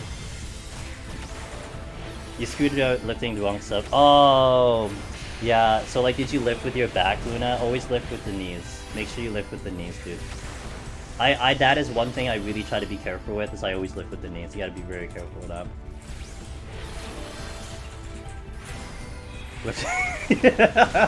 I lifted with my entire spine. Shit, yeah, that's gonna, yeah, that won't be good. But yeah, what I was saying was like, I'm at a point right now where my body, it's just like, doesn't matter what it is, it just has to feel pain somewhere. So like right now it's my back. Well, actually I have a neck strain right now, but that's a different story. I have a neck strain, but that's because I was sleeping wrong. My back right now is just a problem. But like everything else is fine. I have a shoulder problem. I have a tear in my shoulder. It was called a slap tear. S-L-A-P, somewhere in here. By the way, that was horrible. You guys want to know how much pain tolerance I have? I've mentioned this before. Like my arm has to be like in critical condition before I consider like a Tylenol. Like my arm has to be out of its socket, and I'll be like, okay, let me take a Tylenol. So like my shoulder got so bad to a point where I could not lift it past this point. I couldn't lift it higher than this. It would only go horizontal. And that would happen over the period of the day. So like I would wake up, it's fine. By the end of the day, I could not lift my shoulder. And that happened for 2 weeks straight. And then I'm like, yeah, I think I should get this checked out. And then I learned I had a tear in my shoulder. Yikes. I didn't get surgery though. I did physical therapy, but this sometimes barks at me sometimes. But if it's not, it's usually my back. Like something has to hurt in my body at one point or another. How'd I tear it? I don't know. I think it was just years of just abuse. Because I was fairly active as in high school and into college and stuff. I think it was just over time, it was just getting worn out. And then at some point, it just, boop, that's it. It was done, and then it tore. Partial tear. I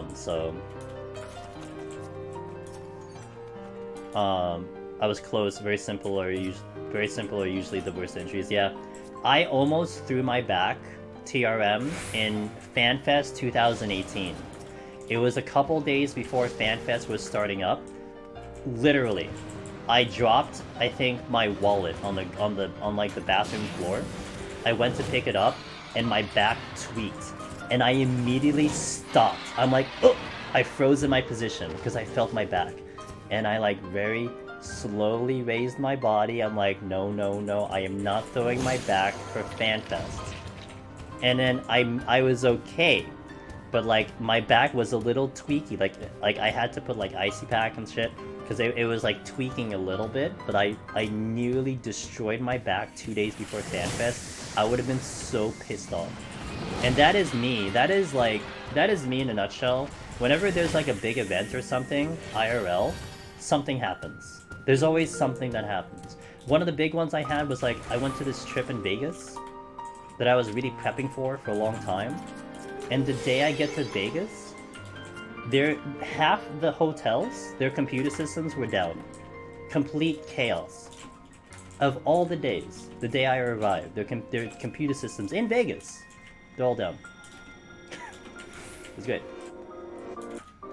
Miss IRL events. Yeah, but, you know, it'll come back at some point. I kind of enjoy the fact that I haven't been sick for 2 years. I screwed up my hip too, I have a bulging disc in my lower back. Wow, shit, you're older than me, dude. Your body's older than me. But to be fair, I was very athletic in a lot of my years, so I think a lot of that I did benefit off. Like, I benefited off that being a very athletic, so. My right ankle has every moment uncomfortable pop every couple days. You know what my ankle does, TRM? That, you know when you walk, like, weird? And then, like, your ankle just, your foot is just like, pop! My foot does that all the time. I have to be very careful, because I twist my ankle, like, so commonly. It just folds. I'm very prone to busting my ankle. Really, Cooper Kwan? There is one for Korea. Oh, that sounds so good. You know, maybe if there's a FanFest, I'm there. If there's a FanFest for NA guys, I'm there. I am going there 10,000%.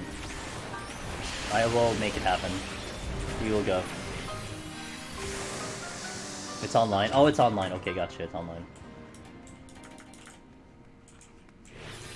Wow, so it's right now? So that means that's a week before the live letter.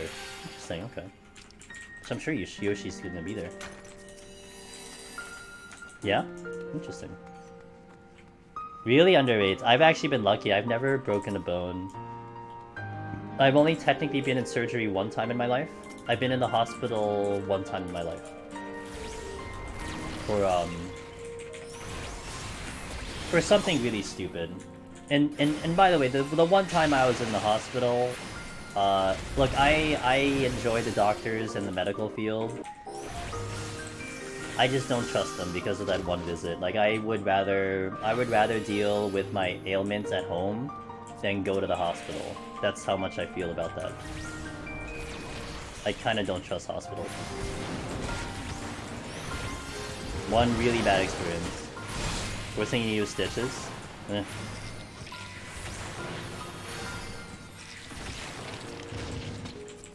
So like, what happened to me, and this was so long ago, so I think it's okay. Like, I'm not gonna be a problem. I was doing some training, and we were doing, like, I guess the best way I can describe it is kind of like jujitsu. So there was like on the ground tackling and stuff like that. I get thrown down hard to the ground, and I was okay. But then that night I was coughing up blood, and I'm like, this isn't good. Like, not good to be coughing up blood. So I go to the hospital, and then, you know, go to the ER. I'm like scared because I'm literally coughing blood, and then they start asking me questions about my history. So like they're like, hey, have you been in have you traveled recently?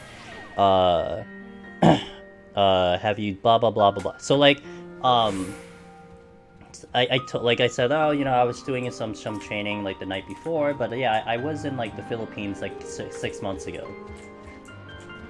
the worst thing I could ever tell a doctor, because you know what happened when that was mentioned that I was in the Philippines 6 months ago? They immediately thought I had like tuberculosis, and they diagnosed me with tuberculosis. So they like quarantined me, like tested my blood, and then like they put me on a drug regimen for tuberculosis. And then it's like, okay, so like these are doctors, they know what they're doing, whatever. And then the thing, like, okay, whatever, like that happened. But then they give me the whole drug regimen, which is like 8 meds of like this whole thing, like all of these chemicals to like deal with tuberculosis. Like, okay, they're like, take this twice a day, do this every day, blah blah blah blah blah. And I'm like, dude, I'm not taking all of these drugs. Like, there's no, like, I'm not doing this. So I didn't say anything. Like, I didn't tell them I'm not. I just didn't take the meds. And then as subsequent days go by, they do X-rays because they can see something in the X-rays. Like they saw there was something in my body that they saw. So you know, whatever. I don't take the drugs. And then like a couple weeks later, they do an X-ray. They're like, oh, it looks like the drugs are working. It's clearing up. I'm like, yeah, they're working really good. I didn't take a single drug. And that's when I'm like, fuck it, dude. This is stupid. I would have taken those chemicals, which would do absolutely nothing for me, only to mess me up further, because they basically misdiagnosed me. Wonderful. Great. But they ran with the knowledge that they went with, you know? That was the information I provided, and they ran with that knowledge, so it was really irritating. I'm not gonna bother with that. I'm not gonna bother with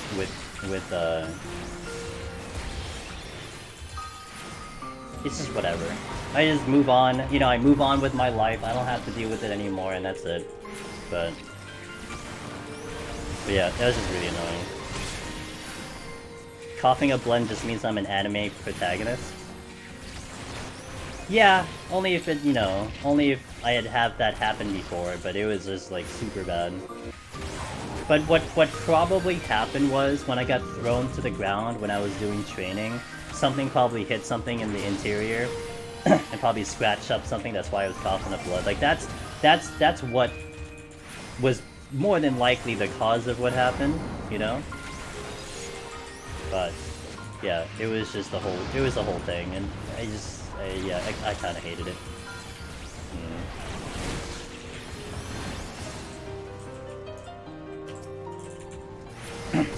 Well, yeah, I mean, I was definitely freaking out because I've never had to been in a hospital before, you know? This was like when I was in my mid-20s, so I never had been in the hospital for anything. So the prospect of now something really bad happening and then having to go to the hospital was pretty terrifying. But then, having now that experience, it's like, fuck. Do I really want to go through that kind of thing again? So, alright, let's go.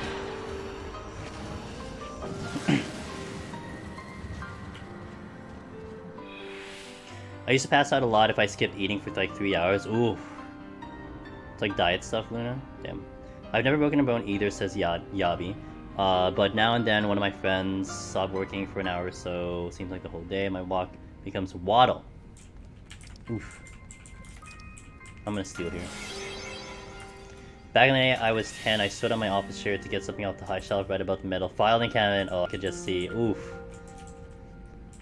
Massive metabolism. Do you still have that as of now, or is it a lot better? If anything, I was definitely blessed with good genes for that part. I joke that I have like a black hole in my stomach.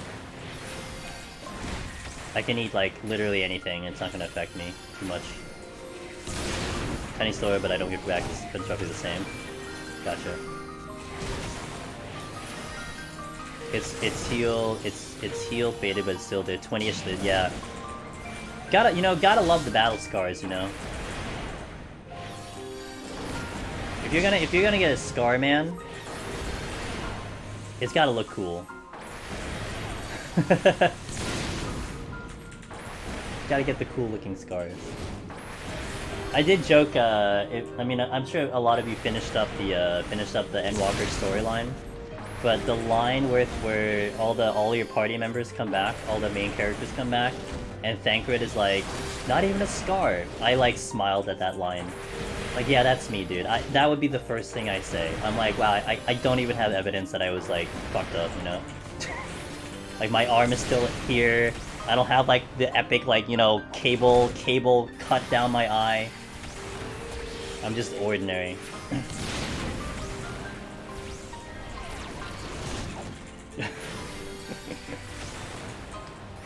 Cut my forehead open with a lawnmower once? What the fuck, Luna? Damn. You guys need to be more careful, what the fuck?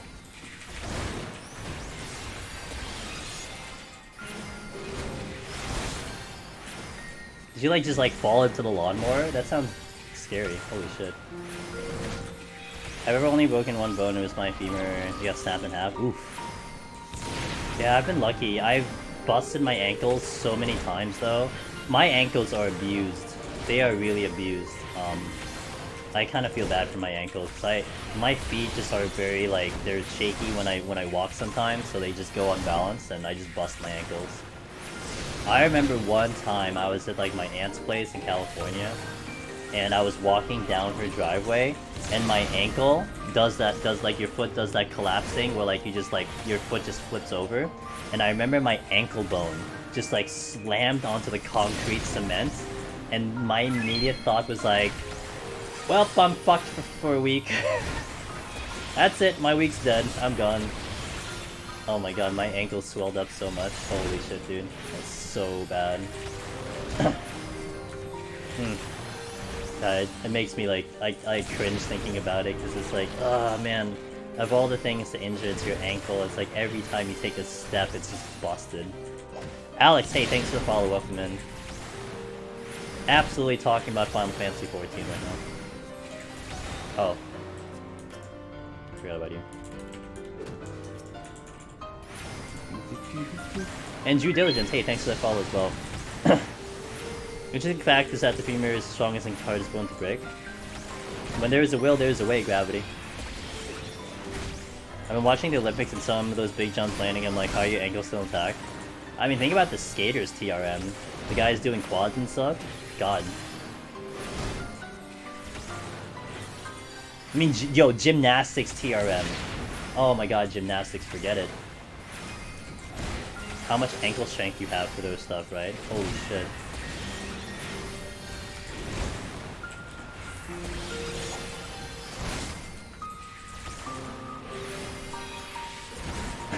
Yeah, it probably is.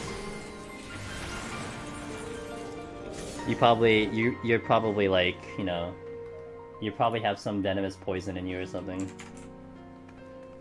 You should you should WebMD it. Luna, WebMD it. Your right hip is perpetually aching. I mean, look, if it affects your like normal life, then probably get it checked, but like I said, my shoulder, Luna, the only time I got it checked was when I can't lift it past my like horizontal, and it was in pure pain. Like, that's when, like, okay, well, probably should do something about it. Yeah, it seems pretty bad.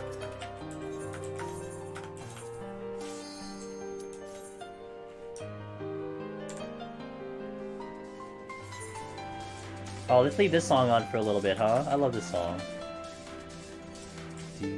Oh, this is the one I did too, where I mixed up the two songs. There's two versions of Sunlit Waterscape. And I did an edit where I put both of them together. I think this is the one. I didn't understand why there's two versions.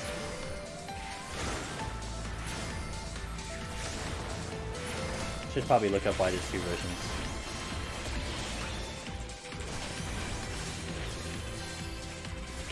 There are two versions and they have different lyrics. It's pretty weird. Thinking about if I have thrown up blood once, it was really stressful in college work at the same time. I eventually started throwing up blood after a year straight of work. Damn! That sounds really bad. Holy crap. At least it wasn't like me, where I basically just got punched in the gut really hard.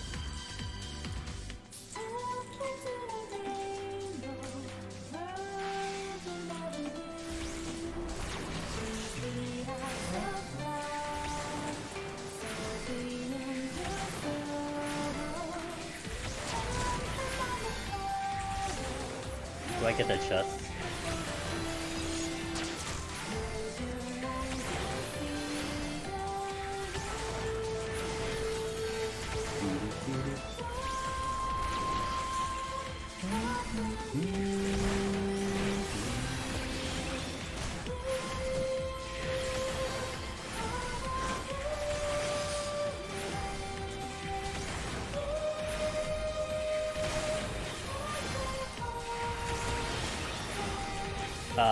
Swarm, check, sights.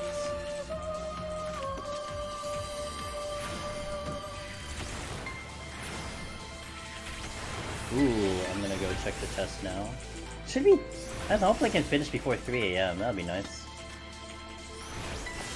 The only thing I really hate about the Scholar run, like this one, is that this part takes so long.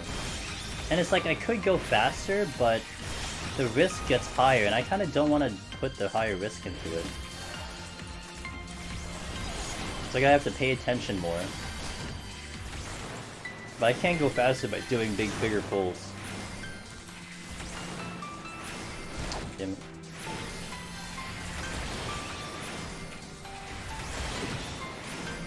And there's a ghost coming.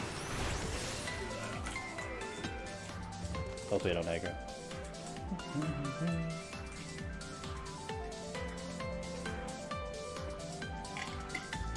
Damn it! I was just taking a sip of water.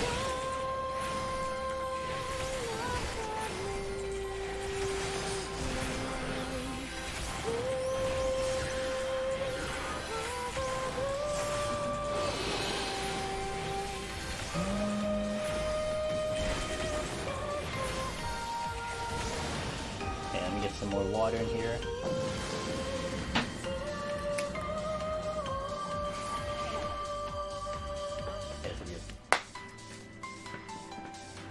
We get HP up, HP down.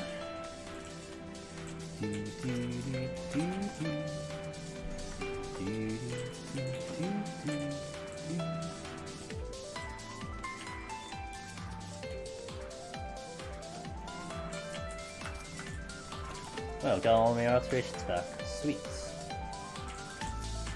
I've only used one though. Steel. I like it. Damn, I got 3 alterations here. Matt would be happy. Or not.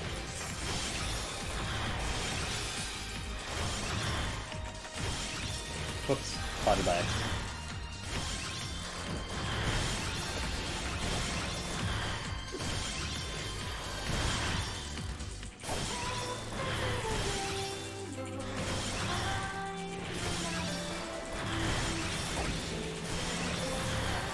There we go.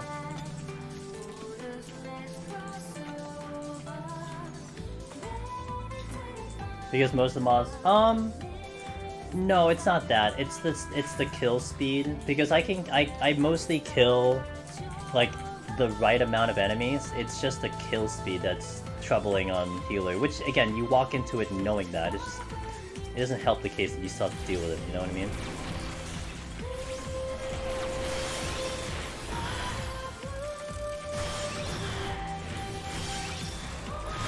Like, it's just, like, you know, the DPS is just slower and everything.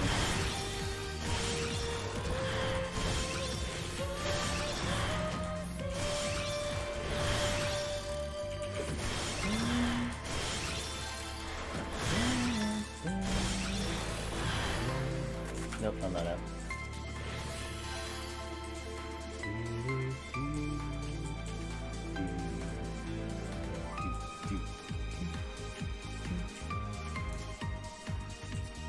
Swarm and swarm. I gotta do the 2 swarm.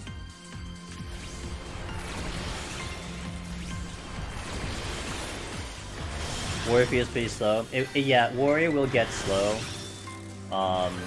It's like, it kind of happens in bursts. You get Berserk in, you have a lot of damage. Why is the sound of this weird? You hear that? It's like so weird. It's like it crackles. Warrior's good when Berserk's up, and when Berserk is down, you really feel like you're just hitting like a wet noodle. But the thing with Warrior, it's more because when it comes to the 60 kit, you're really trying to revolve your rotation around Berserk. Because you want to have enough gauge for Berserk, so your Berserk has more, you know, damage with the fail cleaves. Whereas the 70 kit, it's better because you can fail cleave whenever the hell you want because inner release gives you the free gauge. And it's a big difference in terms of that kit. And that's why it feels so slow, because like eventually you figure out that you need to hold on to that gauge. And it's just really annoying.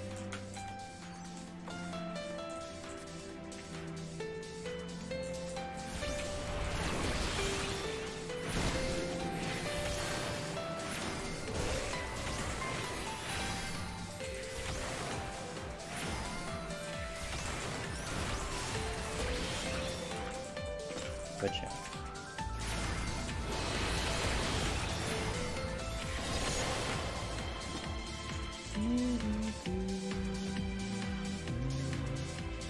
This is altered. No. Wait. Yes. Yeah, this was altered. Okay.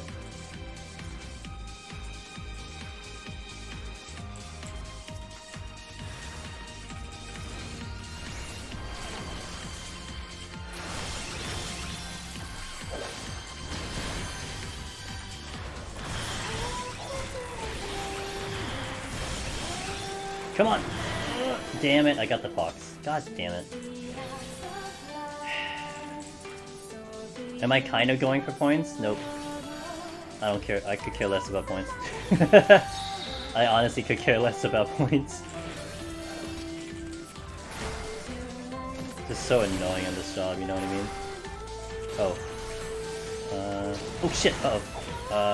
Panicking? Okay.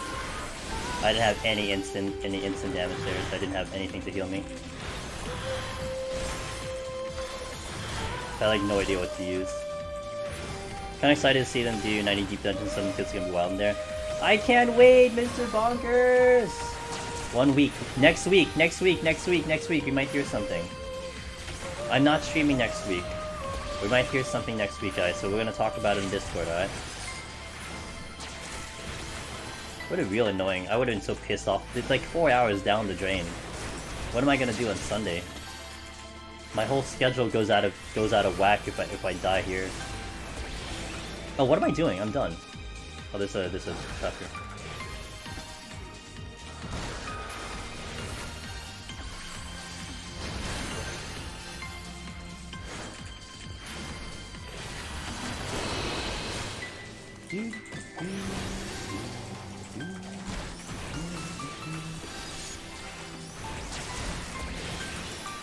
There are the mimics.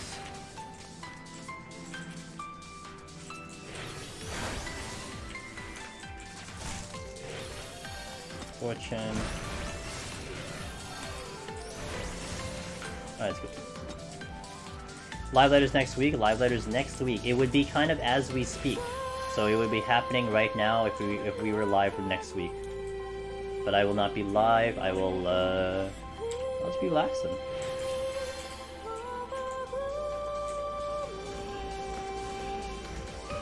Just taking the day off and watching the information come through.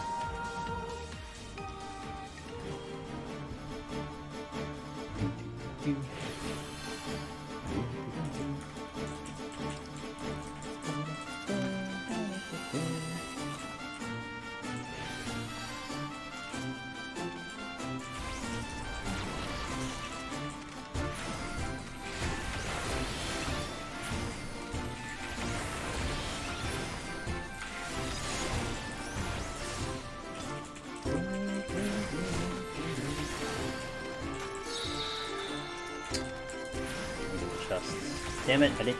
Yeah.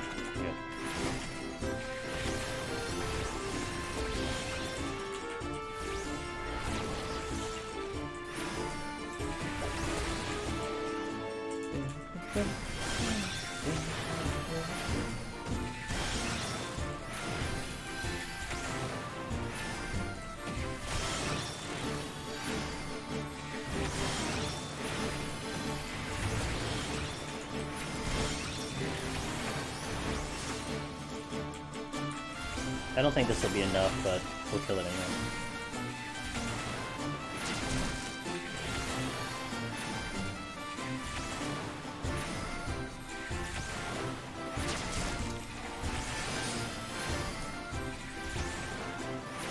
And hopefully there are chests in the other room. I could really use a strength so I can just go a little bit faster, but I don't want to use the one I have now because I'm going to need it for the boss.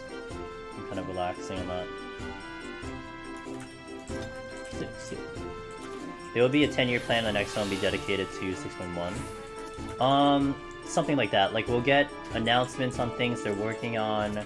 We'll get, like, I guess the 10-year plan. There's gonna be Q&A, I think. We should hear a good amount of stuff about 6.1 coming up. And that's where the potential announcement of a deep dungeon comes in. Like, what might happen, this is what I'm thinking of best case scenario. Like, literally best case scenario next week.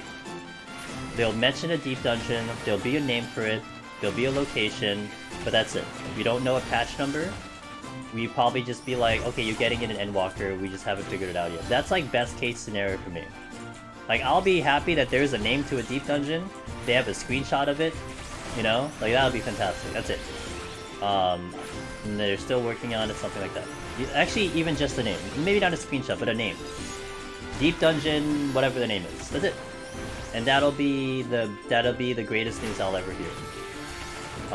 Anything more than that, if we hear a date, if we hear a patch number, if we hear the location, you know, if we hear the theme, the lore, like if we hear all that, that's all extra. I just want to have a mention of a deep dungeon and potentially a name of a deep dungeon. And I'll be happy as hell. And I'll be busy on Twitter. Well, not really, I'll put like one tweet out. Something like, oh, it's been, you know, 1,300 days since we've heard anything about Deep Dungeon. Something to that effect.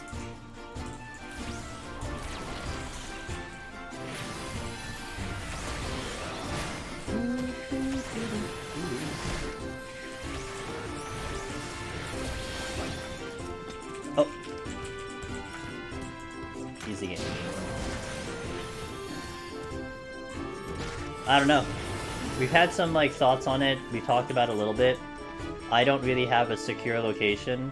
So my hopes is that it's in Elpis. And my thought though, it would probably be in the moon. I'm thinking the moon is more likely than anything. But I really would like it to be in Elpis. Creation magic. Endless possibilities. You know, that's where I would like it to be. But it could also just not be in Endwalker. It could be in the first. Who knows?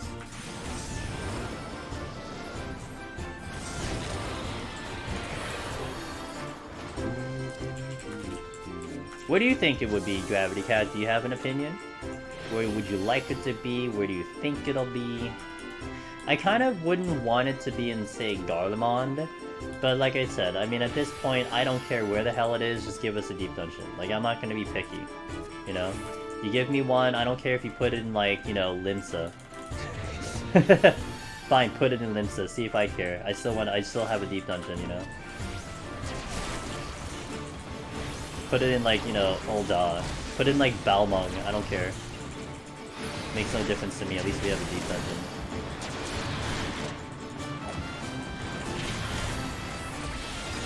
Under the Golden Saucer. Ow. Manderville Deep Dungeon. Pretty sweet. This is not recommended. Oh. But I keep getting hit with it. So I'm not expecting it. I've always wanted an Amarant CRM back in Shadowbringers. So Amarant would be best case, but you know what would be better? Even better TRM. Even better. Not Amarant Shadowbringers, Amarant Endwalker. Because they reference Amarant in Endwalker, you know? Like, Endwalker is referenced in, like, so like, from Elpis you can go to Amarant. So like, you can go to the actual Amarant, not the one that was constructed by M itself. That would be sick. The real Amarant, man. Oh my god, can you imagine? Can you imagine, dude?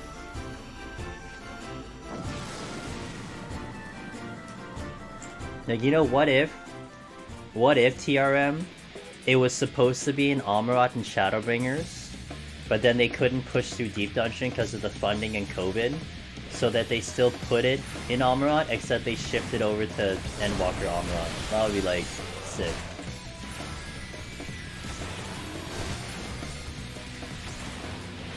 Will the real Amaurot priest stand up? Yeah, dude. Oh my god, I would love it. And you know what's actually... So this is the thing that I also did think about quite a bit. Like, Heaven on High was like... I don't know, like, I certainly had no idea, but I wasn't thinking Deep Dungeon back in Stormblood. But that tower was just sitting there the whole time, you know? Like, ever since the game was... Ever since Stormblood was existing, the tower was just, like, right there. Like, right in plain sight. Of course, you didn't quite know what it referenced to, but it was there. But...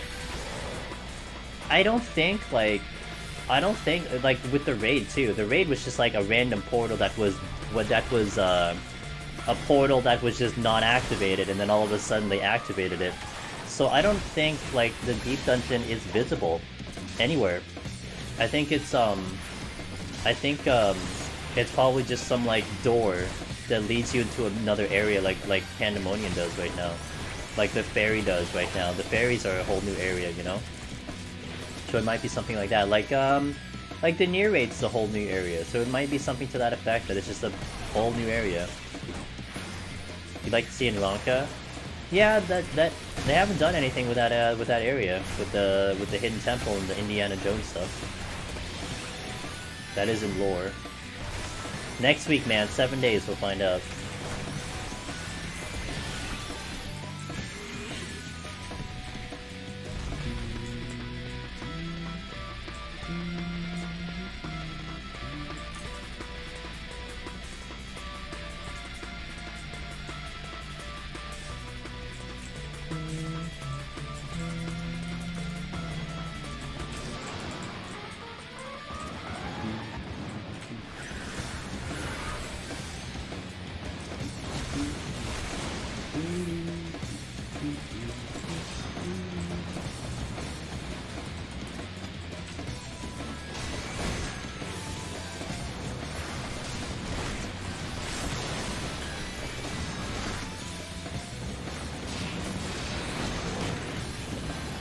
PoTD having white, red. It better be blue. By my requests. If I could request one thing for the next Deep Dungeon, if I had a say for the next Deep Dungeon, the weapons better be fucking blue. And I will be set for life, man. I will never need another relic in my existence. I will just have these weapons blue. I'll get every single one of them. I'll cover every single job of my blue weapons once and for all. There are just no blue weapons. Like, there are kind of. I mean, the Knights of the Round weapons are kind of blue. Like, I want blue glowy weapons, man. I want blue glowy weapons. What's up, Nori?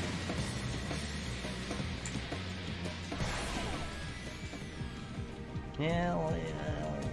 And I know Uwu, yeah, I know Uwu has weapons, I know, but we're not gonna see me do an ultimate in a long time, so that's just not happening. I know.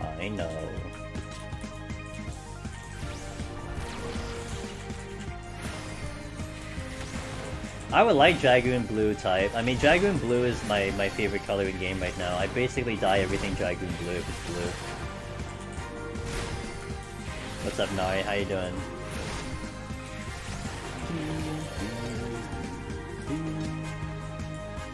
This song is so good. So you still dye Celestine? Yeah, my original one. That's why that's the name of my bot. my bot is Raptor Blue because I used to dye everything Raptor Blue. I honestly should change the bot name now to Dragoon Blue because I do everything Dragoon Blue.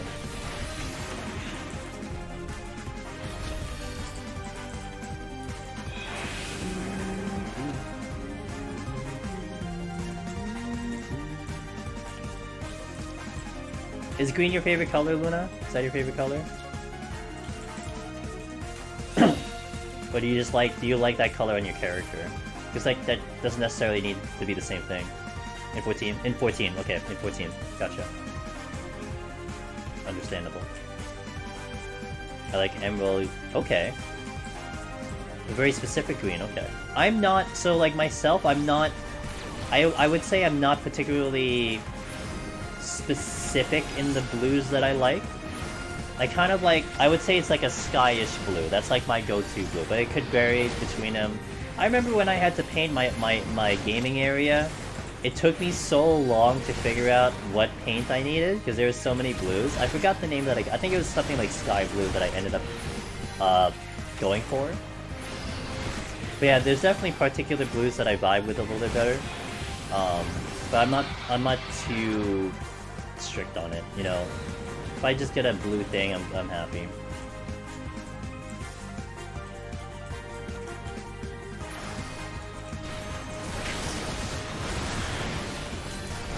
Blue makes you happy? Blue makes me happy. You know, I remember like, I don't know if you've ever done research on this, Luna.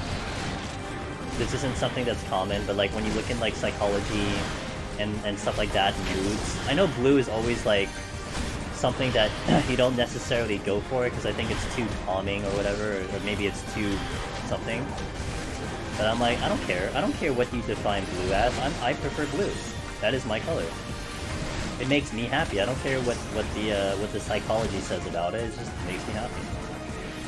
Yeah, basically that. That it affects color, it affects mood, it indicates certain things. You know, like red is like, you know, alerting. Green is like money. This was also into the field of like, user interfaces and internet and all that stuff. Like putting red in certain websites and everything. Like that would indicate like a call to action. Put green to like indicate like donation, like that kind of stuff. Which I'm sure, you know, it always was weird for me to like think about it as like a subliminal message, kind of like, I'm gonna make you click my link because I colored it red, you know. But I get it. I didn't argue it. That's just like science, basically. Red in, yeah, exactly. McDonald's, you know, the McDonald's colors, precisely. Yeah, precisely. Yeah. Oh yeah. See, you know your things, Luna. That was also that was what I studied for in college around that topic, but I never really liked it as much, but I learned quite a bit of it. Yep. Yeah, all of that. Was my major? My major was called Human Computer Interaction, HCI. It was actually a very interesting subject. It was a combination of computer science and psychology. So I had psychology classes and I had computer science classes. And I was next to two colleges. So my tech college would handle obviously the computer science, and then I would go to the secondary college that would handle the psychology classes. The thing was, I had 8 people in my major. In the entire college that I went to, there were 8 people in my major, so it was very limited. Very few people did it, but you know what? Story of my life. Story of my life. There's a fork in the road, I go literally the other direction. There's 2 options, I picked the third one. That's me. But it was a really good subject, you know, it was a really good subject matter. I learned quite a bit, because I was kind of getting into website development stuff and making websites, but I didn't quite do too much with it. So, yeah. I still remember some of it though. You finished up your class for your CS degree? Oh, cool! Oh, I hope you have fun. Coding really ended up being something that I don't think was meant for me. I remember trying like JavaScript and everything. Actually, there was this a club. It was like a robotics club, and they gave you this starting kit of like how to make coding for like robots to move. And I remember like I spent like 5 hours just trying to even understand one line of code, and then I didn't realize I spent 5 hours doing it, and I'm like, you know what, this is not meant for me, I'm good, I'm just not gonna do this anymore. So, not my stuff. Is it best to only put a dot if you know the fight's gonna be long? Generally speaking, okay, Luna got you. Yeah, there is the like a over/under timing thing per job and stuff. That you want the dot to last an X amount of time, for it to be potent. Now, if you're judging me right now in terms of me applying my dot, I will definitely tell you 10,000% I am not being efficient at all. I just hit buttons, like no lie, no bullshit. I literally just hit buttons. But I am also like essentially playing like I'm in the higher levels. Like there is obviously more optimization with lower enemies and enemies that are weaker, but in all honesty, it helps my brain if I'm already attuned to what I'm gonna play like in like 150, 160, 170. So like even on Monk, you'll see me do on like the really low floors, I'll literally just do like whatever the AoE was. I forgot the name of the AoE, but I'll AoE everything when they die in like 2 seconds. It's just habit. I'm just basically running my rotation of my higher classes. I was curious about it. Oh yeah, no. Yeah, and I wasn't necessarily saying that you were saying that. That was more like a PSA. Yeah, I got you, Lake. But yeah, general concept of dots is that you want it on for a longer period of time. Judge me? Yeah, you could. I don't really care. I don't care, dude. Luna's gonna backseat me so hard when I play Elden Ring. I'm gonna ban your ass. No, I'm kidding.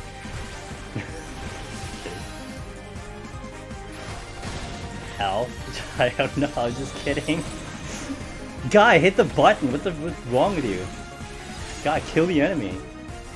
Actually, if you guys do that, I'm gonna laugh really hard. Like that'll be the appropriate backseating. Dude, just hit the enemy. Dude, just dodge. Dude. To the tutorial. Nice. I can't wait to do the same thing. Yeah, that's it. Quick. Damn, I should ask Chayla then. Chayla did Dark Souls 3 earlier on stream. And it looked like she didn't do a tutorial. She looked fine to me. So I wonder if there's a tutorial. Where's the exit? Oh, it's over there. I uninstalled the game and didn't even buy it. A friend bought it for me. There was 2 games that are free this month, Luna, from Amazon Prime. Double Kick Heroes and As Far as the Eye. Double Kick Heroes is a zombie rhythm game. But all of the songs were like rock songs.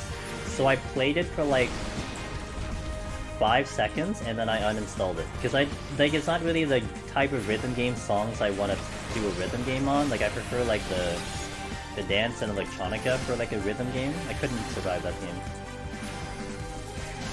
Yeah, Star Wars game? Nice. I should pay more attention to the Prime gaming thing, because I didn't know that was a thing. I didn't know that was a thing. It just caught my eye because I saw a zombie rhythm game. I'm like, ooh, zombie rhythm game? I'm in for this, and then it was like, I just didn't play it.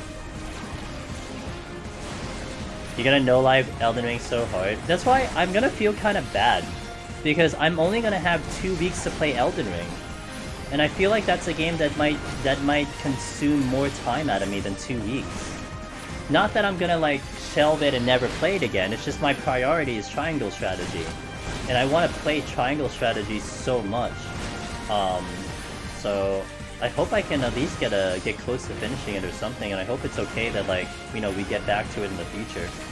I mean, I'll definitely play it I'll be open to play it like at other times if someone wants to play it or something, but my priority in stream will probably shift to triangle strategy. Dark Souls 3 took you 2 days to completely do. Like 48 hours, 2 days, or like 12 hours gaming session. I heard Elden was gonna be like a 30-hour game to beat it. 2 12-hour? Okay, I'm gonna put a lot of time into this. Maybe I could finish it in 2 weeks. Yeah, I heard Elden was gonna be 30 hours for like whatever general thing is, but I'm your traditional RPG player, you know. Your run-of-the-mill RPG addict player. You know, I gotta take all the wrong directions, I gotta look under every single stone, You know, I gotta make sure I check everything, so it's probably gonna take me much longer. Oh, the PvP. I heard there's PvP in Souls games, right? Hope it's good. I don't think I'm gonna be invested in that though. Maybe, but we'll see. It was Origin. Oof, Origin. Oof. It Takes Two, I think, is Origin. That was so annoying. Fallen Order, that's the one. Gotcha. If it's your first DS game, it might take you a bit to get used to combat. Yeah, it's my first. It's gonna take me a while. I'm sure that's gonna take me a while. I'm not surprised by that. I'm ready. I'm ready, dude. I'm ready.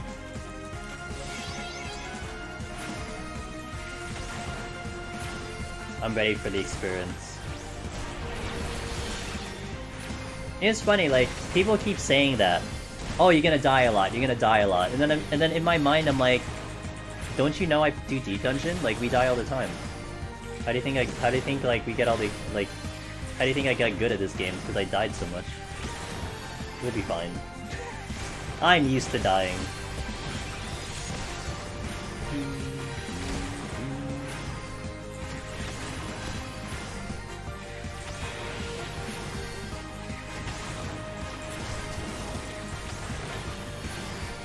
And combat can be unforgiving. Sounds fun. I like a challenge, dude. I always like a challenge. Harder than any Souls game. So what you're saying is I should have an easy time.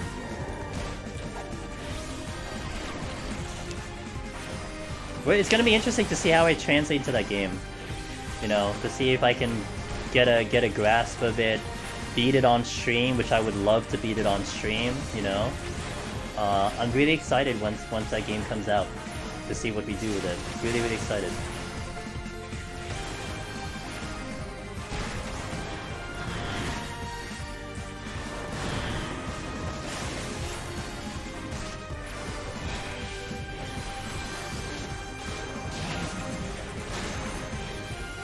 Just got double teamed by Toads. Oh no! So they got stunned, I bet you, because of their angle. Huh?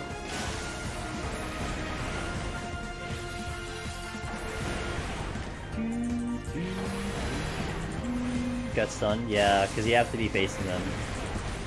I would equate a Necromancer run with an all boss no hit run in DS3. Damn. Okay.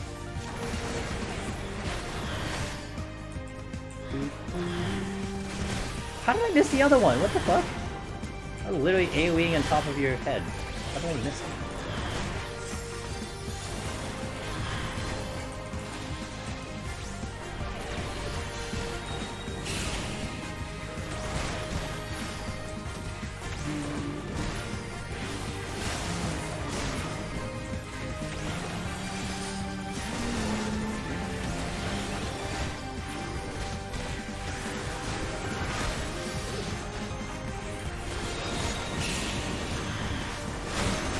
How do I miss you? What the fuck, dude?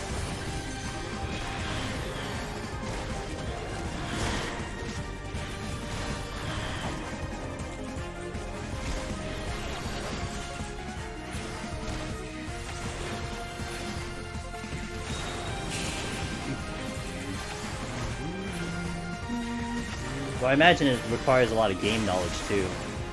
I'm sure game knowledge is going to be a massive thing.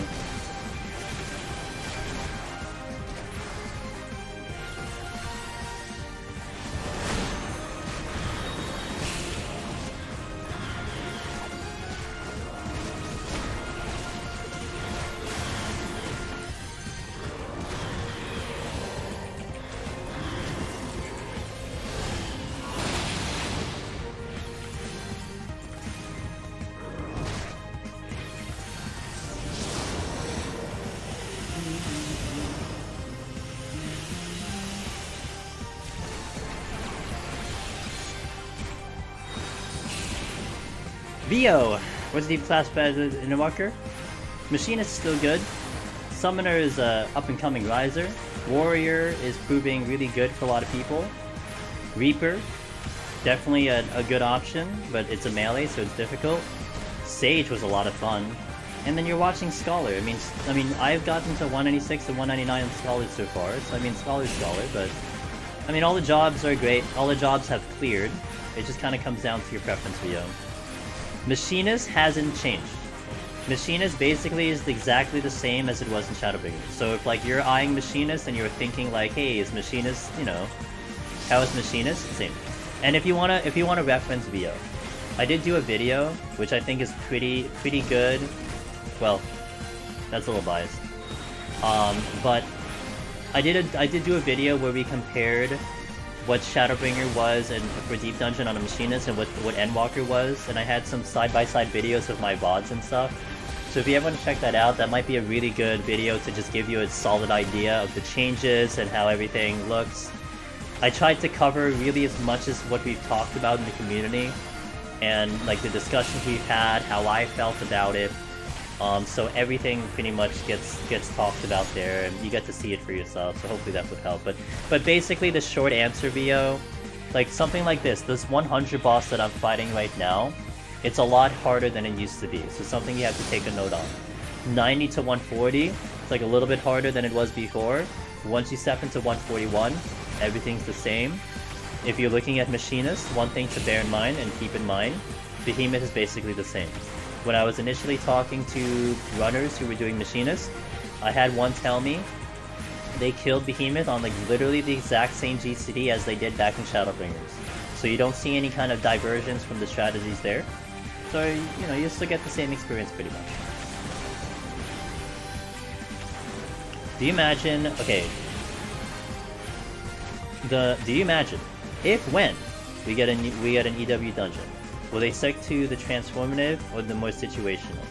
I don't know. Here's my thought on that one, Lake. Here's my thought on that one, Lake. I felt Heaven on High was a quality of life improvement to Palace of the Dead. So I felt like the introduction of a conceal, quality of life.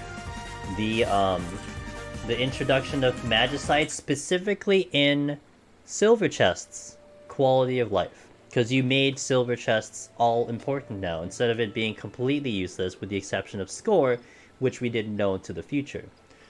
Transformation versus Petrify, I felt like Petrifications was a quality of life, because, you know, you didn't have to worry about the fumbling of transformations. It was a lot less clunky than the transformations, you know, a little bit more guaranteed, assuming you had to kind of, you know, appropriately do the mechanics and everything. Like, you know, you timed it properly, you got the floor wipes, so on and so forth. So, with that being said, I don't know what their thought about it was. So my perception was quality of life. But maybe they were just thinking of like, it's just a different way of doing it. It's just a, you know, a different flavor of the stuff. Maybe it's also based on the lore of the place. I mean, transformations in Palace make a lot of sense, right? Especially the Angel. Like, that just made perfect sense for the area. Like, that isn't just something they just tossed into the air. That actually had a lot of sense into it. So I don't know what path they would take. I think we should probably get something from silver chests. Like, maybe it isn't necessarily Magicites, but you probably will see something coming from a silver chest. But outside of that, I don't know. It's a good question. I prefer having the... even though we could do 2 floors with a Rage, which is pretty key, I think I prefer having a Petrify and a Conceal over the transformations. If I had to choose, I'd rather have the Conceal, Petrify, Frailty set versus the Rage, Lust, and Karibu, personally speaking. I think what was found in each boss hit like 7% more, something like that, yeah. It was like, yeah, it was like, something like that. Or it was like 4%, I think. Hey Dan J, how's the Scholar run? 199. That's why I'm back on Scholar right now. 199. I wiped. I timed out actually, not wiped. Technically. Demon Distance does not have to take out food buff right now. That's great. Celis. That is one thing, but that is a product of the stat squish. Like, I guess if you really want to get technical, Celis, that is not a product of Deep Dungeon, right? That's not a product of like Deep Dungeon being easier or harder. Like Deep Dungeon again is exactly the same.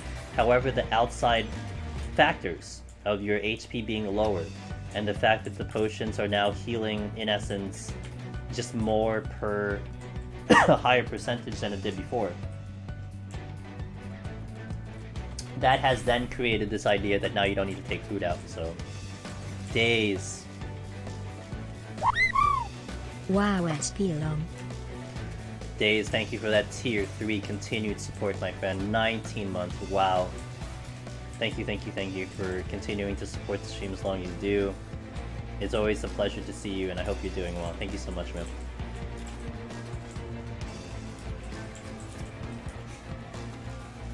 I definitely was thinking if they did the creation magic approach, transform it back. It would be interesting to see. You know what's a good question, Blake? To follow up on, to riff on your thought process?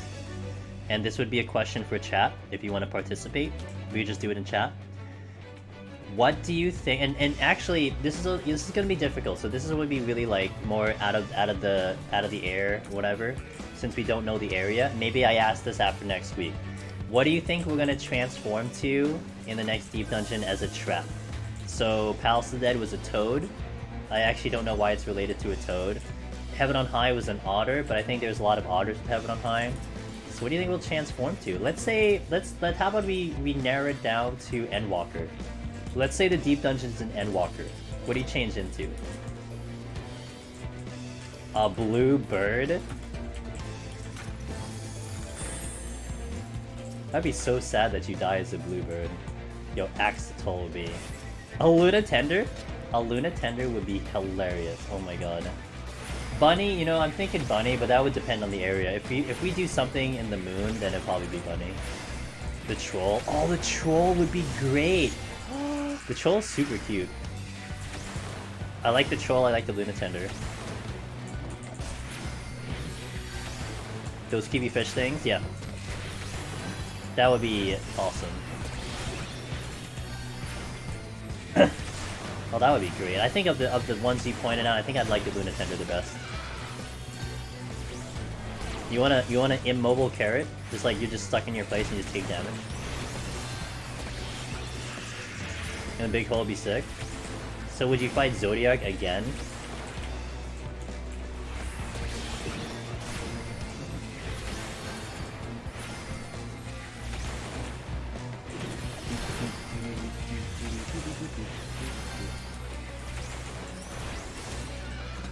Got my strength back. I'm probably gonna have to pull this one. Hey, my palm's back.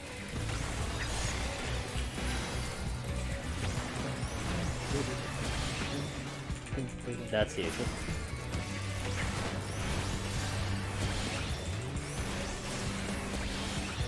I hope they change the negative trap though to 20 seconds, because that 30-second auto trap is like, it's brutal. It is like, it's like an eternity, whereas like 20 seconds feels okay, like it's alright. I'm gonna aggro, no matter where I go.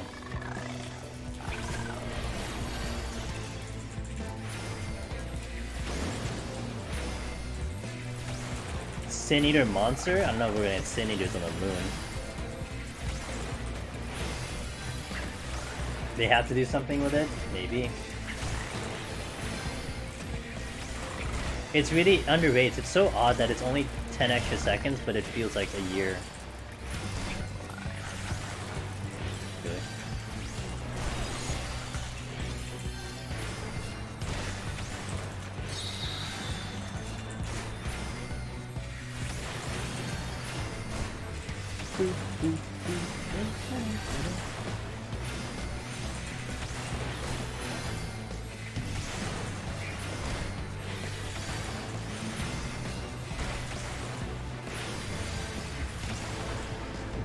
Like a mini dog? That'd be pretty funny. The dog thing.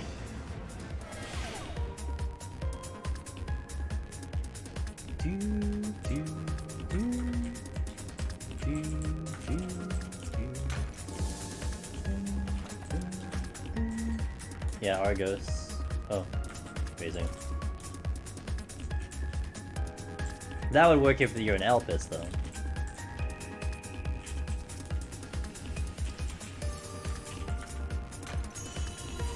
Good question. Good question. What would be the mounts? I think that has like you need to know where the area is first. I think, like, you know, you need to know where the area is first. But even then, that's gonna be difficult to kind of debate on what it could be.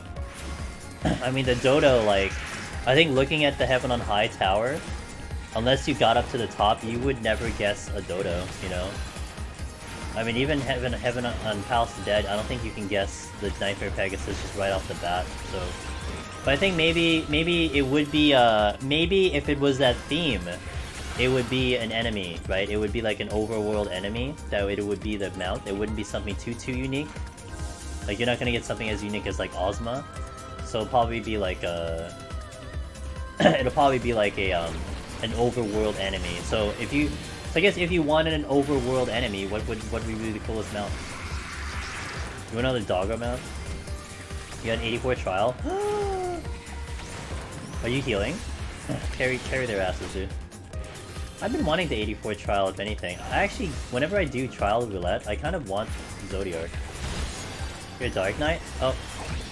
Well, Godspeed. I hope your healers know how to heal that one part. That one part where everyone dies. Hope they can do Mario Party mechanics. Every time I do this trial, no one understands that. It's great. And I'm like, okay guys, I'll put a marker over my head. Just follow me. I got you. Follow the leader. Don't worry about it.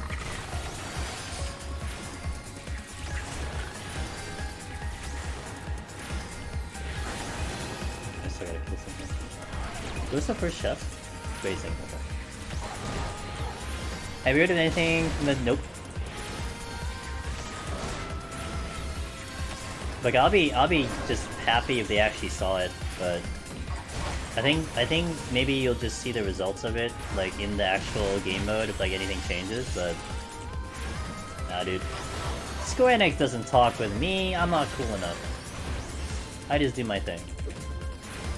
I do my thing for you guys, I don't do it for them. Although it would be nice, but my priority is helping you guys do this stuff. If they contact me, good. But that's just, we'll just have to wait and see.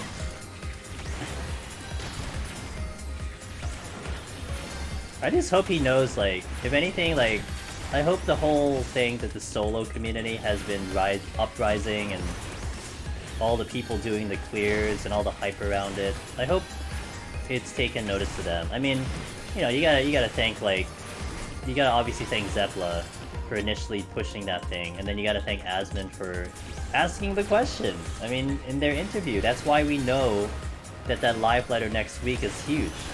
Because in that Asmund Rich interview, he just directly asked Yoshi, like, is there going to be stuff like the Necromancer title, you know, coming up in the future? And he's like, yo, wait for the first live letter after Endwalker, and we'll talk about it. Well, that's next week now, guys. It's next week, you know? It's here. It's coming in 7 days. So I'm really excited. Really excited to see what we get and what we talked about. Yeah, that's next week now. You're 7 days away from potentially hearing something. It's a huge day. Yoshi says, no, there will not be anything like the Necromancer. No, they were like, the thing was like titles and challenges. That was his question. That's what Asmund asked. Will there be like challenges like the Necromancer, those solo title type of things? Like something like, I think something like Annie asked about Deep Dungeon, or along the lines of a solo challenge. And then I think Sly, aka Grey Fox, asked specifically Deep Dungeon. Is there a Deep Dungeon in Endwalker? And that was also the same response. That yes, we're planning for it, look for the first live letter. So, you know, you get different variants of the same question, but yeah. Where would I want the difficult level to be? Somewhere around Insane to oh my god, I'm quitting the game, something like do you remember, like, you guys are raiders, right? I know a lot of you guys are raiders. I'm not a raider. I'm someone who sits in the sidelines. I'm on like those college benches. I'm just watching shit unfold, you know? When the top football player people like punching their faces in, I'm just like, oh cool, that's kind of cool. Like, you remember when it was, what is it? Pepsi Man, right? Wasn't that the static destroyer back in Heaven's Ward? Like, it destroyed statics, like people quit the game because of Pepsi Man. Something about that. I want around that level. I've actually been wanting, like, you know, the Boja duels, like Lion and Gabriel and all that shit. I want that at floor 10. Like, I want the boss to introduce itself at like floor 10 as like Lion, you know, Twisters, Exaflares, you know, right out the bat. Just give it to me at floor 10 and then ramp it up from the beginning. That's where I want it to be. Does that give you an indication of what I'm looking for?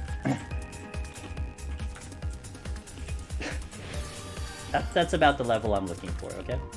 So, will they give that to me? No. They're not gonna give it to me. You know what I want? I want Palace of the Dead without walls so we can fall off. I want wall traps. I want things spawning in hallways. Dude, I want everything. I want them to just literally throw me the kitchen sink and be like, here, solo this, bitch. I want them to do that to me. That's what I want them to do to me. Wait, didn't I? Oh, I need to pick up the rage. Because you know why? It's going to be a fun show. You guys are gonna watch me suffer and try to get through it, and it'll be great. I just want at least one change in current deep dungeon that's making postures for me. Yeah, we put that in the deep dungeon feedback video about just making potsherds a little bit more accessible. We framed it around the idea that like the introduction into getting into solo and that kind of first step is difficult for people. It's like a high entry level. So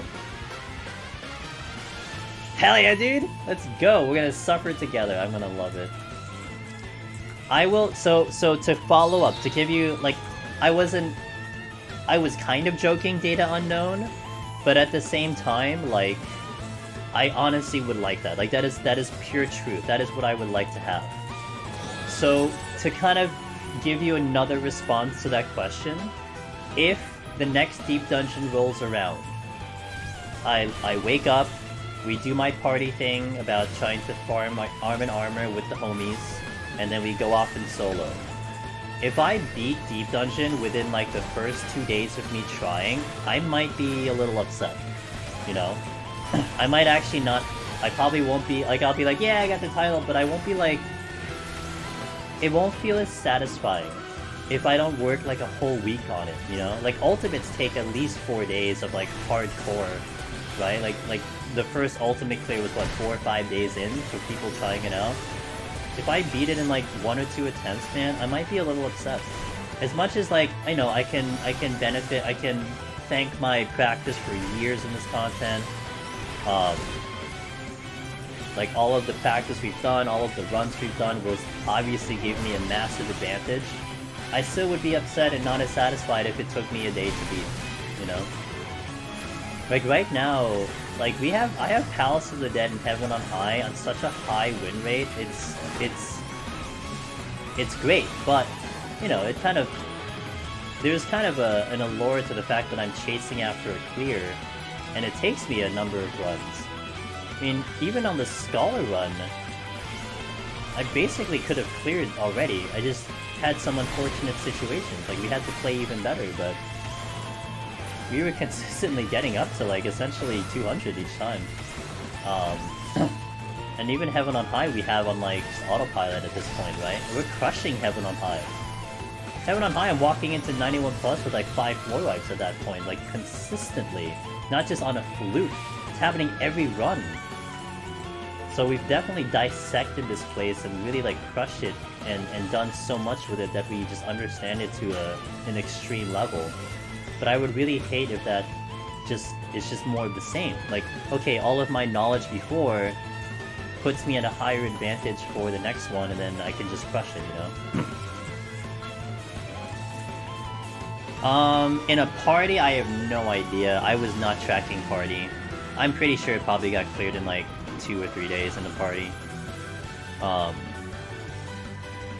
Like it probably got one shot by serious people, you know what I mean? Now the solo clear, the first solo clear came 2 years later. It came in, I think, 2018, if I remember correctly. I think what you want to look for is go into Elemental and look at Red Mage and look for Usagi Mimi's name.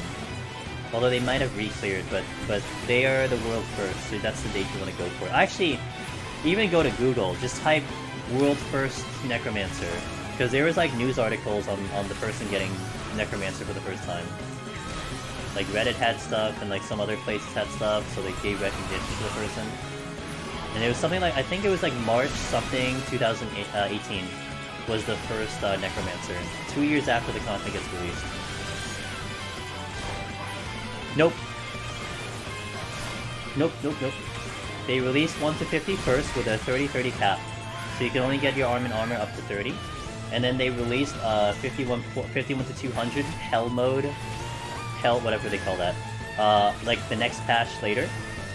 But sustaining potions did not exist till like a couple patches after that. So... And then Red Mage came somewhere after that too when Stormblood came in. Yeah, I think their original score is still, like, I would not change my original score. You know, like my Reaper is not getting touched. My Sage is never getting I'm never going back on Sage in Palace of Dead unless I do it on Primal. Yeah, they did come out in Heaven's Ward. They did come out in Heaven's Ward, that's correct. That was when Usagi cleared, January 2018. Yes.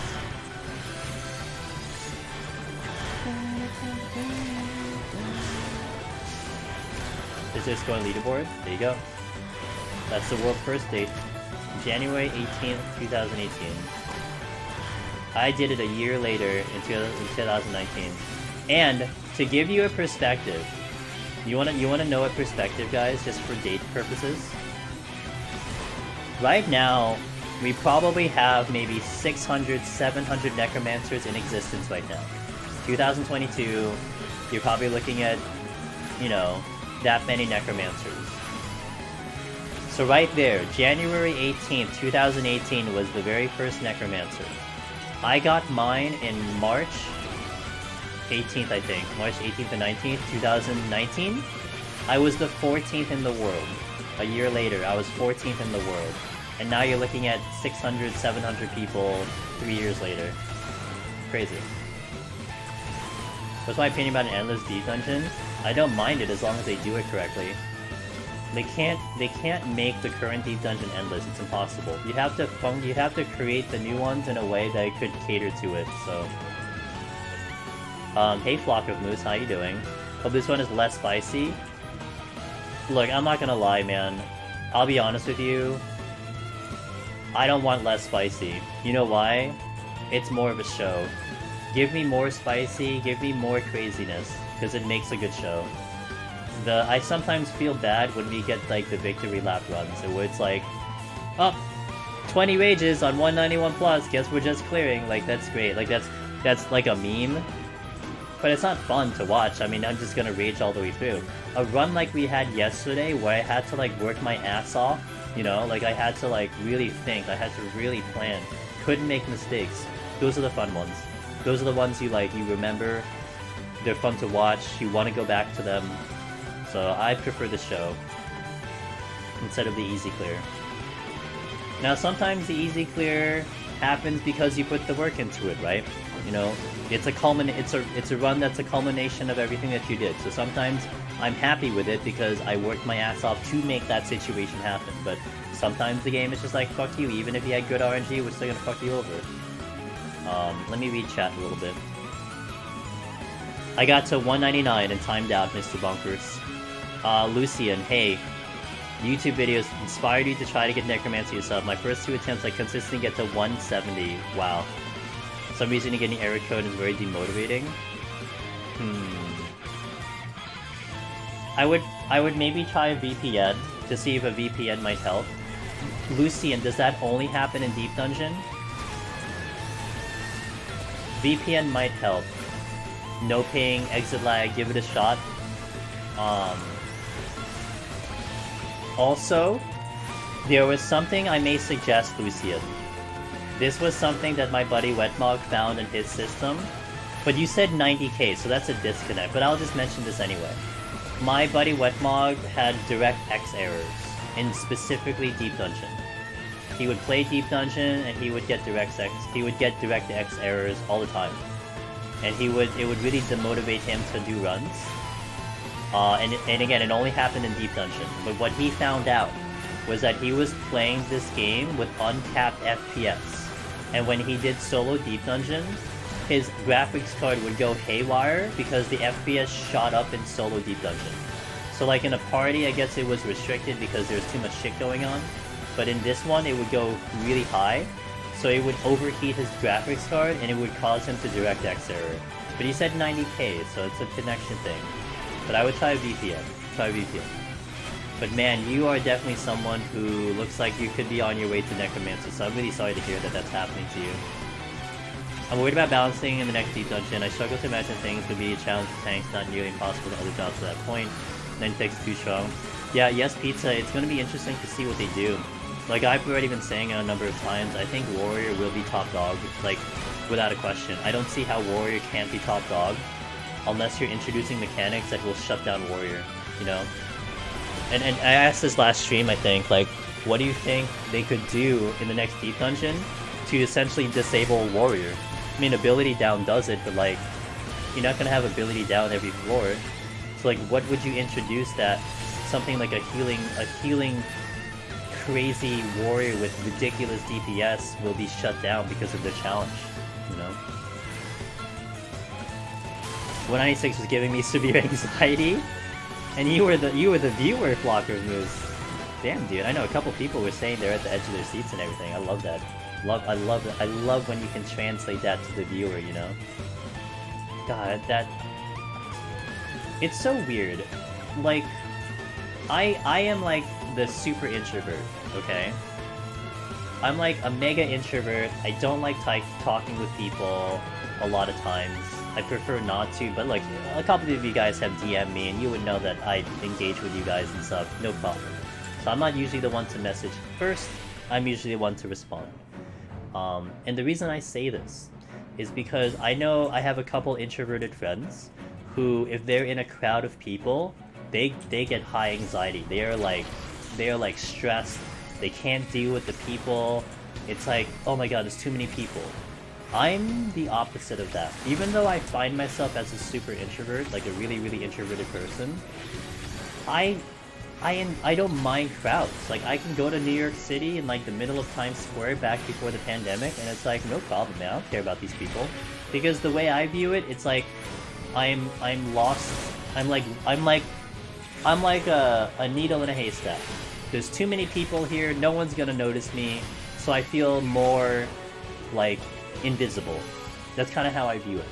And with that being said, something like a larger crowd of people doesn't give me like stage fright. I don't care about it. Like, it just doesn't matter to me. So the fact that we can like share that emotional value in the run, that people are watching and getting invested with it, I find that extremely cool, you know? That you get to share that kind of experience, how I'm feeling it, and so on and so forth as kind of the audience, and I love that, you know? I love that. I'd always sign up for something like that. And that was, again, to kind of what you mentioned before, like, I think about the fact that you hope that it was less spicy and, you know, a much smoother run. It's like, well, of course that would be great, but then you wouldn't feel those emotions. You wouldn't feel like, you know, oh, what's gonna happen next? Like, that's why I love the runs that are just really trying to challenge you. They're just more fun to watch, in my opinion.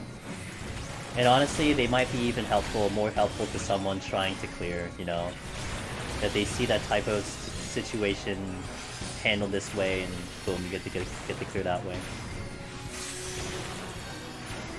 I think spicy runs are best even if they are difficult. I still feel like I didn't learn my own hero because it was a sure loss until I picked up the Leggy match so I bet security win. One thing to maybe keep in mind, Agni, when it comes to that situation. I understand your thought process. Like, okay, I got really lucky, like the game gave it to me at the end, but I think you want to definitely credit your entire run up to that point. That you fought your way up, you fought your way to get to that situation. You know, you didn't give up, you kept fighting, and you allowed yourself the opportunity to have that happen. You were ballsy enough to maybe check those chests and get to that thing. So, as much as it is luck that you picked up that thing, maybe another player doesn't even get to those chests. Maybe another player dies way too early. Maybe they give up way too fast, you know? So, definitely would not feel too bad about it at all.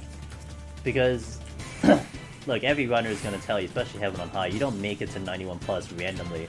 You don't, like, all of a sudden just like show up at 91 because of RNG. You know, like if you were super lucky but you don't have that much knowledge, you get to 81 like just making it to 81. You work your ass to get to 91 plus.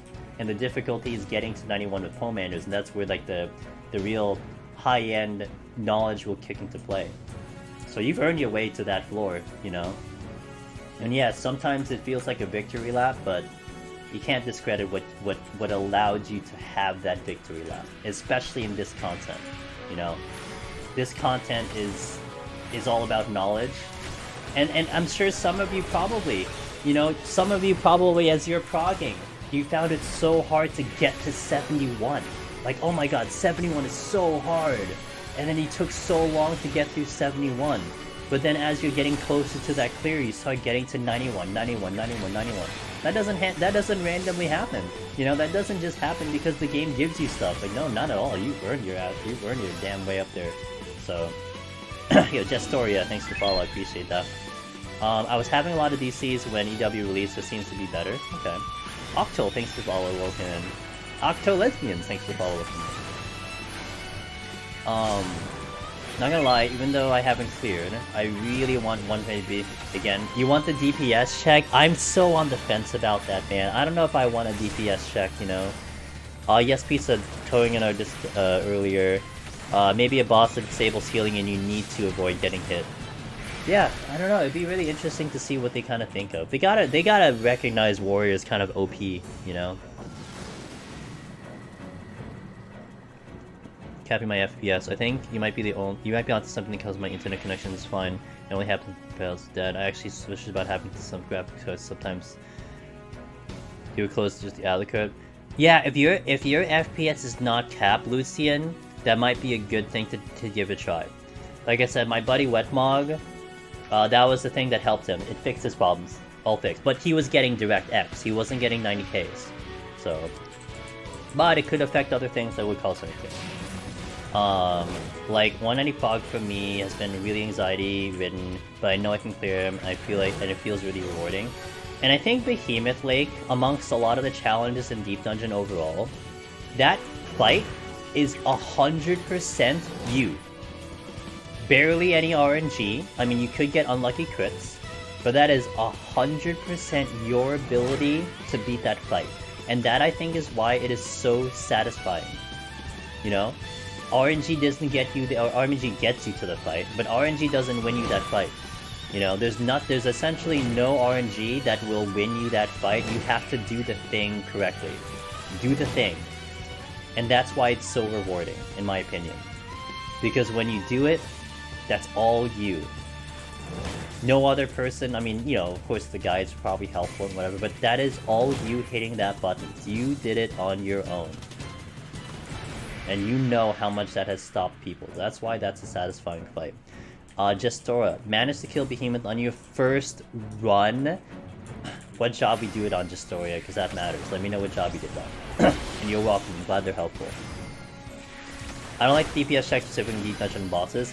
I'm on the fence because what makes it difficult, Ricken, is because you have a couple jobs that might suffer with a DPS check. You know, we're witnessing it with the 60 kit. I mean, maybe it's better at 90, but who knows? Red Mage? Hey, it's still the Gestoria. I remember when I was doing Behemoth for the first time myself on Red Mage, when you're seeing those meteors drop and you hear the sound of the meteor hitting the ground, and if you have the screen shaking on, you see your screen shaking. Oh my god, it's like it's high anxiety, especially the first time. It's like you don't want to flub it, you gotta watch your MP, so you know, yeah, Red Mage might be easy mode on Behemoth, but as that first time, that's a huge one. Hey, oh, Lucian, thanks for that, man. That's really nice of you. Thank you for the tier 1. I really appreciate that support. That's really huge for the channel, so thank you so much for that. Catching up on chat a little bit here. Oh wait, I gotta unlock the boss now. I'll steal, but I won't strength. Warrior definitely is the most talked about self-sustaining tank, but they're all quite capable too. I was slowing dungeon fresh. Oh, interesting. Okay, yes, pizza, got it. Here. Hey, no problem. Hey, Lucian, definitely if you're able to come on back, let me know if you find a solution, because you can also be helping someone in the road, down the road. Someone else might have the problem, and I've heard a couple people have that problem too. So if you do find a solution, definitely let me know, so I can try to remember it, and someone maybe comes into chat and says that, I can be like, hey, Lucian, Wetmog, had this happen, you know, give it a try, it might fix you. DPS checks are always a common type mechanic in MMO, so I don't think it's at 1 out of 20 bosses so bad. Well, a DPS check is a DPS check, Kiamba, but as long as it's appropriate for solo. Because I can tell you for sure, Kiamba, that Behemoth DPS check was absolutely for a 4-man. I don't think they really necessarily planned it to be for solo. Of course, you know, over the course of the period of time, we found out that we can really optimize it and just make it out solo. But it would be definitely interesting to see how they would do it that would be accommodating for a solo player, which I'm sure is going to be on the mind of their runs. So maybe you do get a DPS check, but it's fair for everyone, you know? Who knows? Like, what if the DPS check is purely,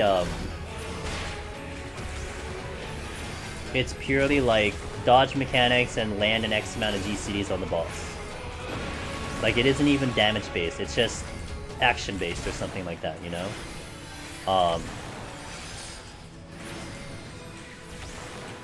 Who knows?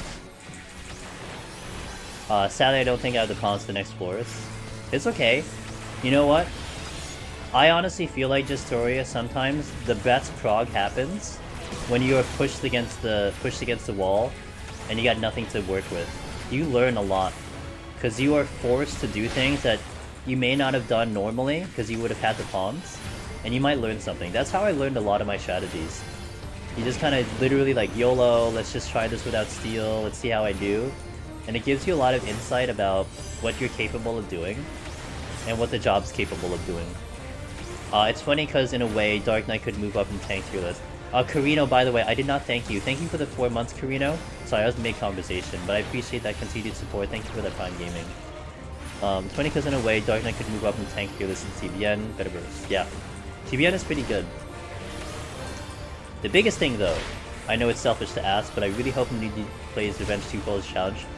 I hope it's Revenge Twofold, but I am pretty hyped about the new boss theme, Finality. Finality is pretty ridiculous, and I would love to hear Finality in somewhere in the new Deep Dungeon, if not the... I would not mind if Finality replaces Revenge Twofold, but Revenge Twofold will be very appropriate. Very appropriate. You can make monster cast undead so your warriors could heal themselves. Yeah, we were thinking like zombie status underrates. That you do an ability that gives you zombie and you really can't heal because you'll kill yourself. Shira, hello. These scholar runs are very exciting. It reminds me of Heaven on His Cup from last year where you're down to the wire. You were watching the scholar runs? Oh man, those are fun, right? Yeah, yesterday's run. You know, maybe what I should do is I should separate the 191 to 199. Like, we'll do the full VOD, but I'll separate the 191 to 199, because I think that was a pretty thrilling hour. Even though we lost, I think it was a pretty good, just an attempt, you know. The struggle, the game really being just kicking my ass. But it was pretty fun, and we still almost cleared, which is insane. You want it for the story? Yeah, understandable, yeah. Now, Lake, would you like the following? Would you like a remix of Revenge Twofold? A new Soken version of Revenge Twofold, like an updated version of it. I think I would dig that a lot. You know, something even more hype, but it's still the same song. Just to kind of go with the updated Deep Dungeon. I think that would be sick. And I could totally see it happening, you know, with all the remix versions and the newer versions of the songs that we have, you know, like Sigma, so on and so forth. That would be awesome. Great showcase on how crazy things get. Yeah, and honestly, I don't think I played my best. I know I made a handful of mistakes. There's a lot of places I could have improved on that run specifically. I mean, the 2 deaths was bad. How I handled 196 was bad. But absolutely, I mean, getting it down to the wire with certain things I think will be helpful to people. Yeah, exactly. Something that I can get DMCA'd for. Something I can record, and then when it goes to the Twitch bot, it gets muted. Absolutely. I'm looking forward to it. Can't wait. Can't wait, dude. We'll have to play over Papaya when that song comes up. When I put it up on YouTube, we'll play it over with Papaya. I'll have like a text saying, you know, had to mute the music, I apologize. So we'll replace it with a slightly similar song.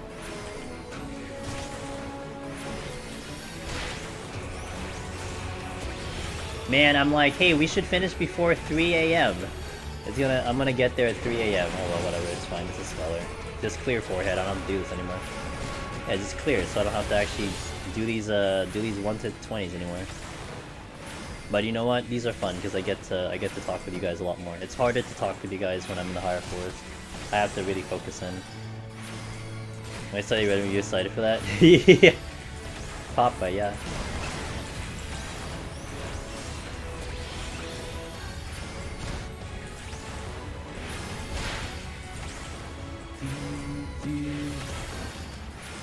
Broil.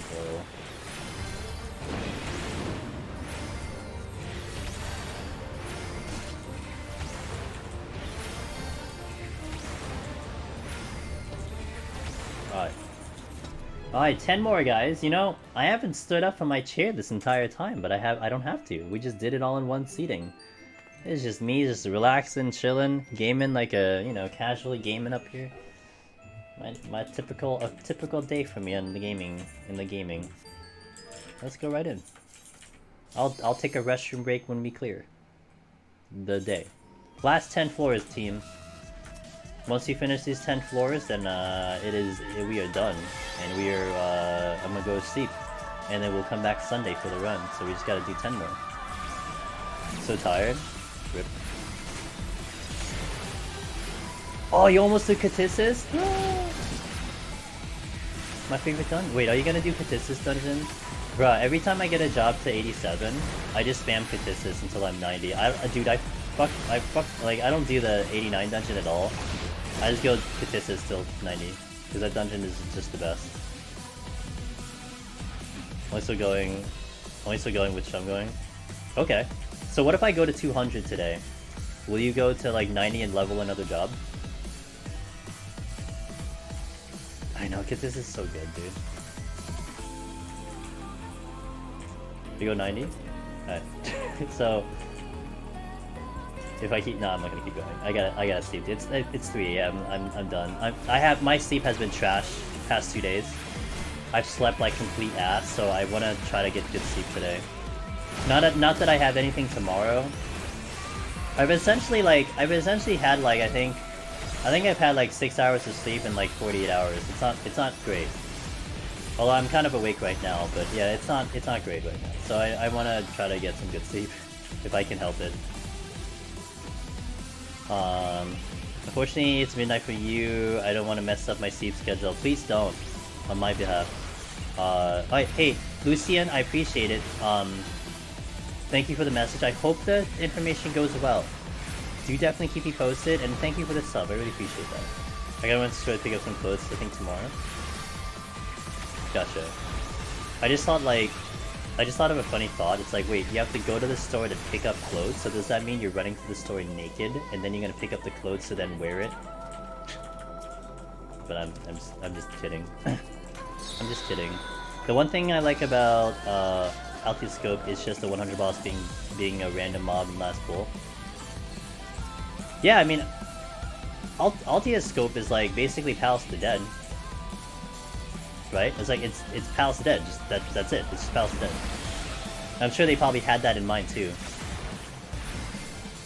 You're calling back the dead, except in a more extreme atmosphere with the Aether, whatever. The Aether Sea.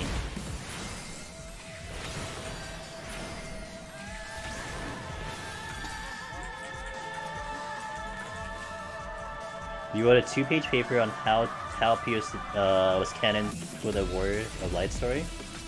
How'd that go?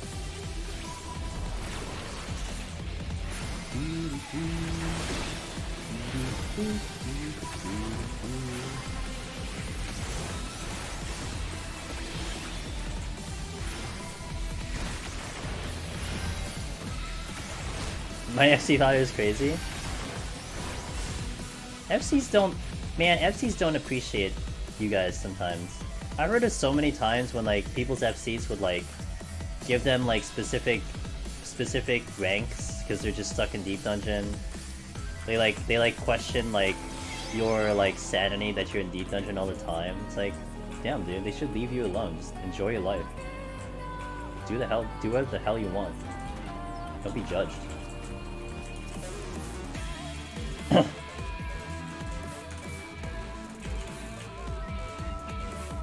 Yeah, we killed him in 100, so he's just floating around the Aether Sea, because you hadn't completely killed him yet.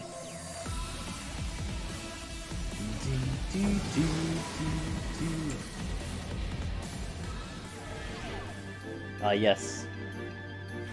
This song. Onslaught. What a name for a song, Onslaught.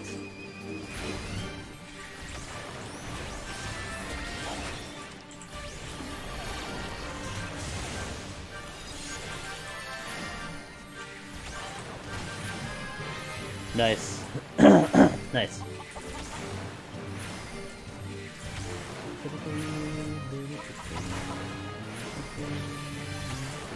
Oh, add some inputs.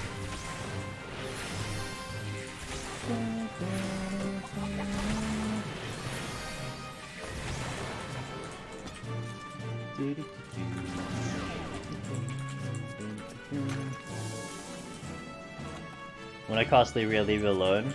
You better leave her alone. I think I did see her. I think I did see her yesterday. Left her alone, big time.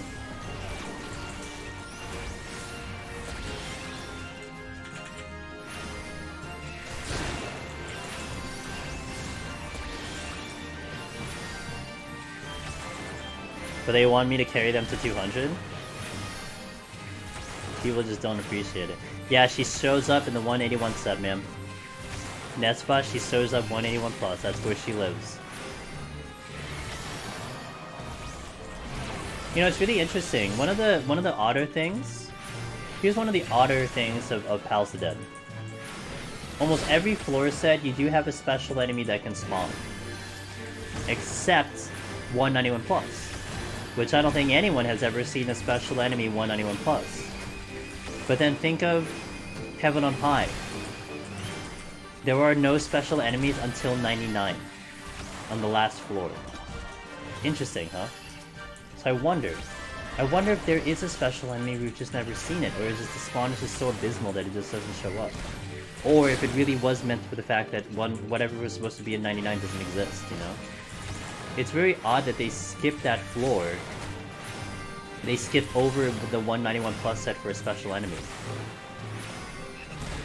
Now, come to think of it, I don't know if there's a special enemy on 91 plus. I'd have to kind of consult Jason for that one. Yeah, it's kind of interesting, huh? I wonder why they specifically skipped that 4. Maybe because it's already full of undead, I guess.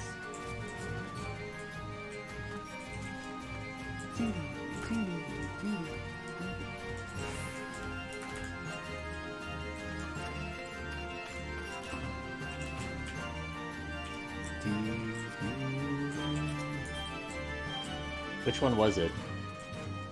So then it's only 191 that shows up? Oops.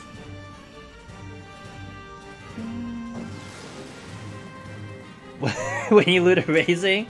Alright, Carino. Let me know when that happens, alright, dude? When that happens, give me the words, show me a screenshot, send me a video. Strength.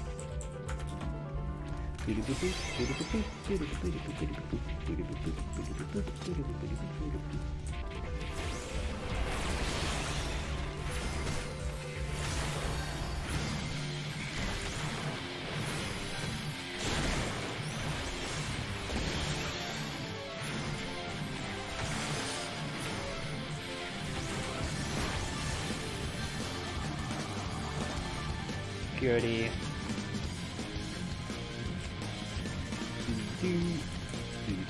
Steal.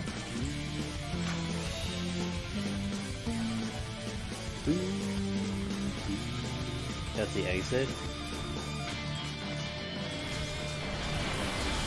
I enjoy having you playing on the second monitor while running my own prog. It's like your aggro sounds. I think it's yeah. I've done that before, where I've watched someone doing deep dungeon, Joe Ross, and I hear the sound of aggro, and I think I aggro something. Yeah,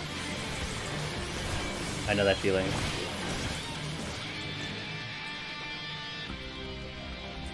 I know like a lot of streamers have they have the in-game alerts. So like our buddy Alchemy, who is here at the beginning of stream, I believe her follower alert is the tell notification, and she knows that sometimes that could like tick people off, but she loves it anyway. I think it's hilarious. I actually have all my notifications off for that stuff. Can I get the link for the guides? Might try to solo run soon. Sure. Well, Big Bad. I do have my YouTube one, so I have the visuals, right? So you probably have checked that already. But the big ones that we have, of course, is Meiji's guides. So that's the written ones that a lot of us utilize and a lot of the community uses. So that's the written guides. So I have the videos, and then Meiji has the written. Hopefully that's what you're looking for. And I'm excited to hear that you're gonna try solos too. I hope you have fun. That's first and foremost. I hope you have a lot of fun.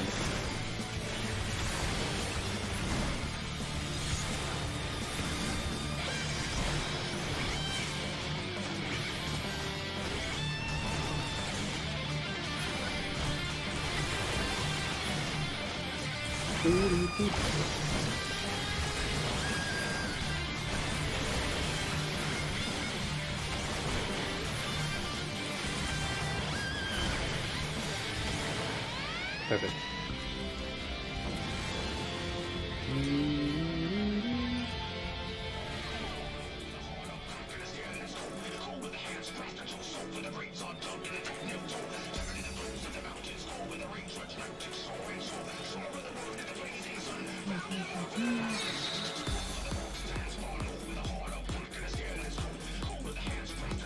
I don't think I've heard this song in a while on my playlist.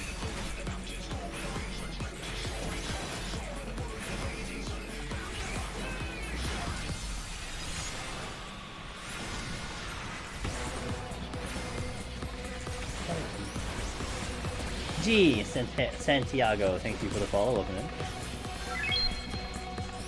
Appreciate that. Welcome in. Pudding.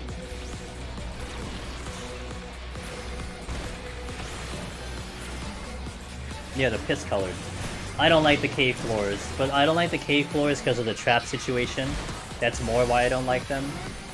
But yeah, absolutely, I don't like these floors at all. But I guess you're rewarded with the 151 plus, you know? You fight your way through this, you're rewarded with 151 plus.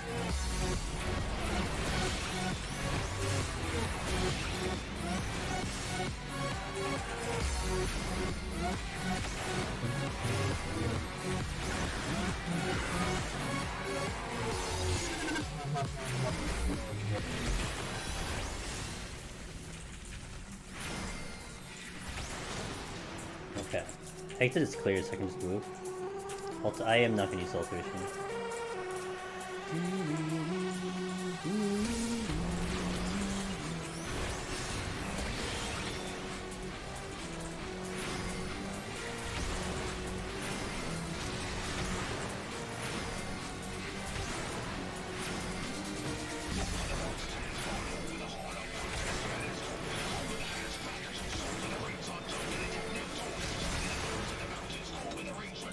I see you, Rickon. Have a good night. I'll be heading out myself soon, heading to bed soon. We gotta finish our job here. 6 hours on stream for 1 to 120, hopefully.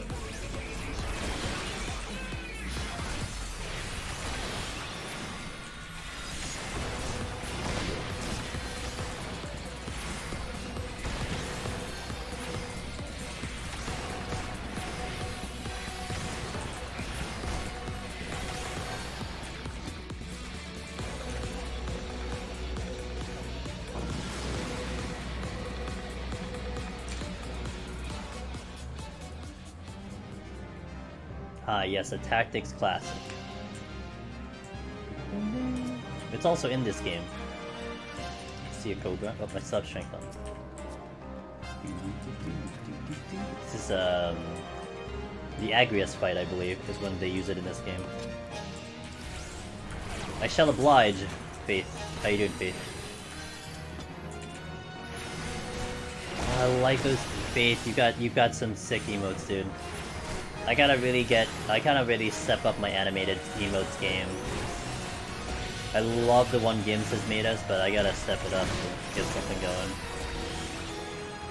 Song does slap, dude. It's a classic.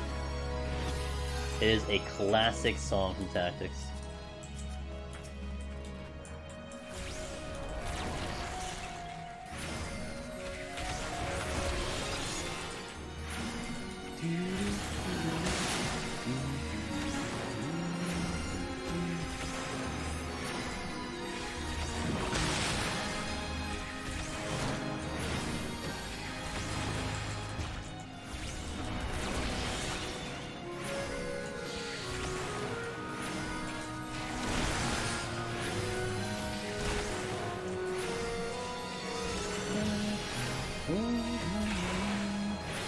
You love your animated emotes? Oh, they're good. They're good.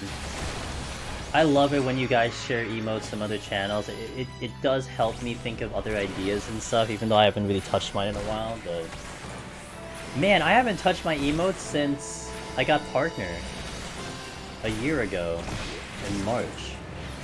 Because I talked to Mori, he got me 10 more. I haven't thought of it since then. That's some high quality ass. I suit cake butt. That's a nice one, you know. There's some like really like Faith, your animated ones have like awesome like FPS to it. That's what I kind of want to go. I want to kind of get a nice emote that has some really high FPS, you know. But my ideas, my brain is not thinking in that direction. Like I haven't really been able to like sit down and like give it a lot of thought yet, so I want to. But eventually, over time, I'm gonna get there. It's Irelia, but from League. I don't know League. What happened to the spin? What happened to the spin emotes? What happened to the spin emotes? Wasn't that a fad? Like, I remember everyone having spin emotes, and then all of a sudden I see no one with spin emotes. Like, what happened? Did it just get cancelled on, like, Twitter or something? There we go. But it was just so funny, like, I saw everyone with spinning emotes. No, Celine has the different one. I'm talking, like, the one that, like, Faith has, where it spins in, like, a horizontal fashion. Like, Todd had one, and then Momo had one. I'm like, damn, everyone has spinning emotes. We should make a spinning emote. And then all of a sudden, everyone just stopped doing it.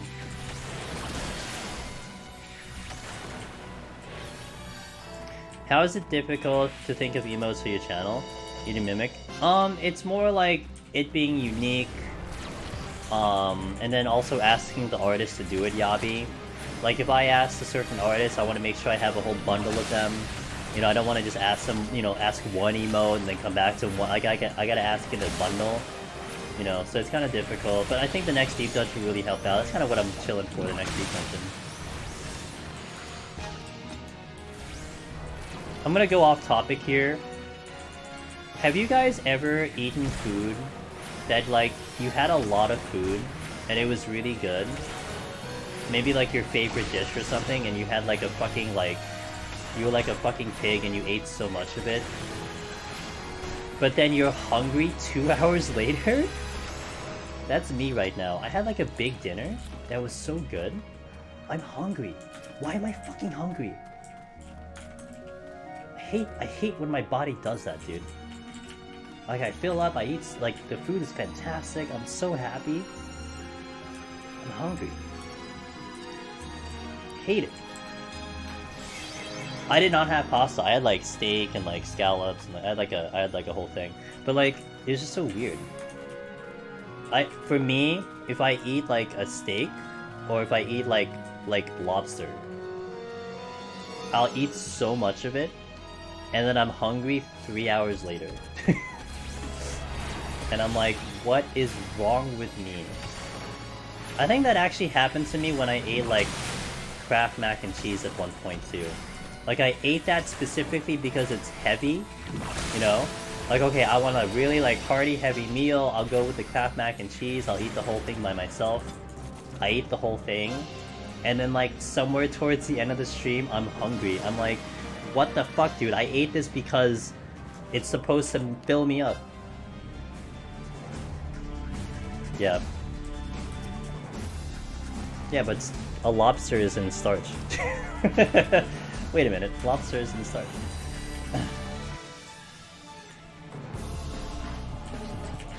Nah, I don't want to go for that chest. No! You're tired? It's fine, so am I. What's the big deal?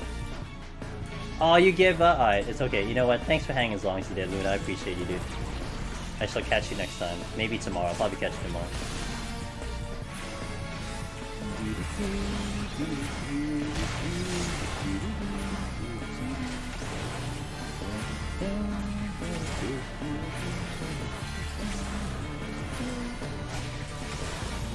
Because you eat with your eyes, but your stomach remain empty is what my mother always tells me what happens. See, I don't eat with my eyes. I am definitely someone, Yabi, that I do not do that. God damn it. I don't do that. I actually hate that concept, because I actually hate it when people eat with their eyes.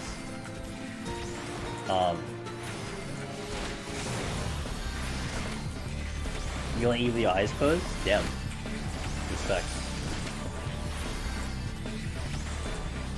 Emotes are a form of marketing too. An emote that works for a lot. It means to be used in many channels. Yeah, it does. And Lake, I do have statistics. I can see statistics of when you guys use emotes on other channels. I can see how many times it happens, and I know like a lot of my emotes do get used in various channels. So it is tough to like pick the right one, to have something that you guys really like and want to use and everything. So that's why it's been difficult. I've been trying to take stock and note of other people's emotes and whatnot, but the jobs I've played says Big Bad. Which one did you find the easiest solo with? I mean, Palace of the Dead, there is really a good reason why Machinist is the favorite. And as much as I would love to propaganda Red Mage as the Red Mage was the OG. I got my titles on Red Mage. But bear in mind also that I got my titles before we even knew we could clear on another job, so it was like the only option. I love the Red Mage climb. I would love to go back to the Red Mage climb as much as possible. The only thing is,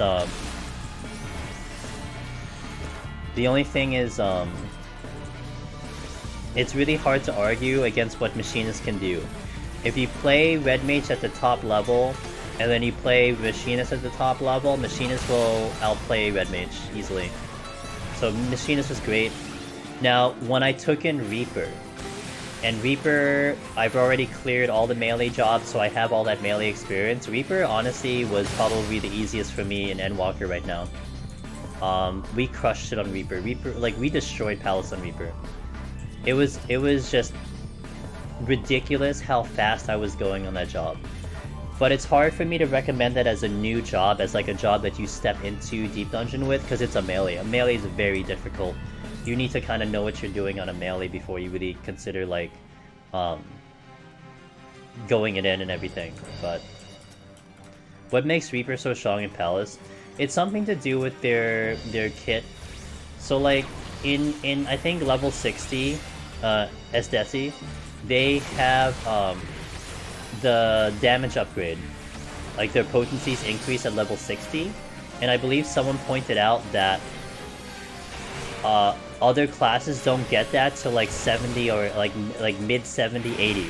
So they have this higher upgrade of damage than most classes do, and they're just doing a massive amount of damage per GCD than a lot of other classes. So you are melting enemies in Palace of the Dead. You're melting enemies in Heaven on High too, but the job kits of certain jobs are a little bit better, so it doesn't shine as much. But in Palace of the Dead, man, you are ripping apart enemies in here. And when you rip apart enemies, it means your kill time is faster, therefore you go much faster. So that's why it's very, very strong. And also its rotation, in my opinion, is just very simple. It's just 1, 2, 3 with a gauge, 1, 2, 3 with a gauge. And there's no like timer that you're waiting for, you know, like not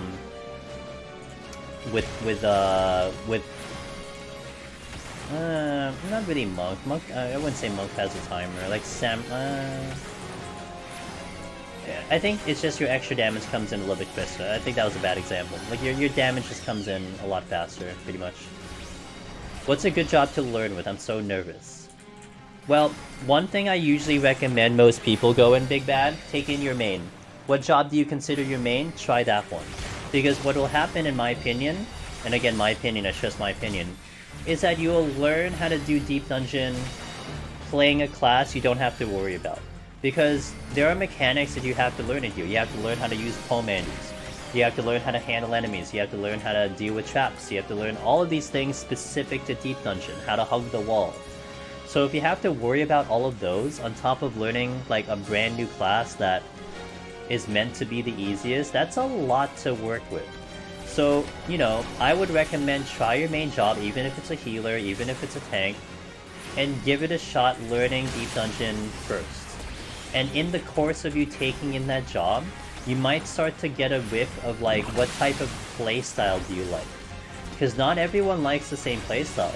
So like, for instance, a machinist is a pure kiting job. You run around, you gun. If you stop running, you'll probably die. Partially a joke, but that's really true. Not a lot of people, not everyone likes that type of game style. There are people who like to go mono-y-mono like a tank. You just stand up to an enemy and you fight it. No kiting, nothing. You just go mono-y-mono. Then you have the ideas like the casters. Maybe you just like the ideas of a casters over a physical range. So maybe you like the casting jobs, and they're great too. Or you're looking at me, this is healing, right? Low damage, but high survivability. So you start to maybe get that vibe of what you might gravitate towards. And you have to kind of give it a shot to get that understanding. Like, you know, I can give you an answer, but you're not going to know until you try it first. So you try it out, see what the answer is, and then proceed from there. So, to circle it back to your original question, try your main job first. Give that a go, and then slowly try to get used to this place, and then there you go.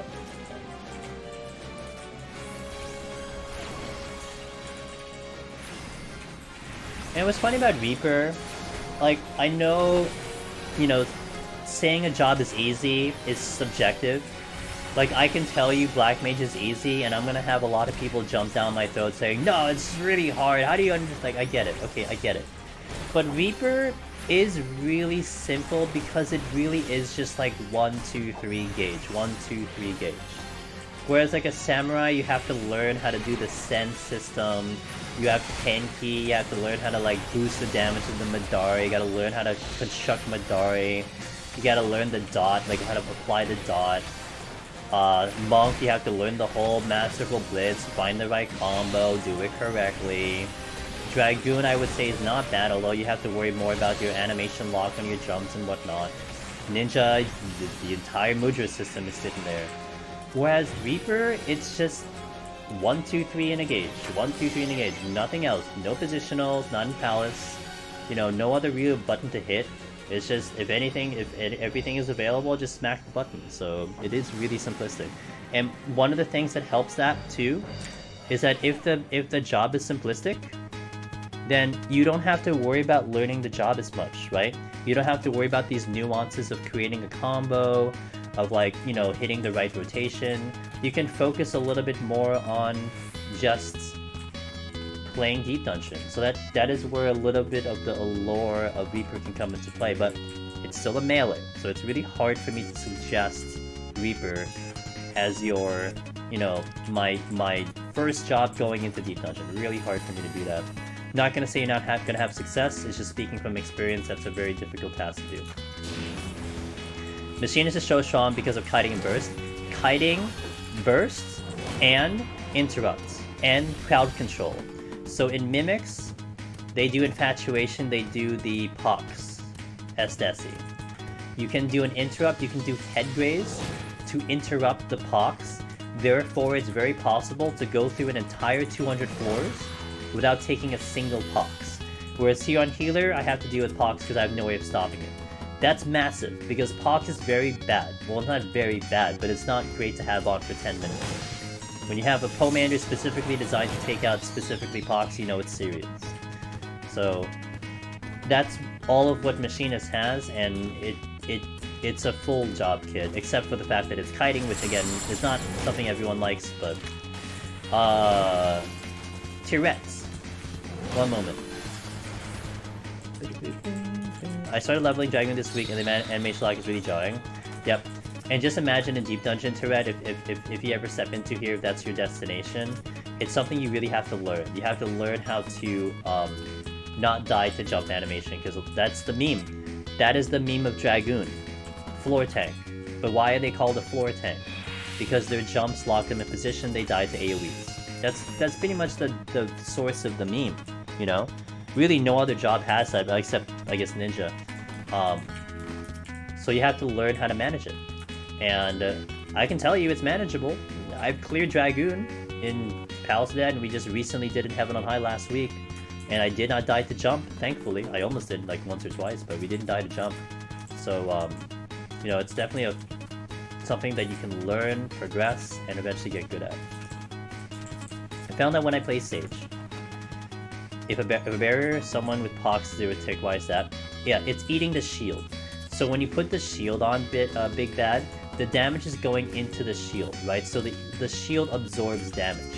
And with the permanent DOT that it does when you have Pox on, it's just eating the shield damage. That's why it's doing 0. Does that make sense? But the shield doesn't tick down from the times I've buried people. What do you mean tick down? So when you put a shield up, it's like adding HP to a player. So that shield gets consumed first when damage rolls out. And you have a DOT on you because of the Pox, so it's rolling into the shield first as opposed to the player. So the shield is eating, as Lake said, the shield is eating the damage from the player instead of the player taking the damage. Yeah, interrupting, like, so what does Pox do as Desi? Pox gives you a DOT, it cancels your auto healing, and it also drops your damage by about 10%. All of that, and it's a 10-minute debuff. So you're going slower, you have a higher chance of dying, and you can't recover your HP, which causes you to use more sustaining potions.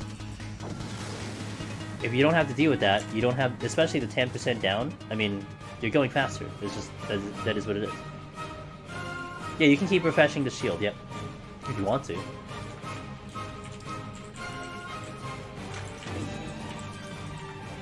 Sage seals are also 30 seconds, yeah.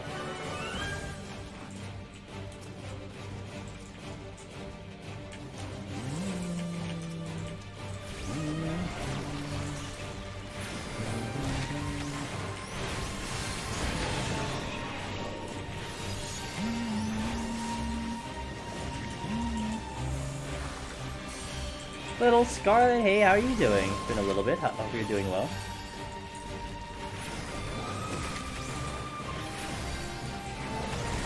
Yes, well, technically also 190 trips up some people. You know, don't discredit 190, although I personally think 190 is easier than 180. But 180 is the big wall for machinists. Getting through that behemoth burst is a challenge. Only mimics give you pox, correct. Only mimics give you pox.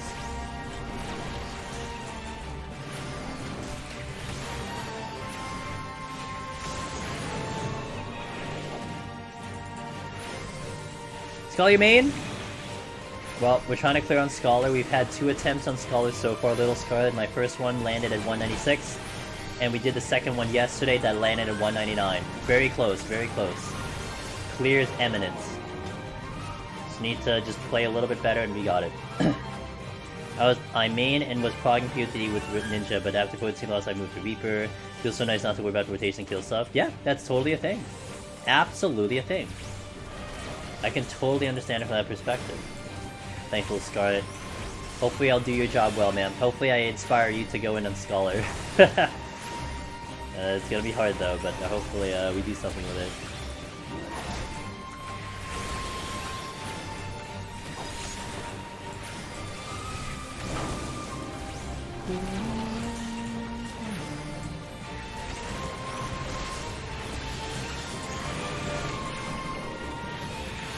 I was still on sleep. I was still on slow DR, damn.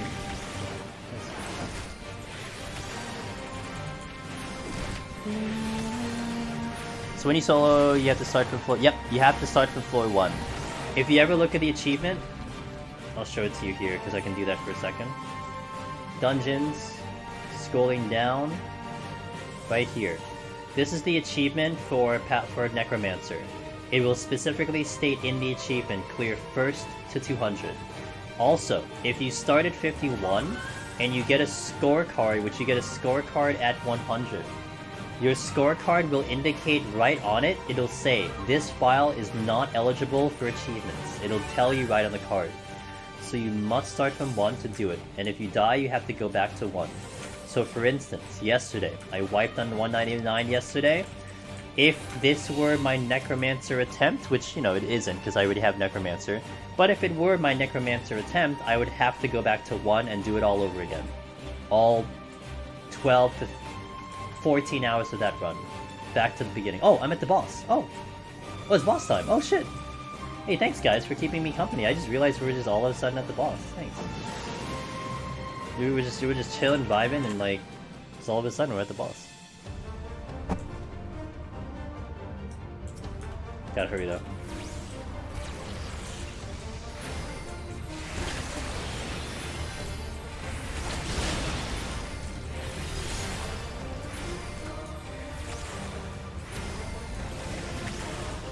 Best boss names, good one. What is my opinion on having to start from 1?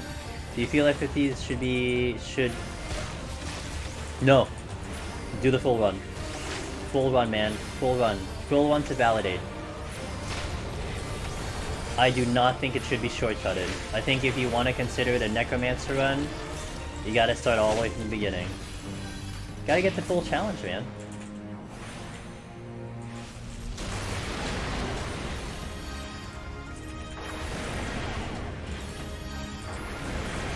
Self-meme, hello. I shall try to read your thing. Just give me a bit, because it's going to be a little bit tough. Okay. Videos on YouTube have inspired you to attempt getting Necromancer. My first attempt on 118, okay. I tried the second one the other day. And wow, that's a big improvement, 168. Sweet, okay. Wow. Hell. Yeah. Fed Expression. I like that name. Thanks for the follow, welcome in. Yo, that is awesome prog, dude. And man, I'm excited to hear what your third run's going to be. But keep it up. You're definitely in a good pace. And, you know, hopefully the videos are going to definitely help you through and keep studying them and all that stuff. But yeah, congratulations. Thank you for telling me. I love hearing those messages. I love knowing how other people prog and all that stuff, so...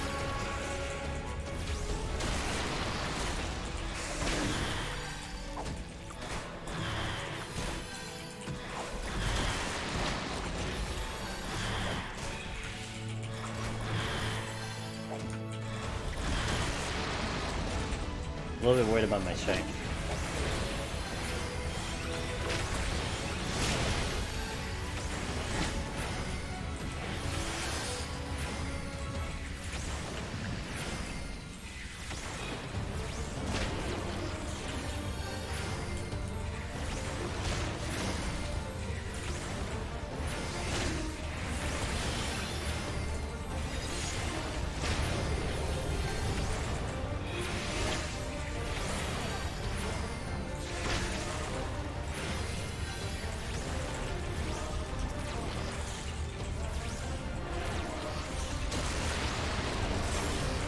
My strength is going out. I'm not gonna have strength for another cycle of these. I'm a little concerned if I'll have enough damage, but I think we should be okay. Hope. Even if I need 2 extra DCs on Art of War, we should kill the bees. So I hope that's gonna be enough.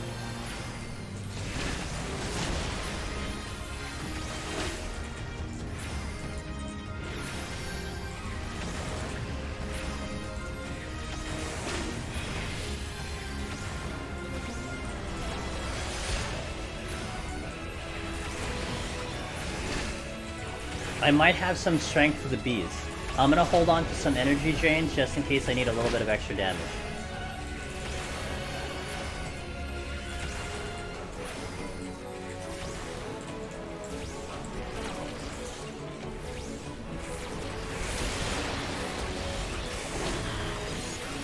I missed one.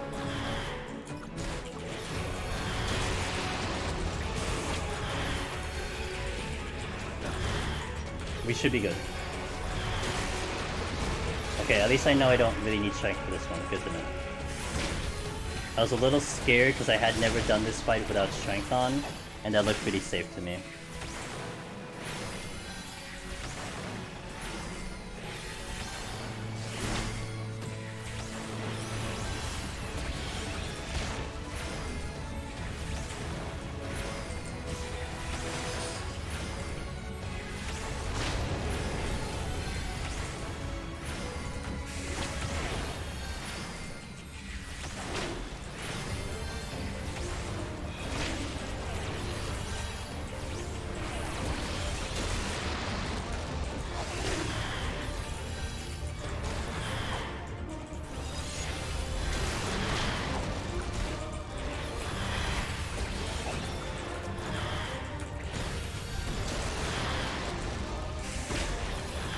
Are we good?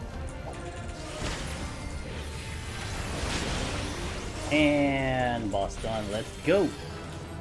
Alright.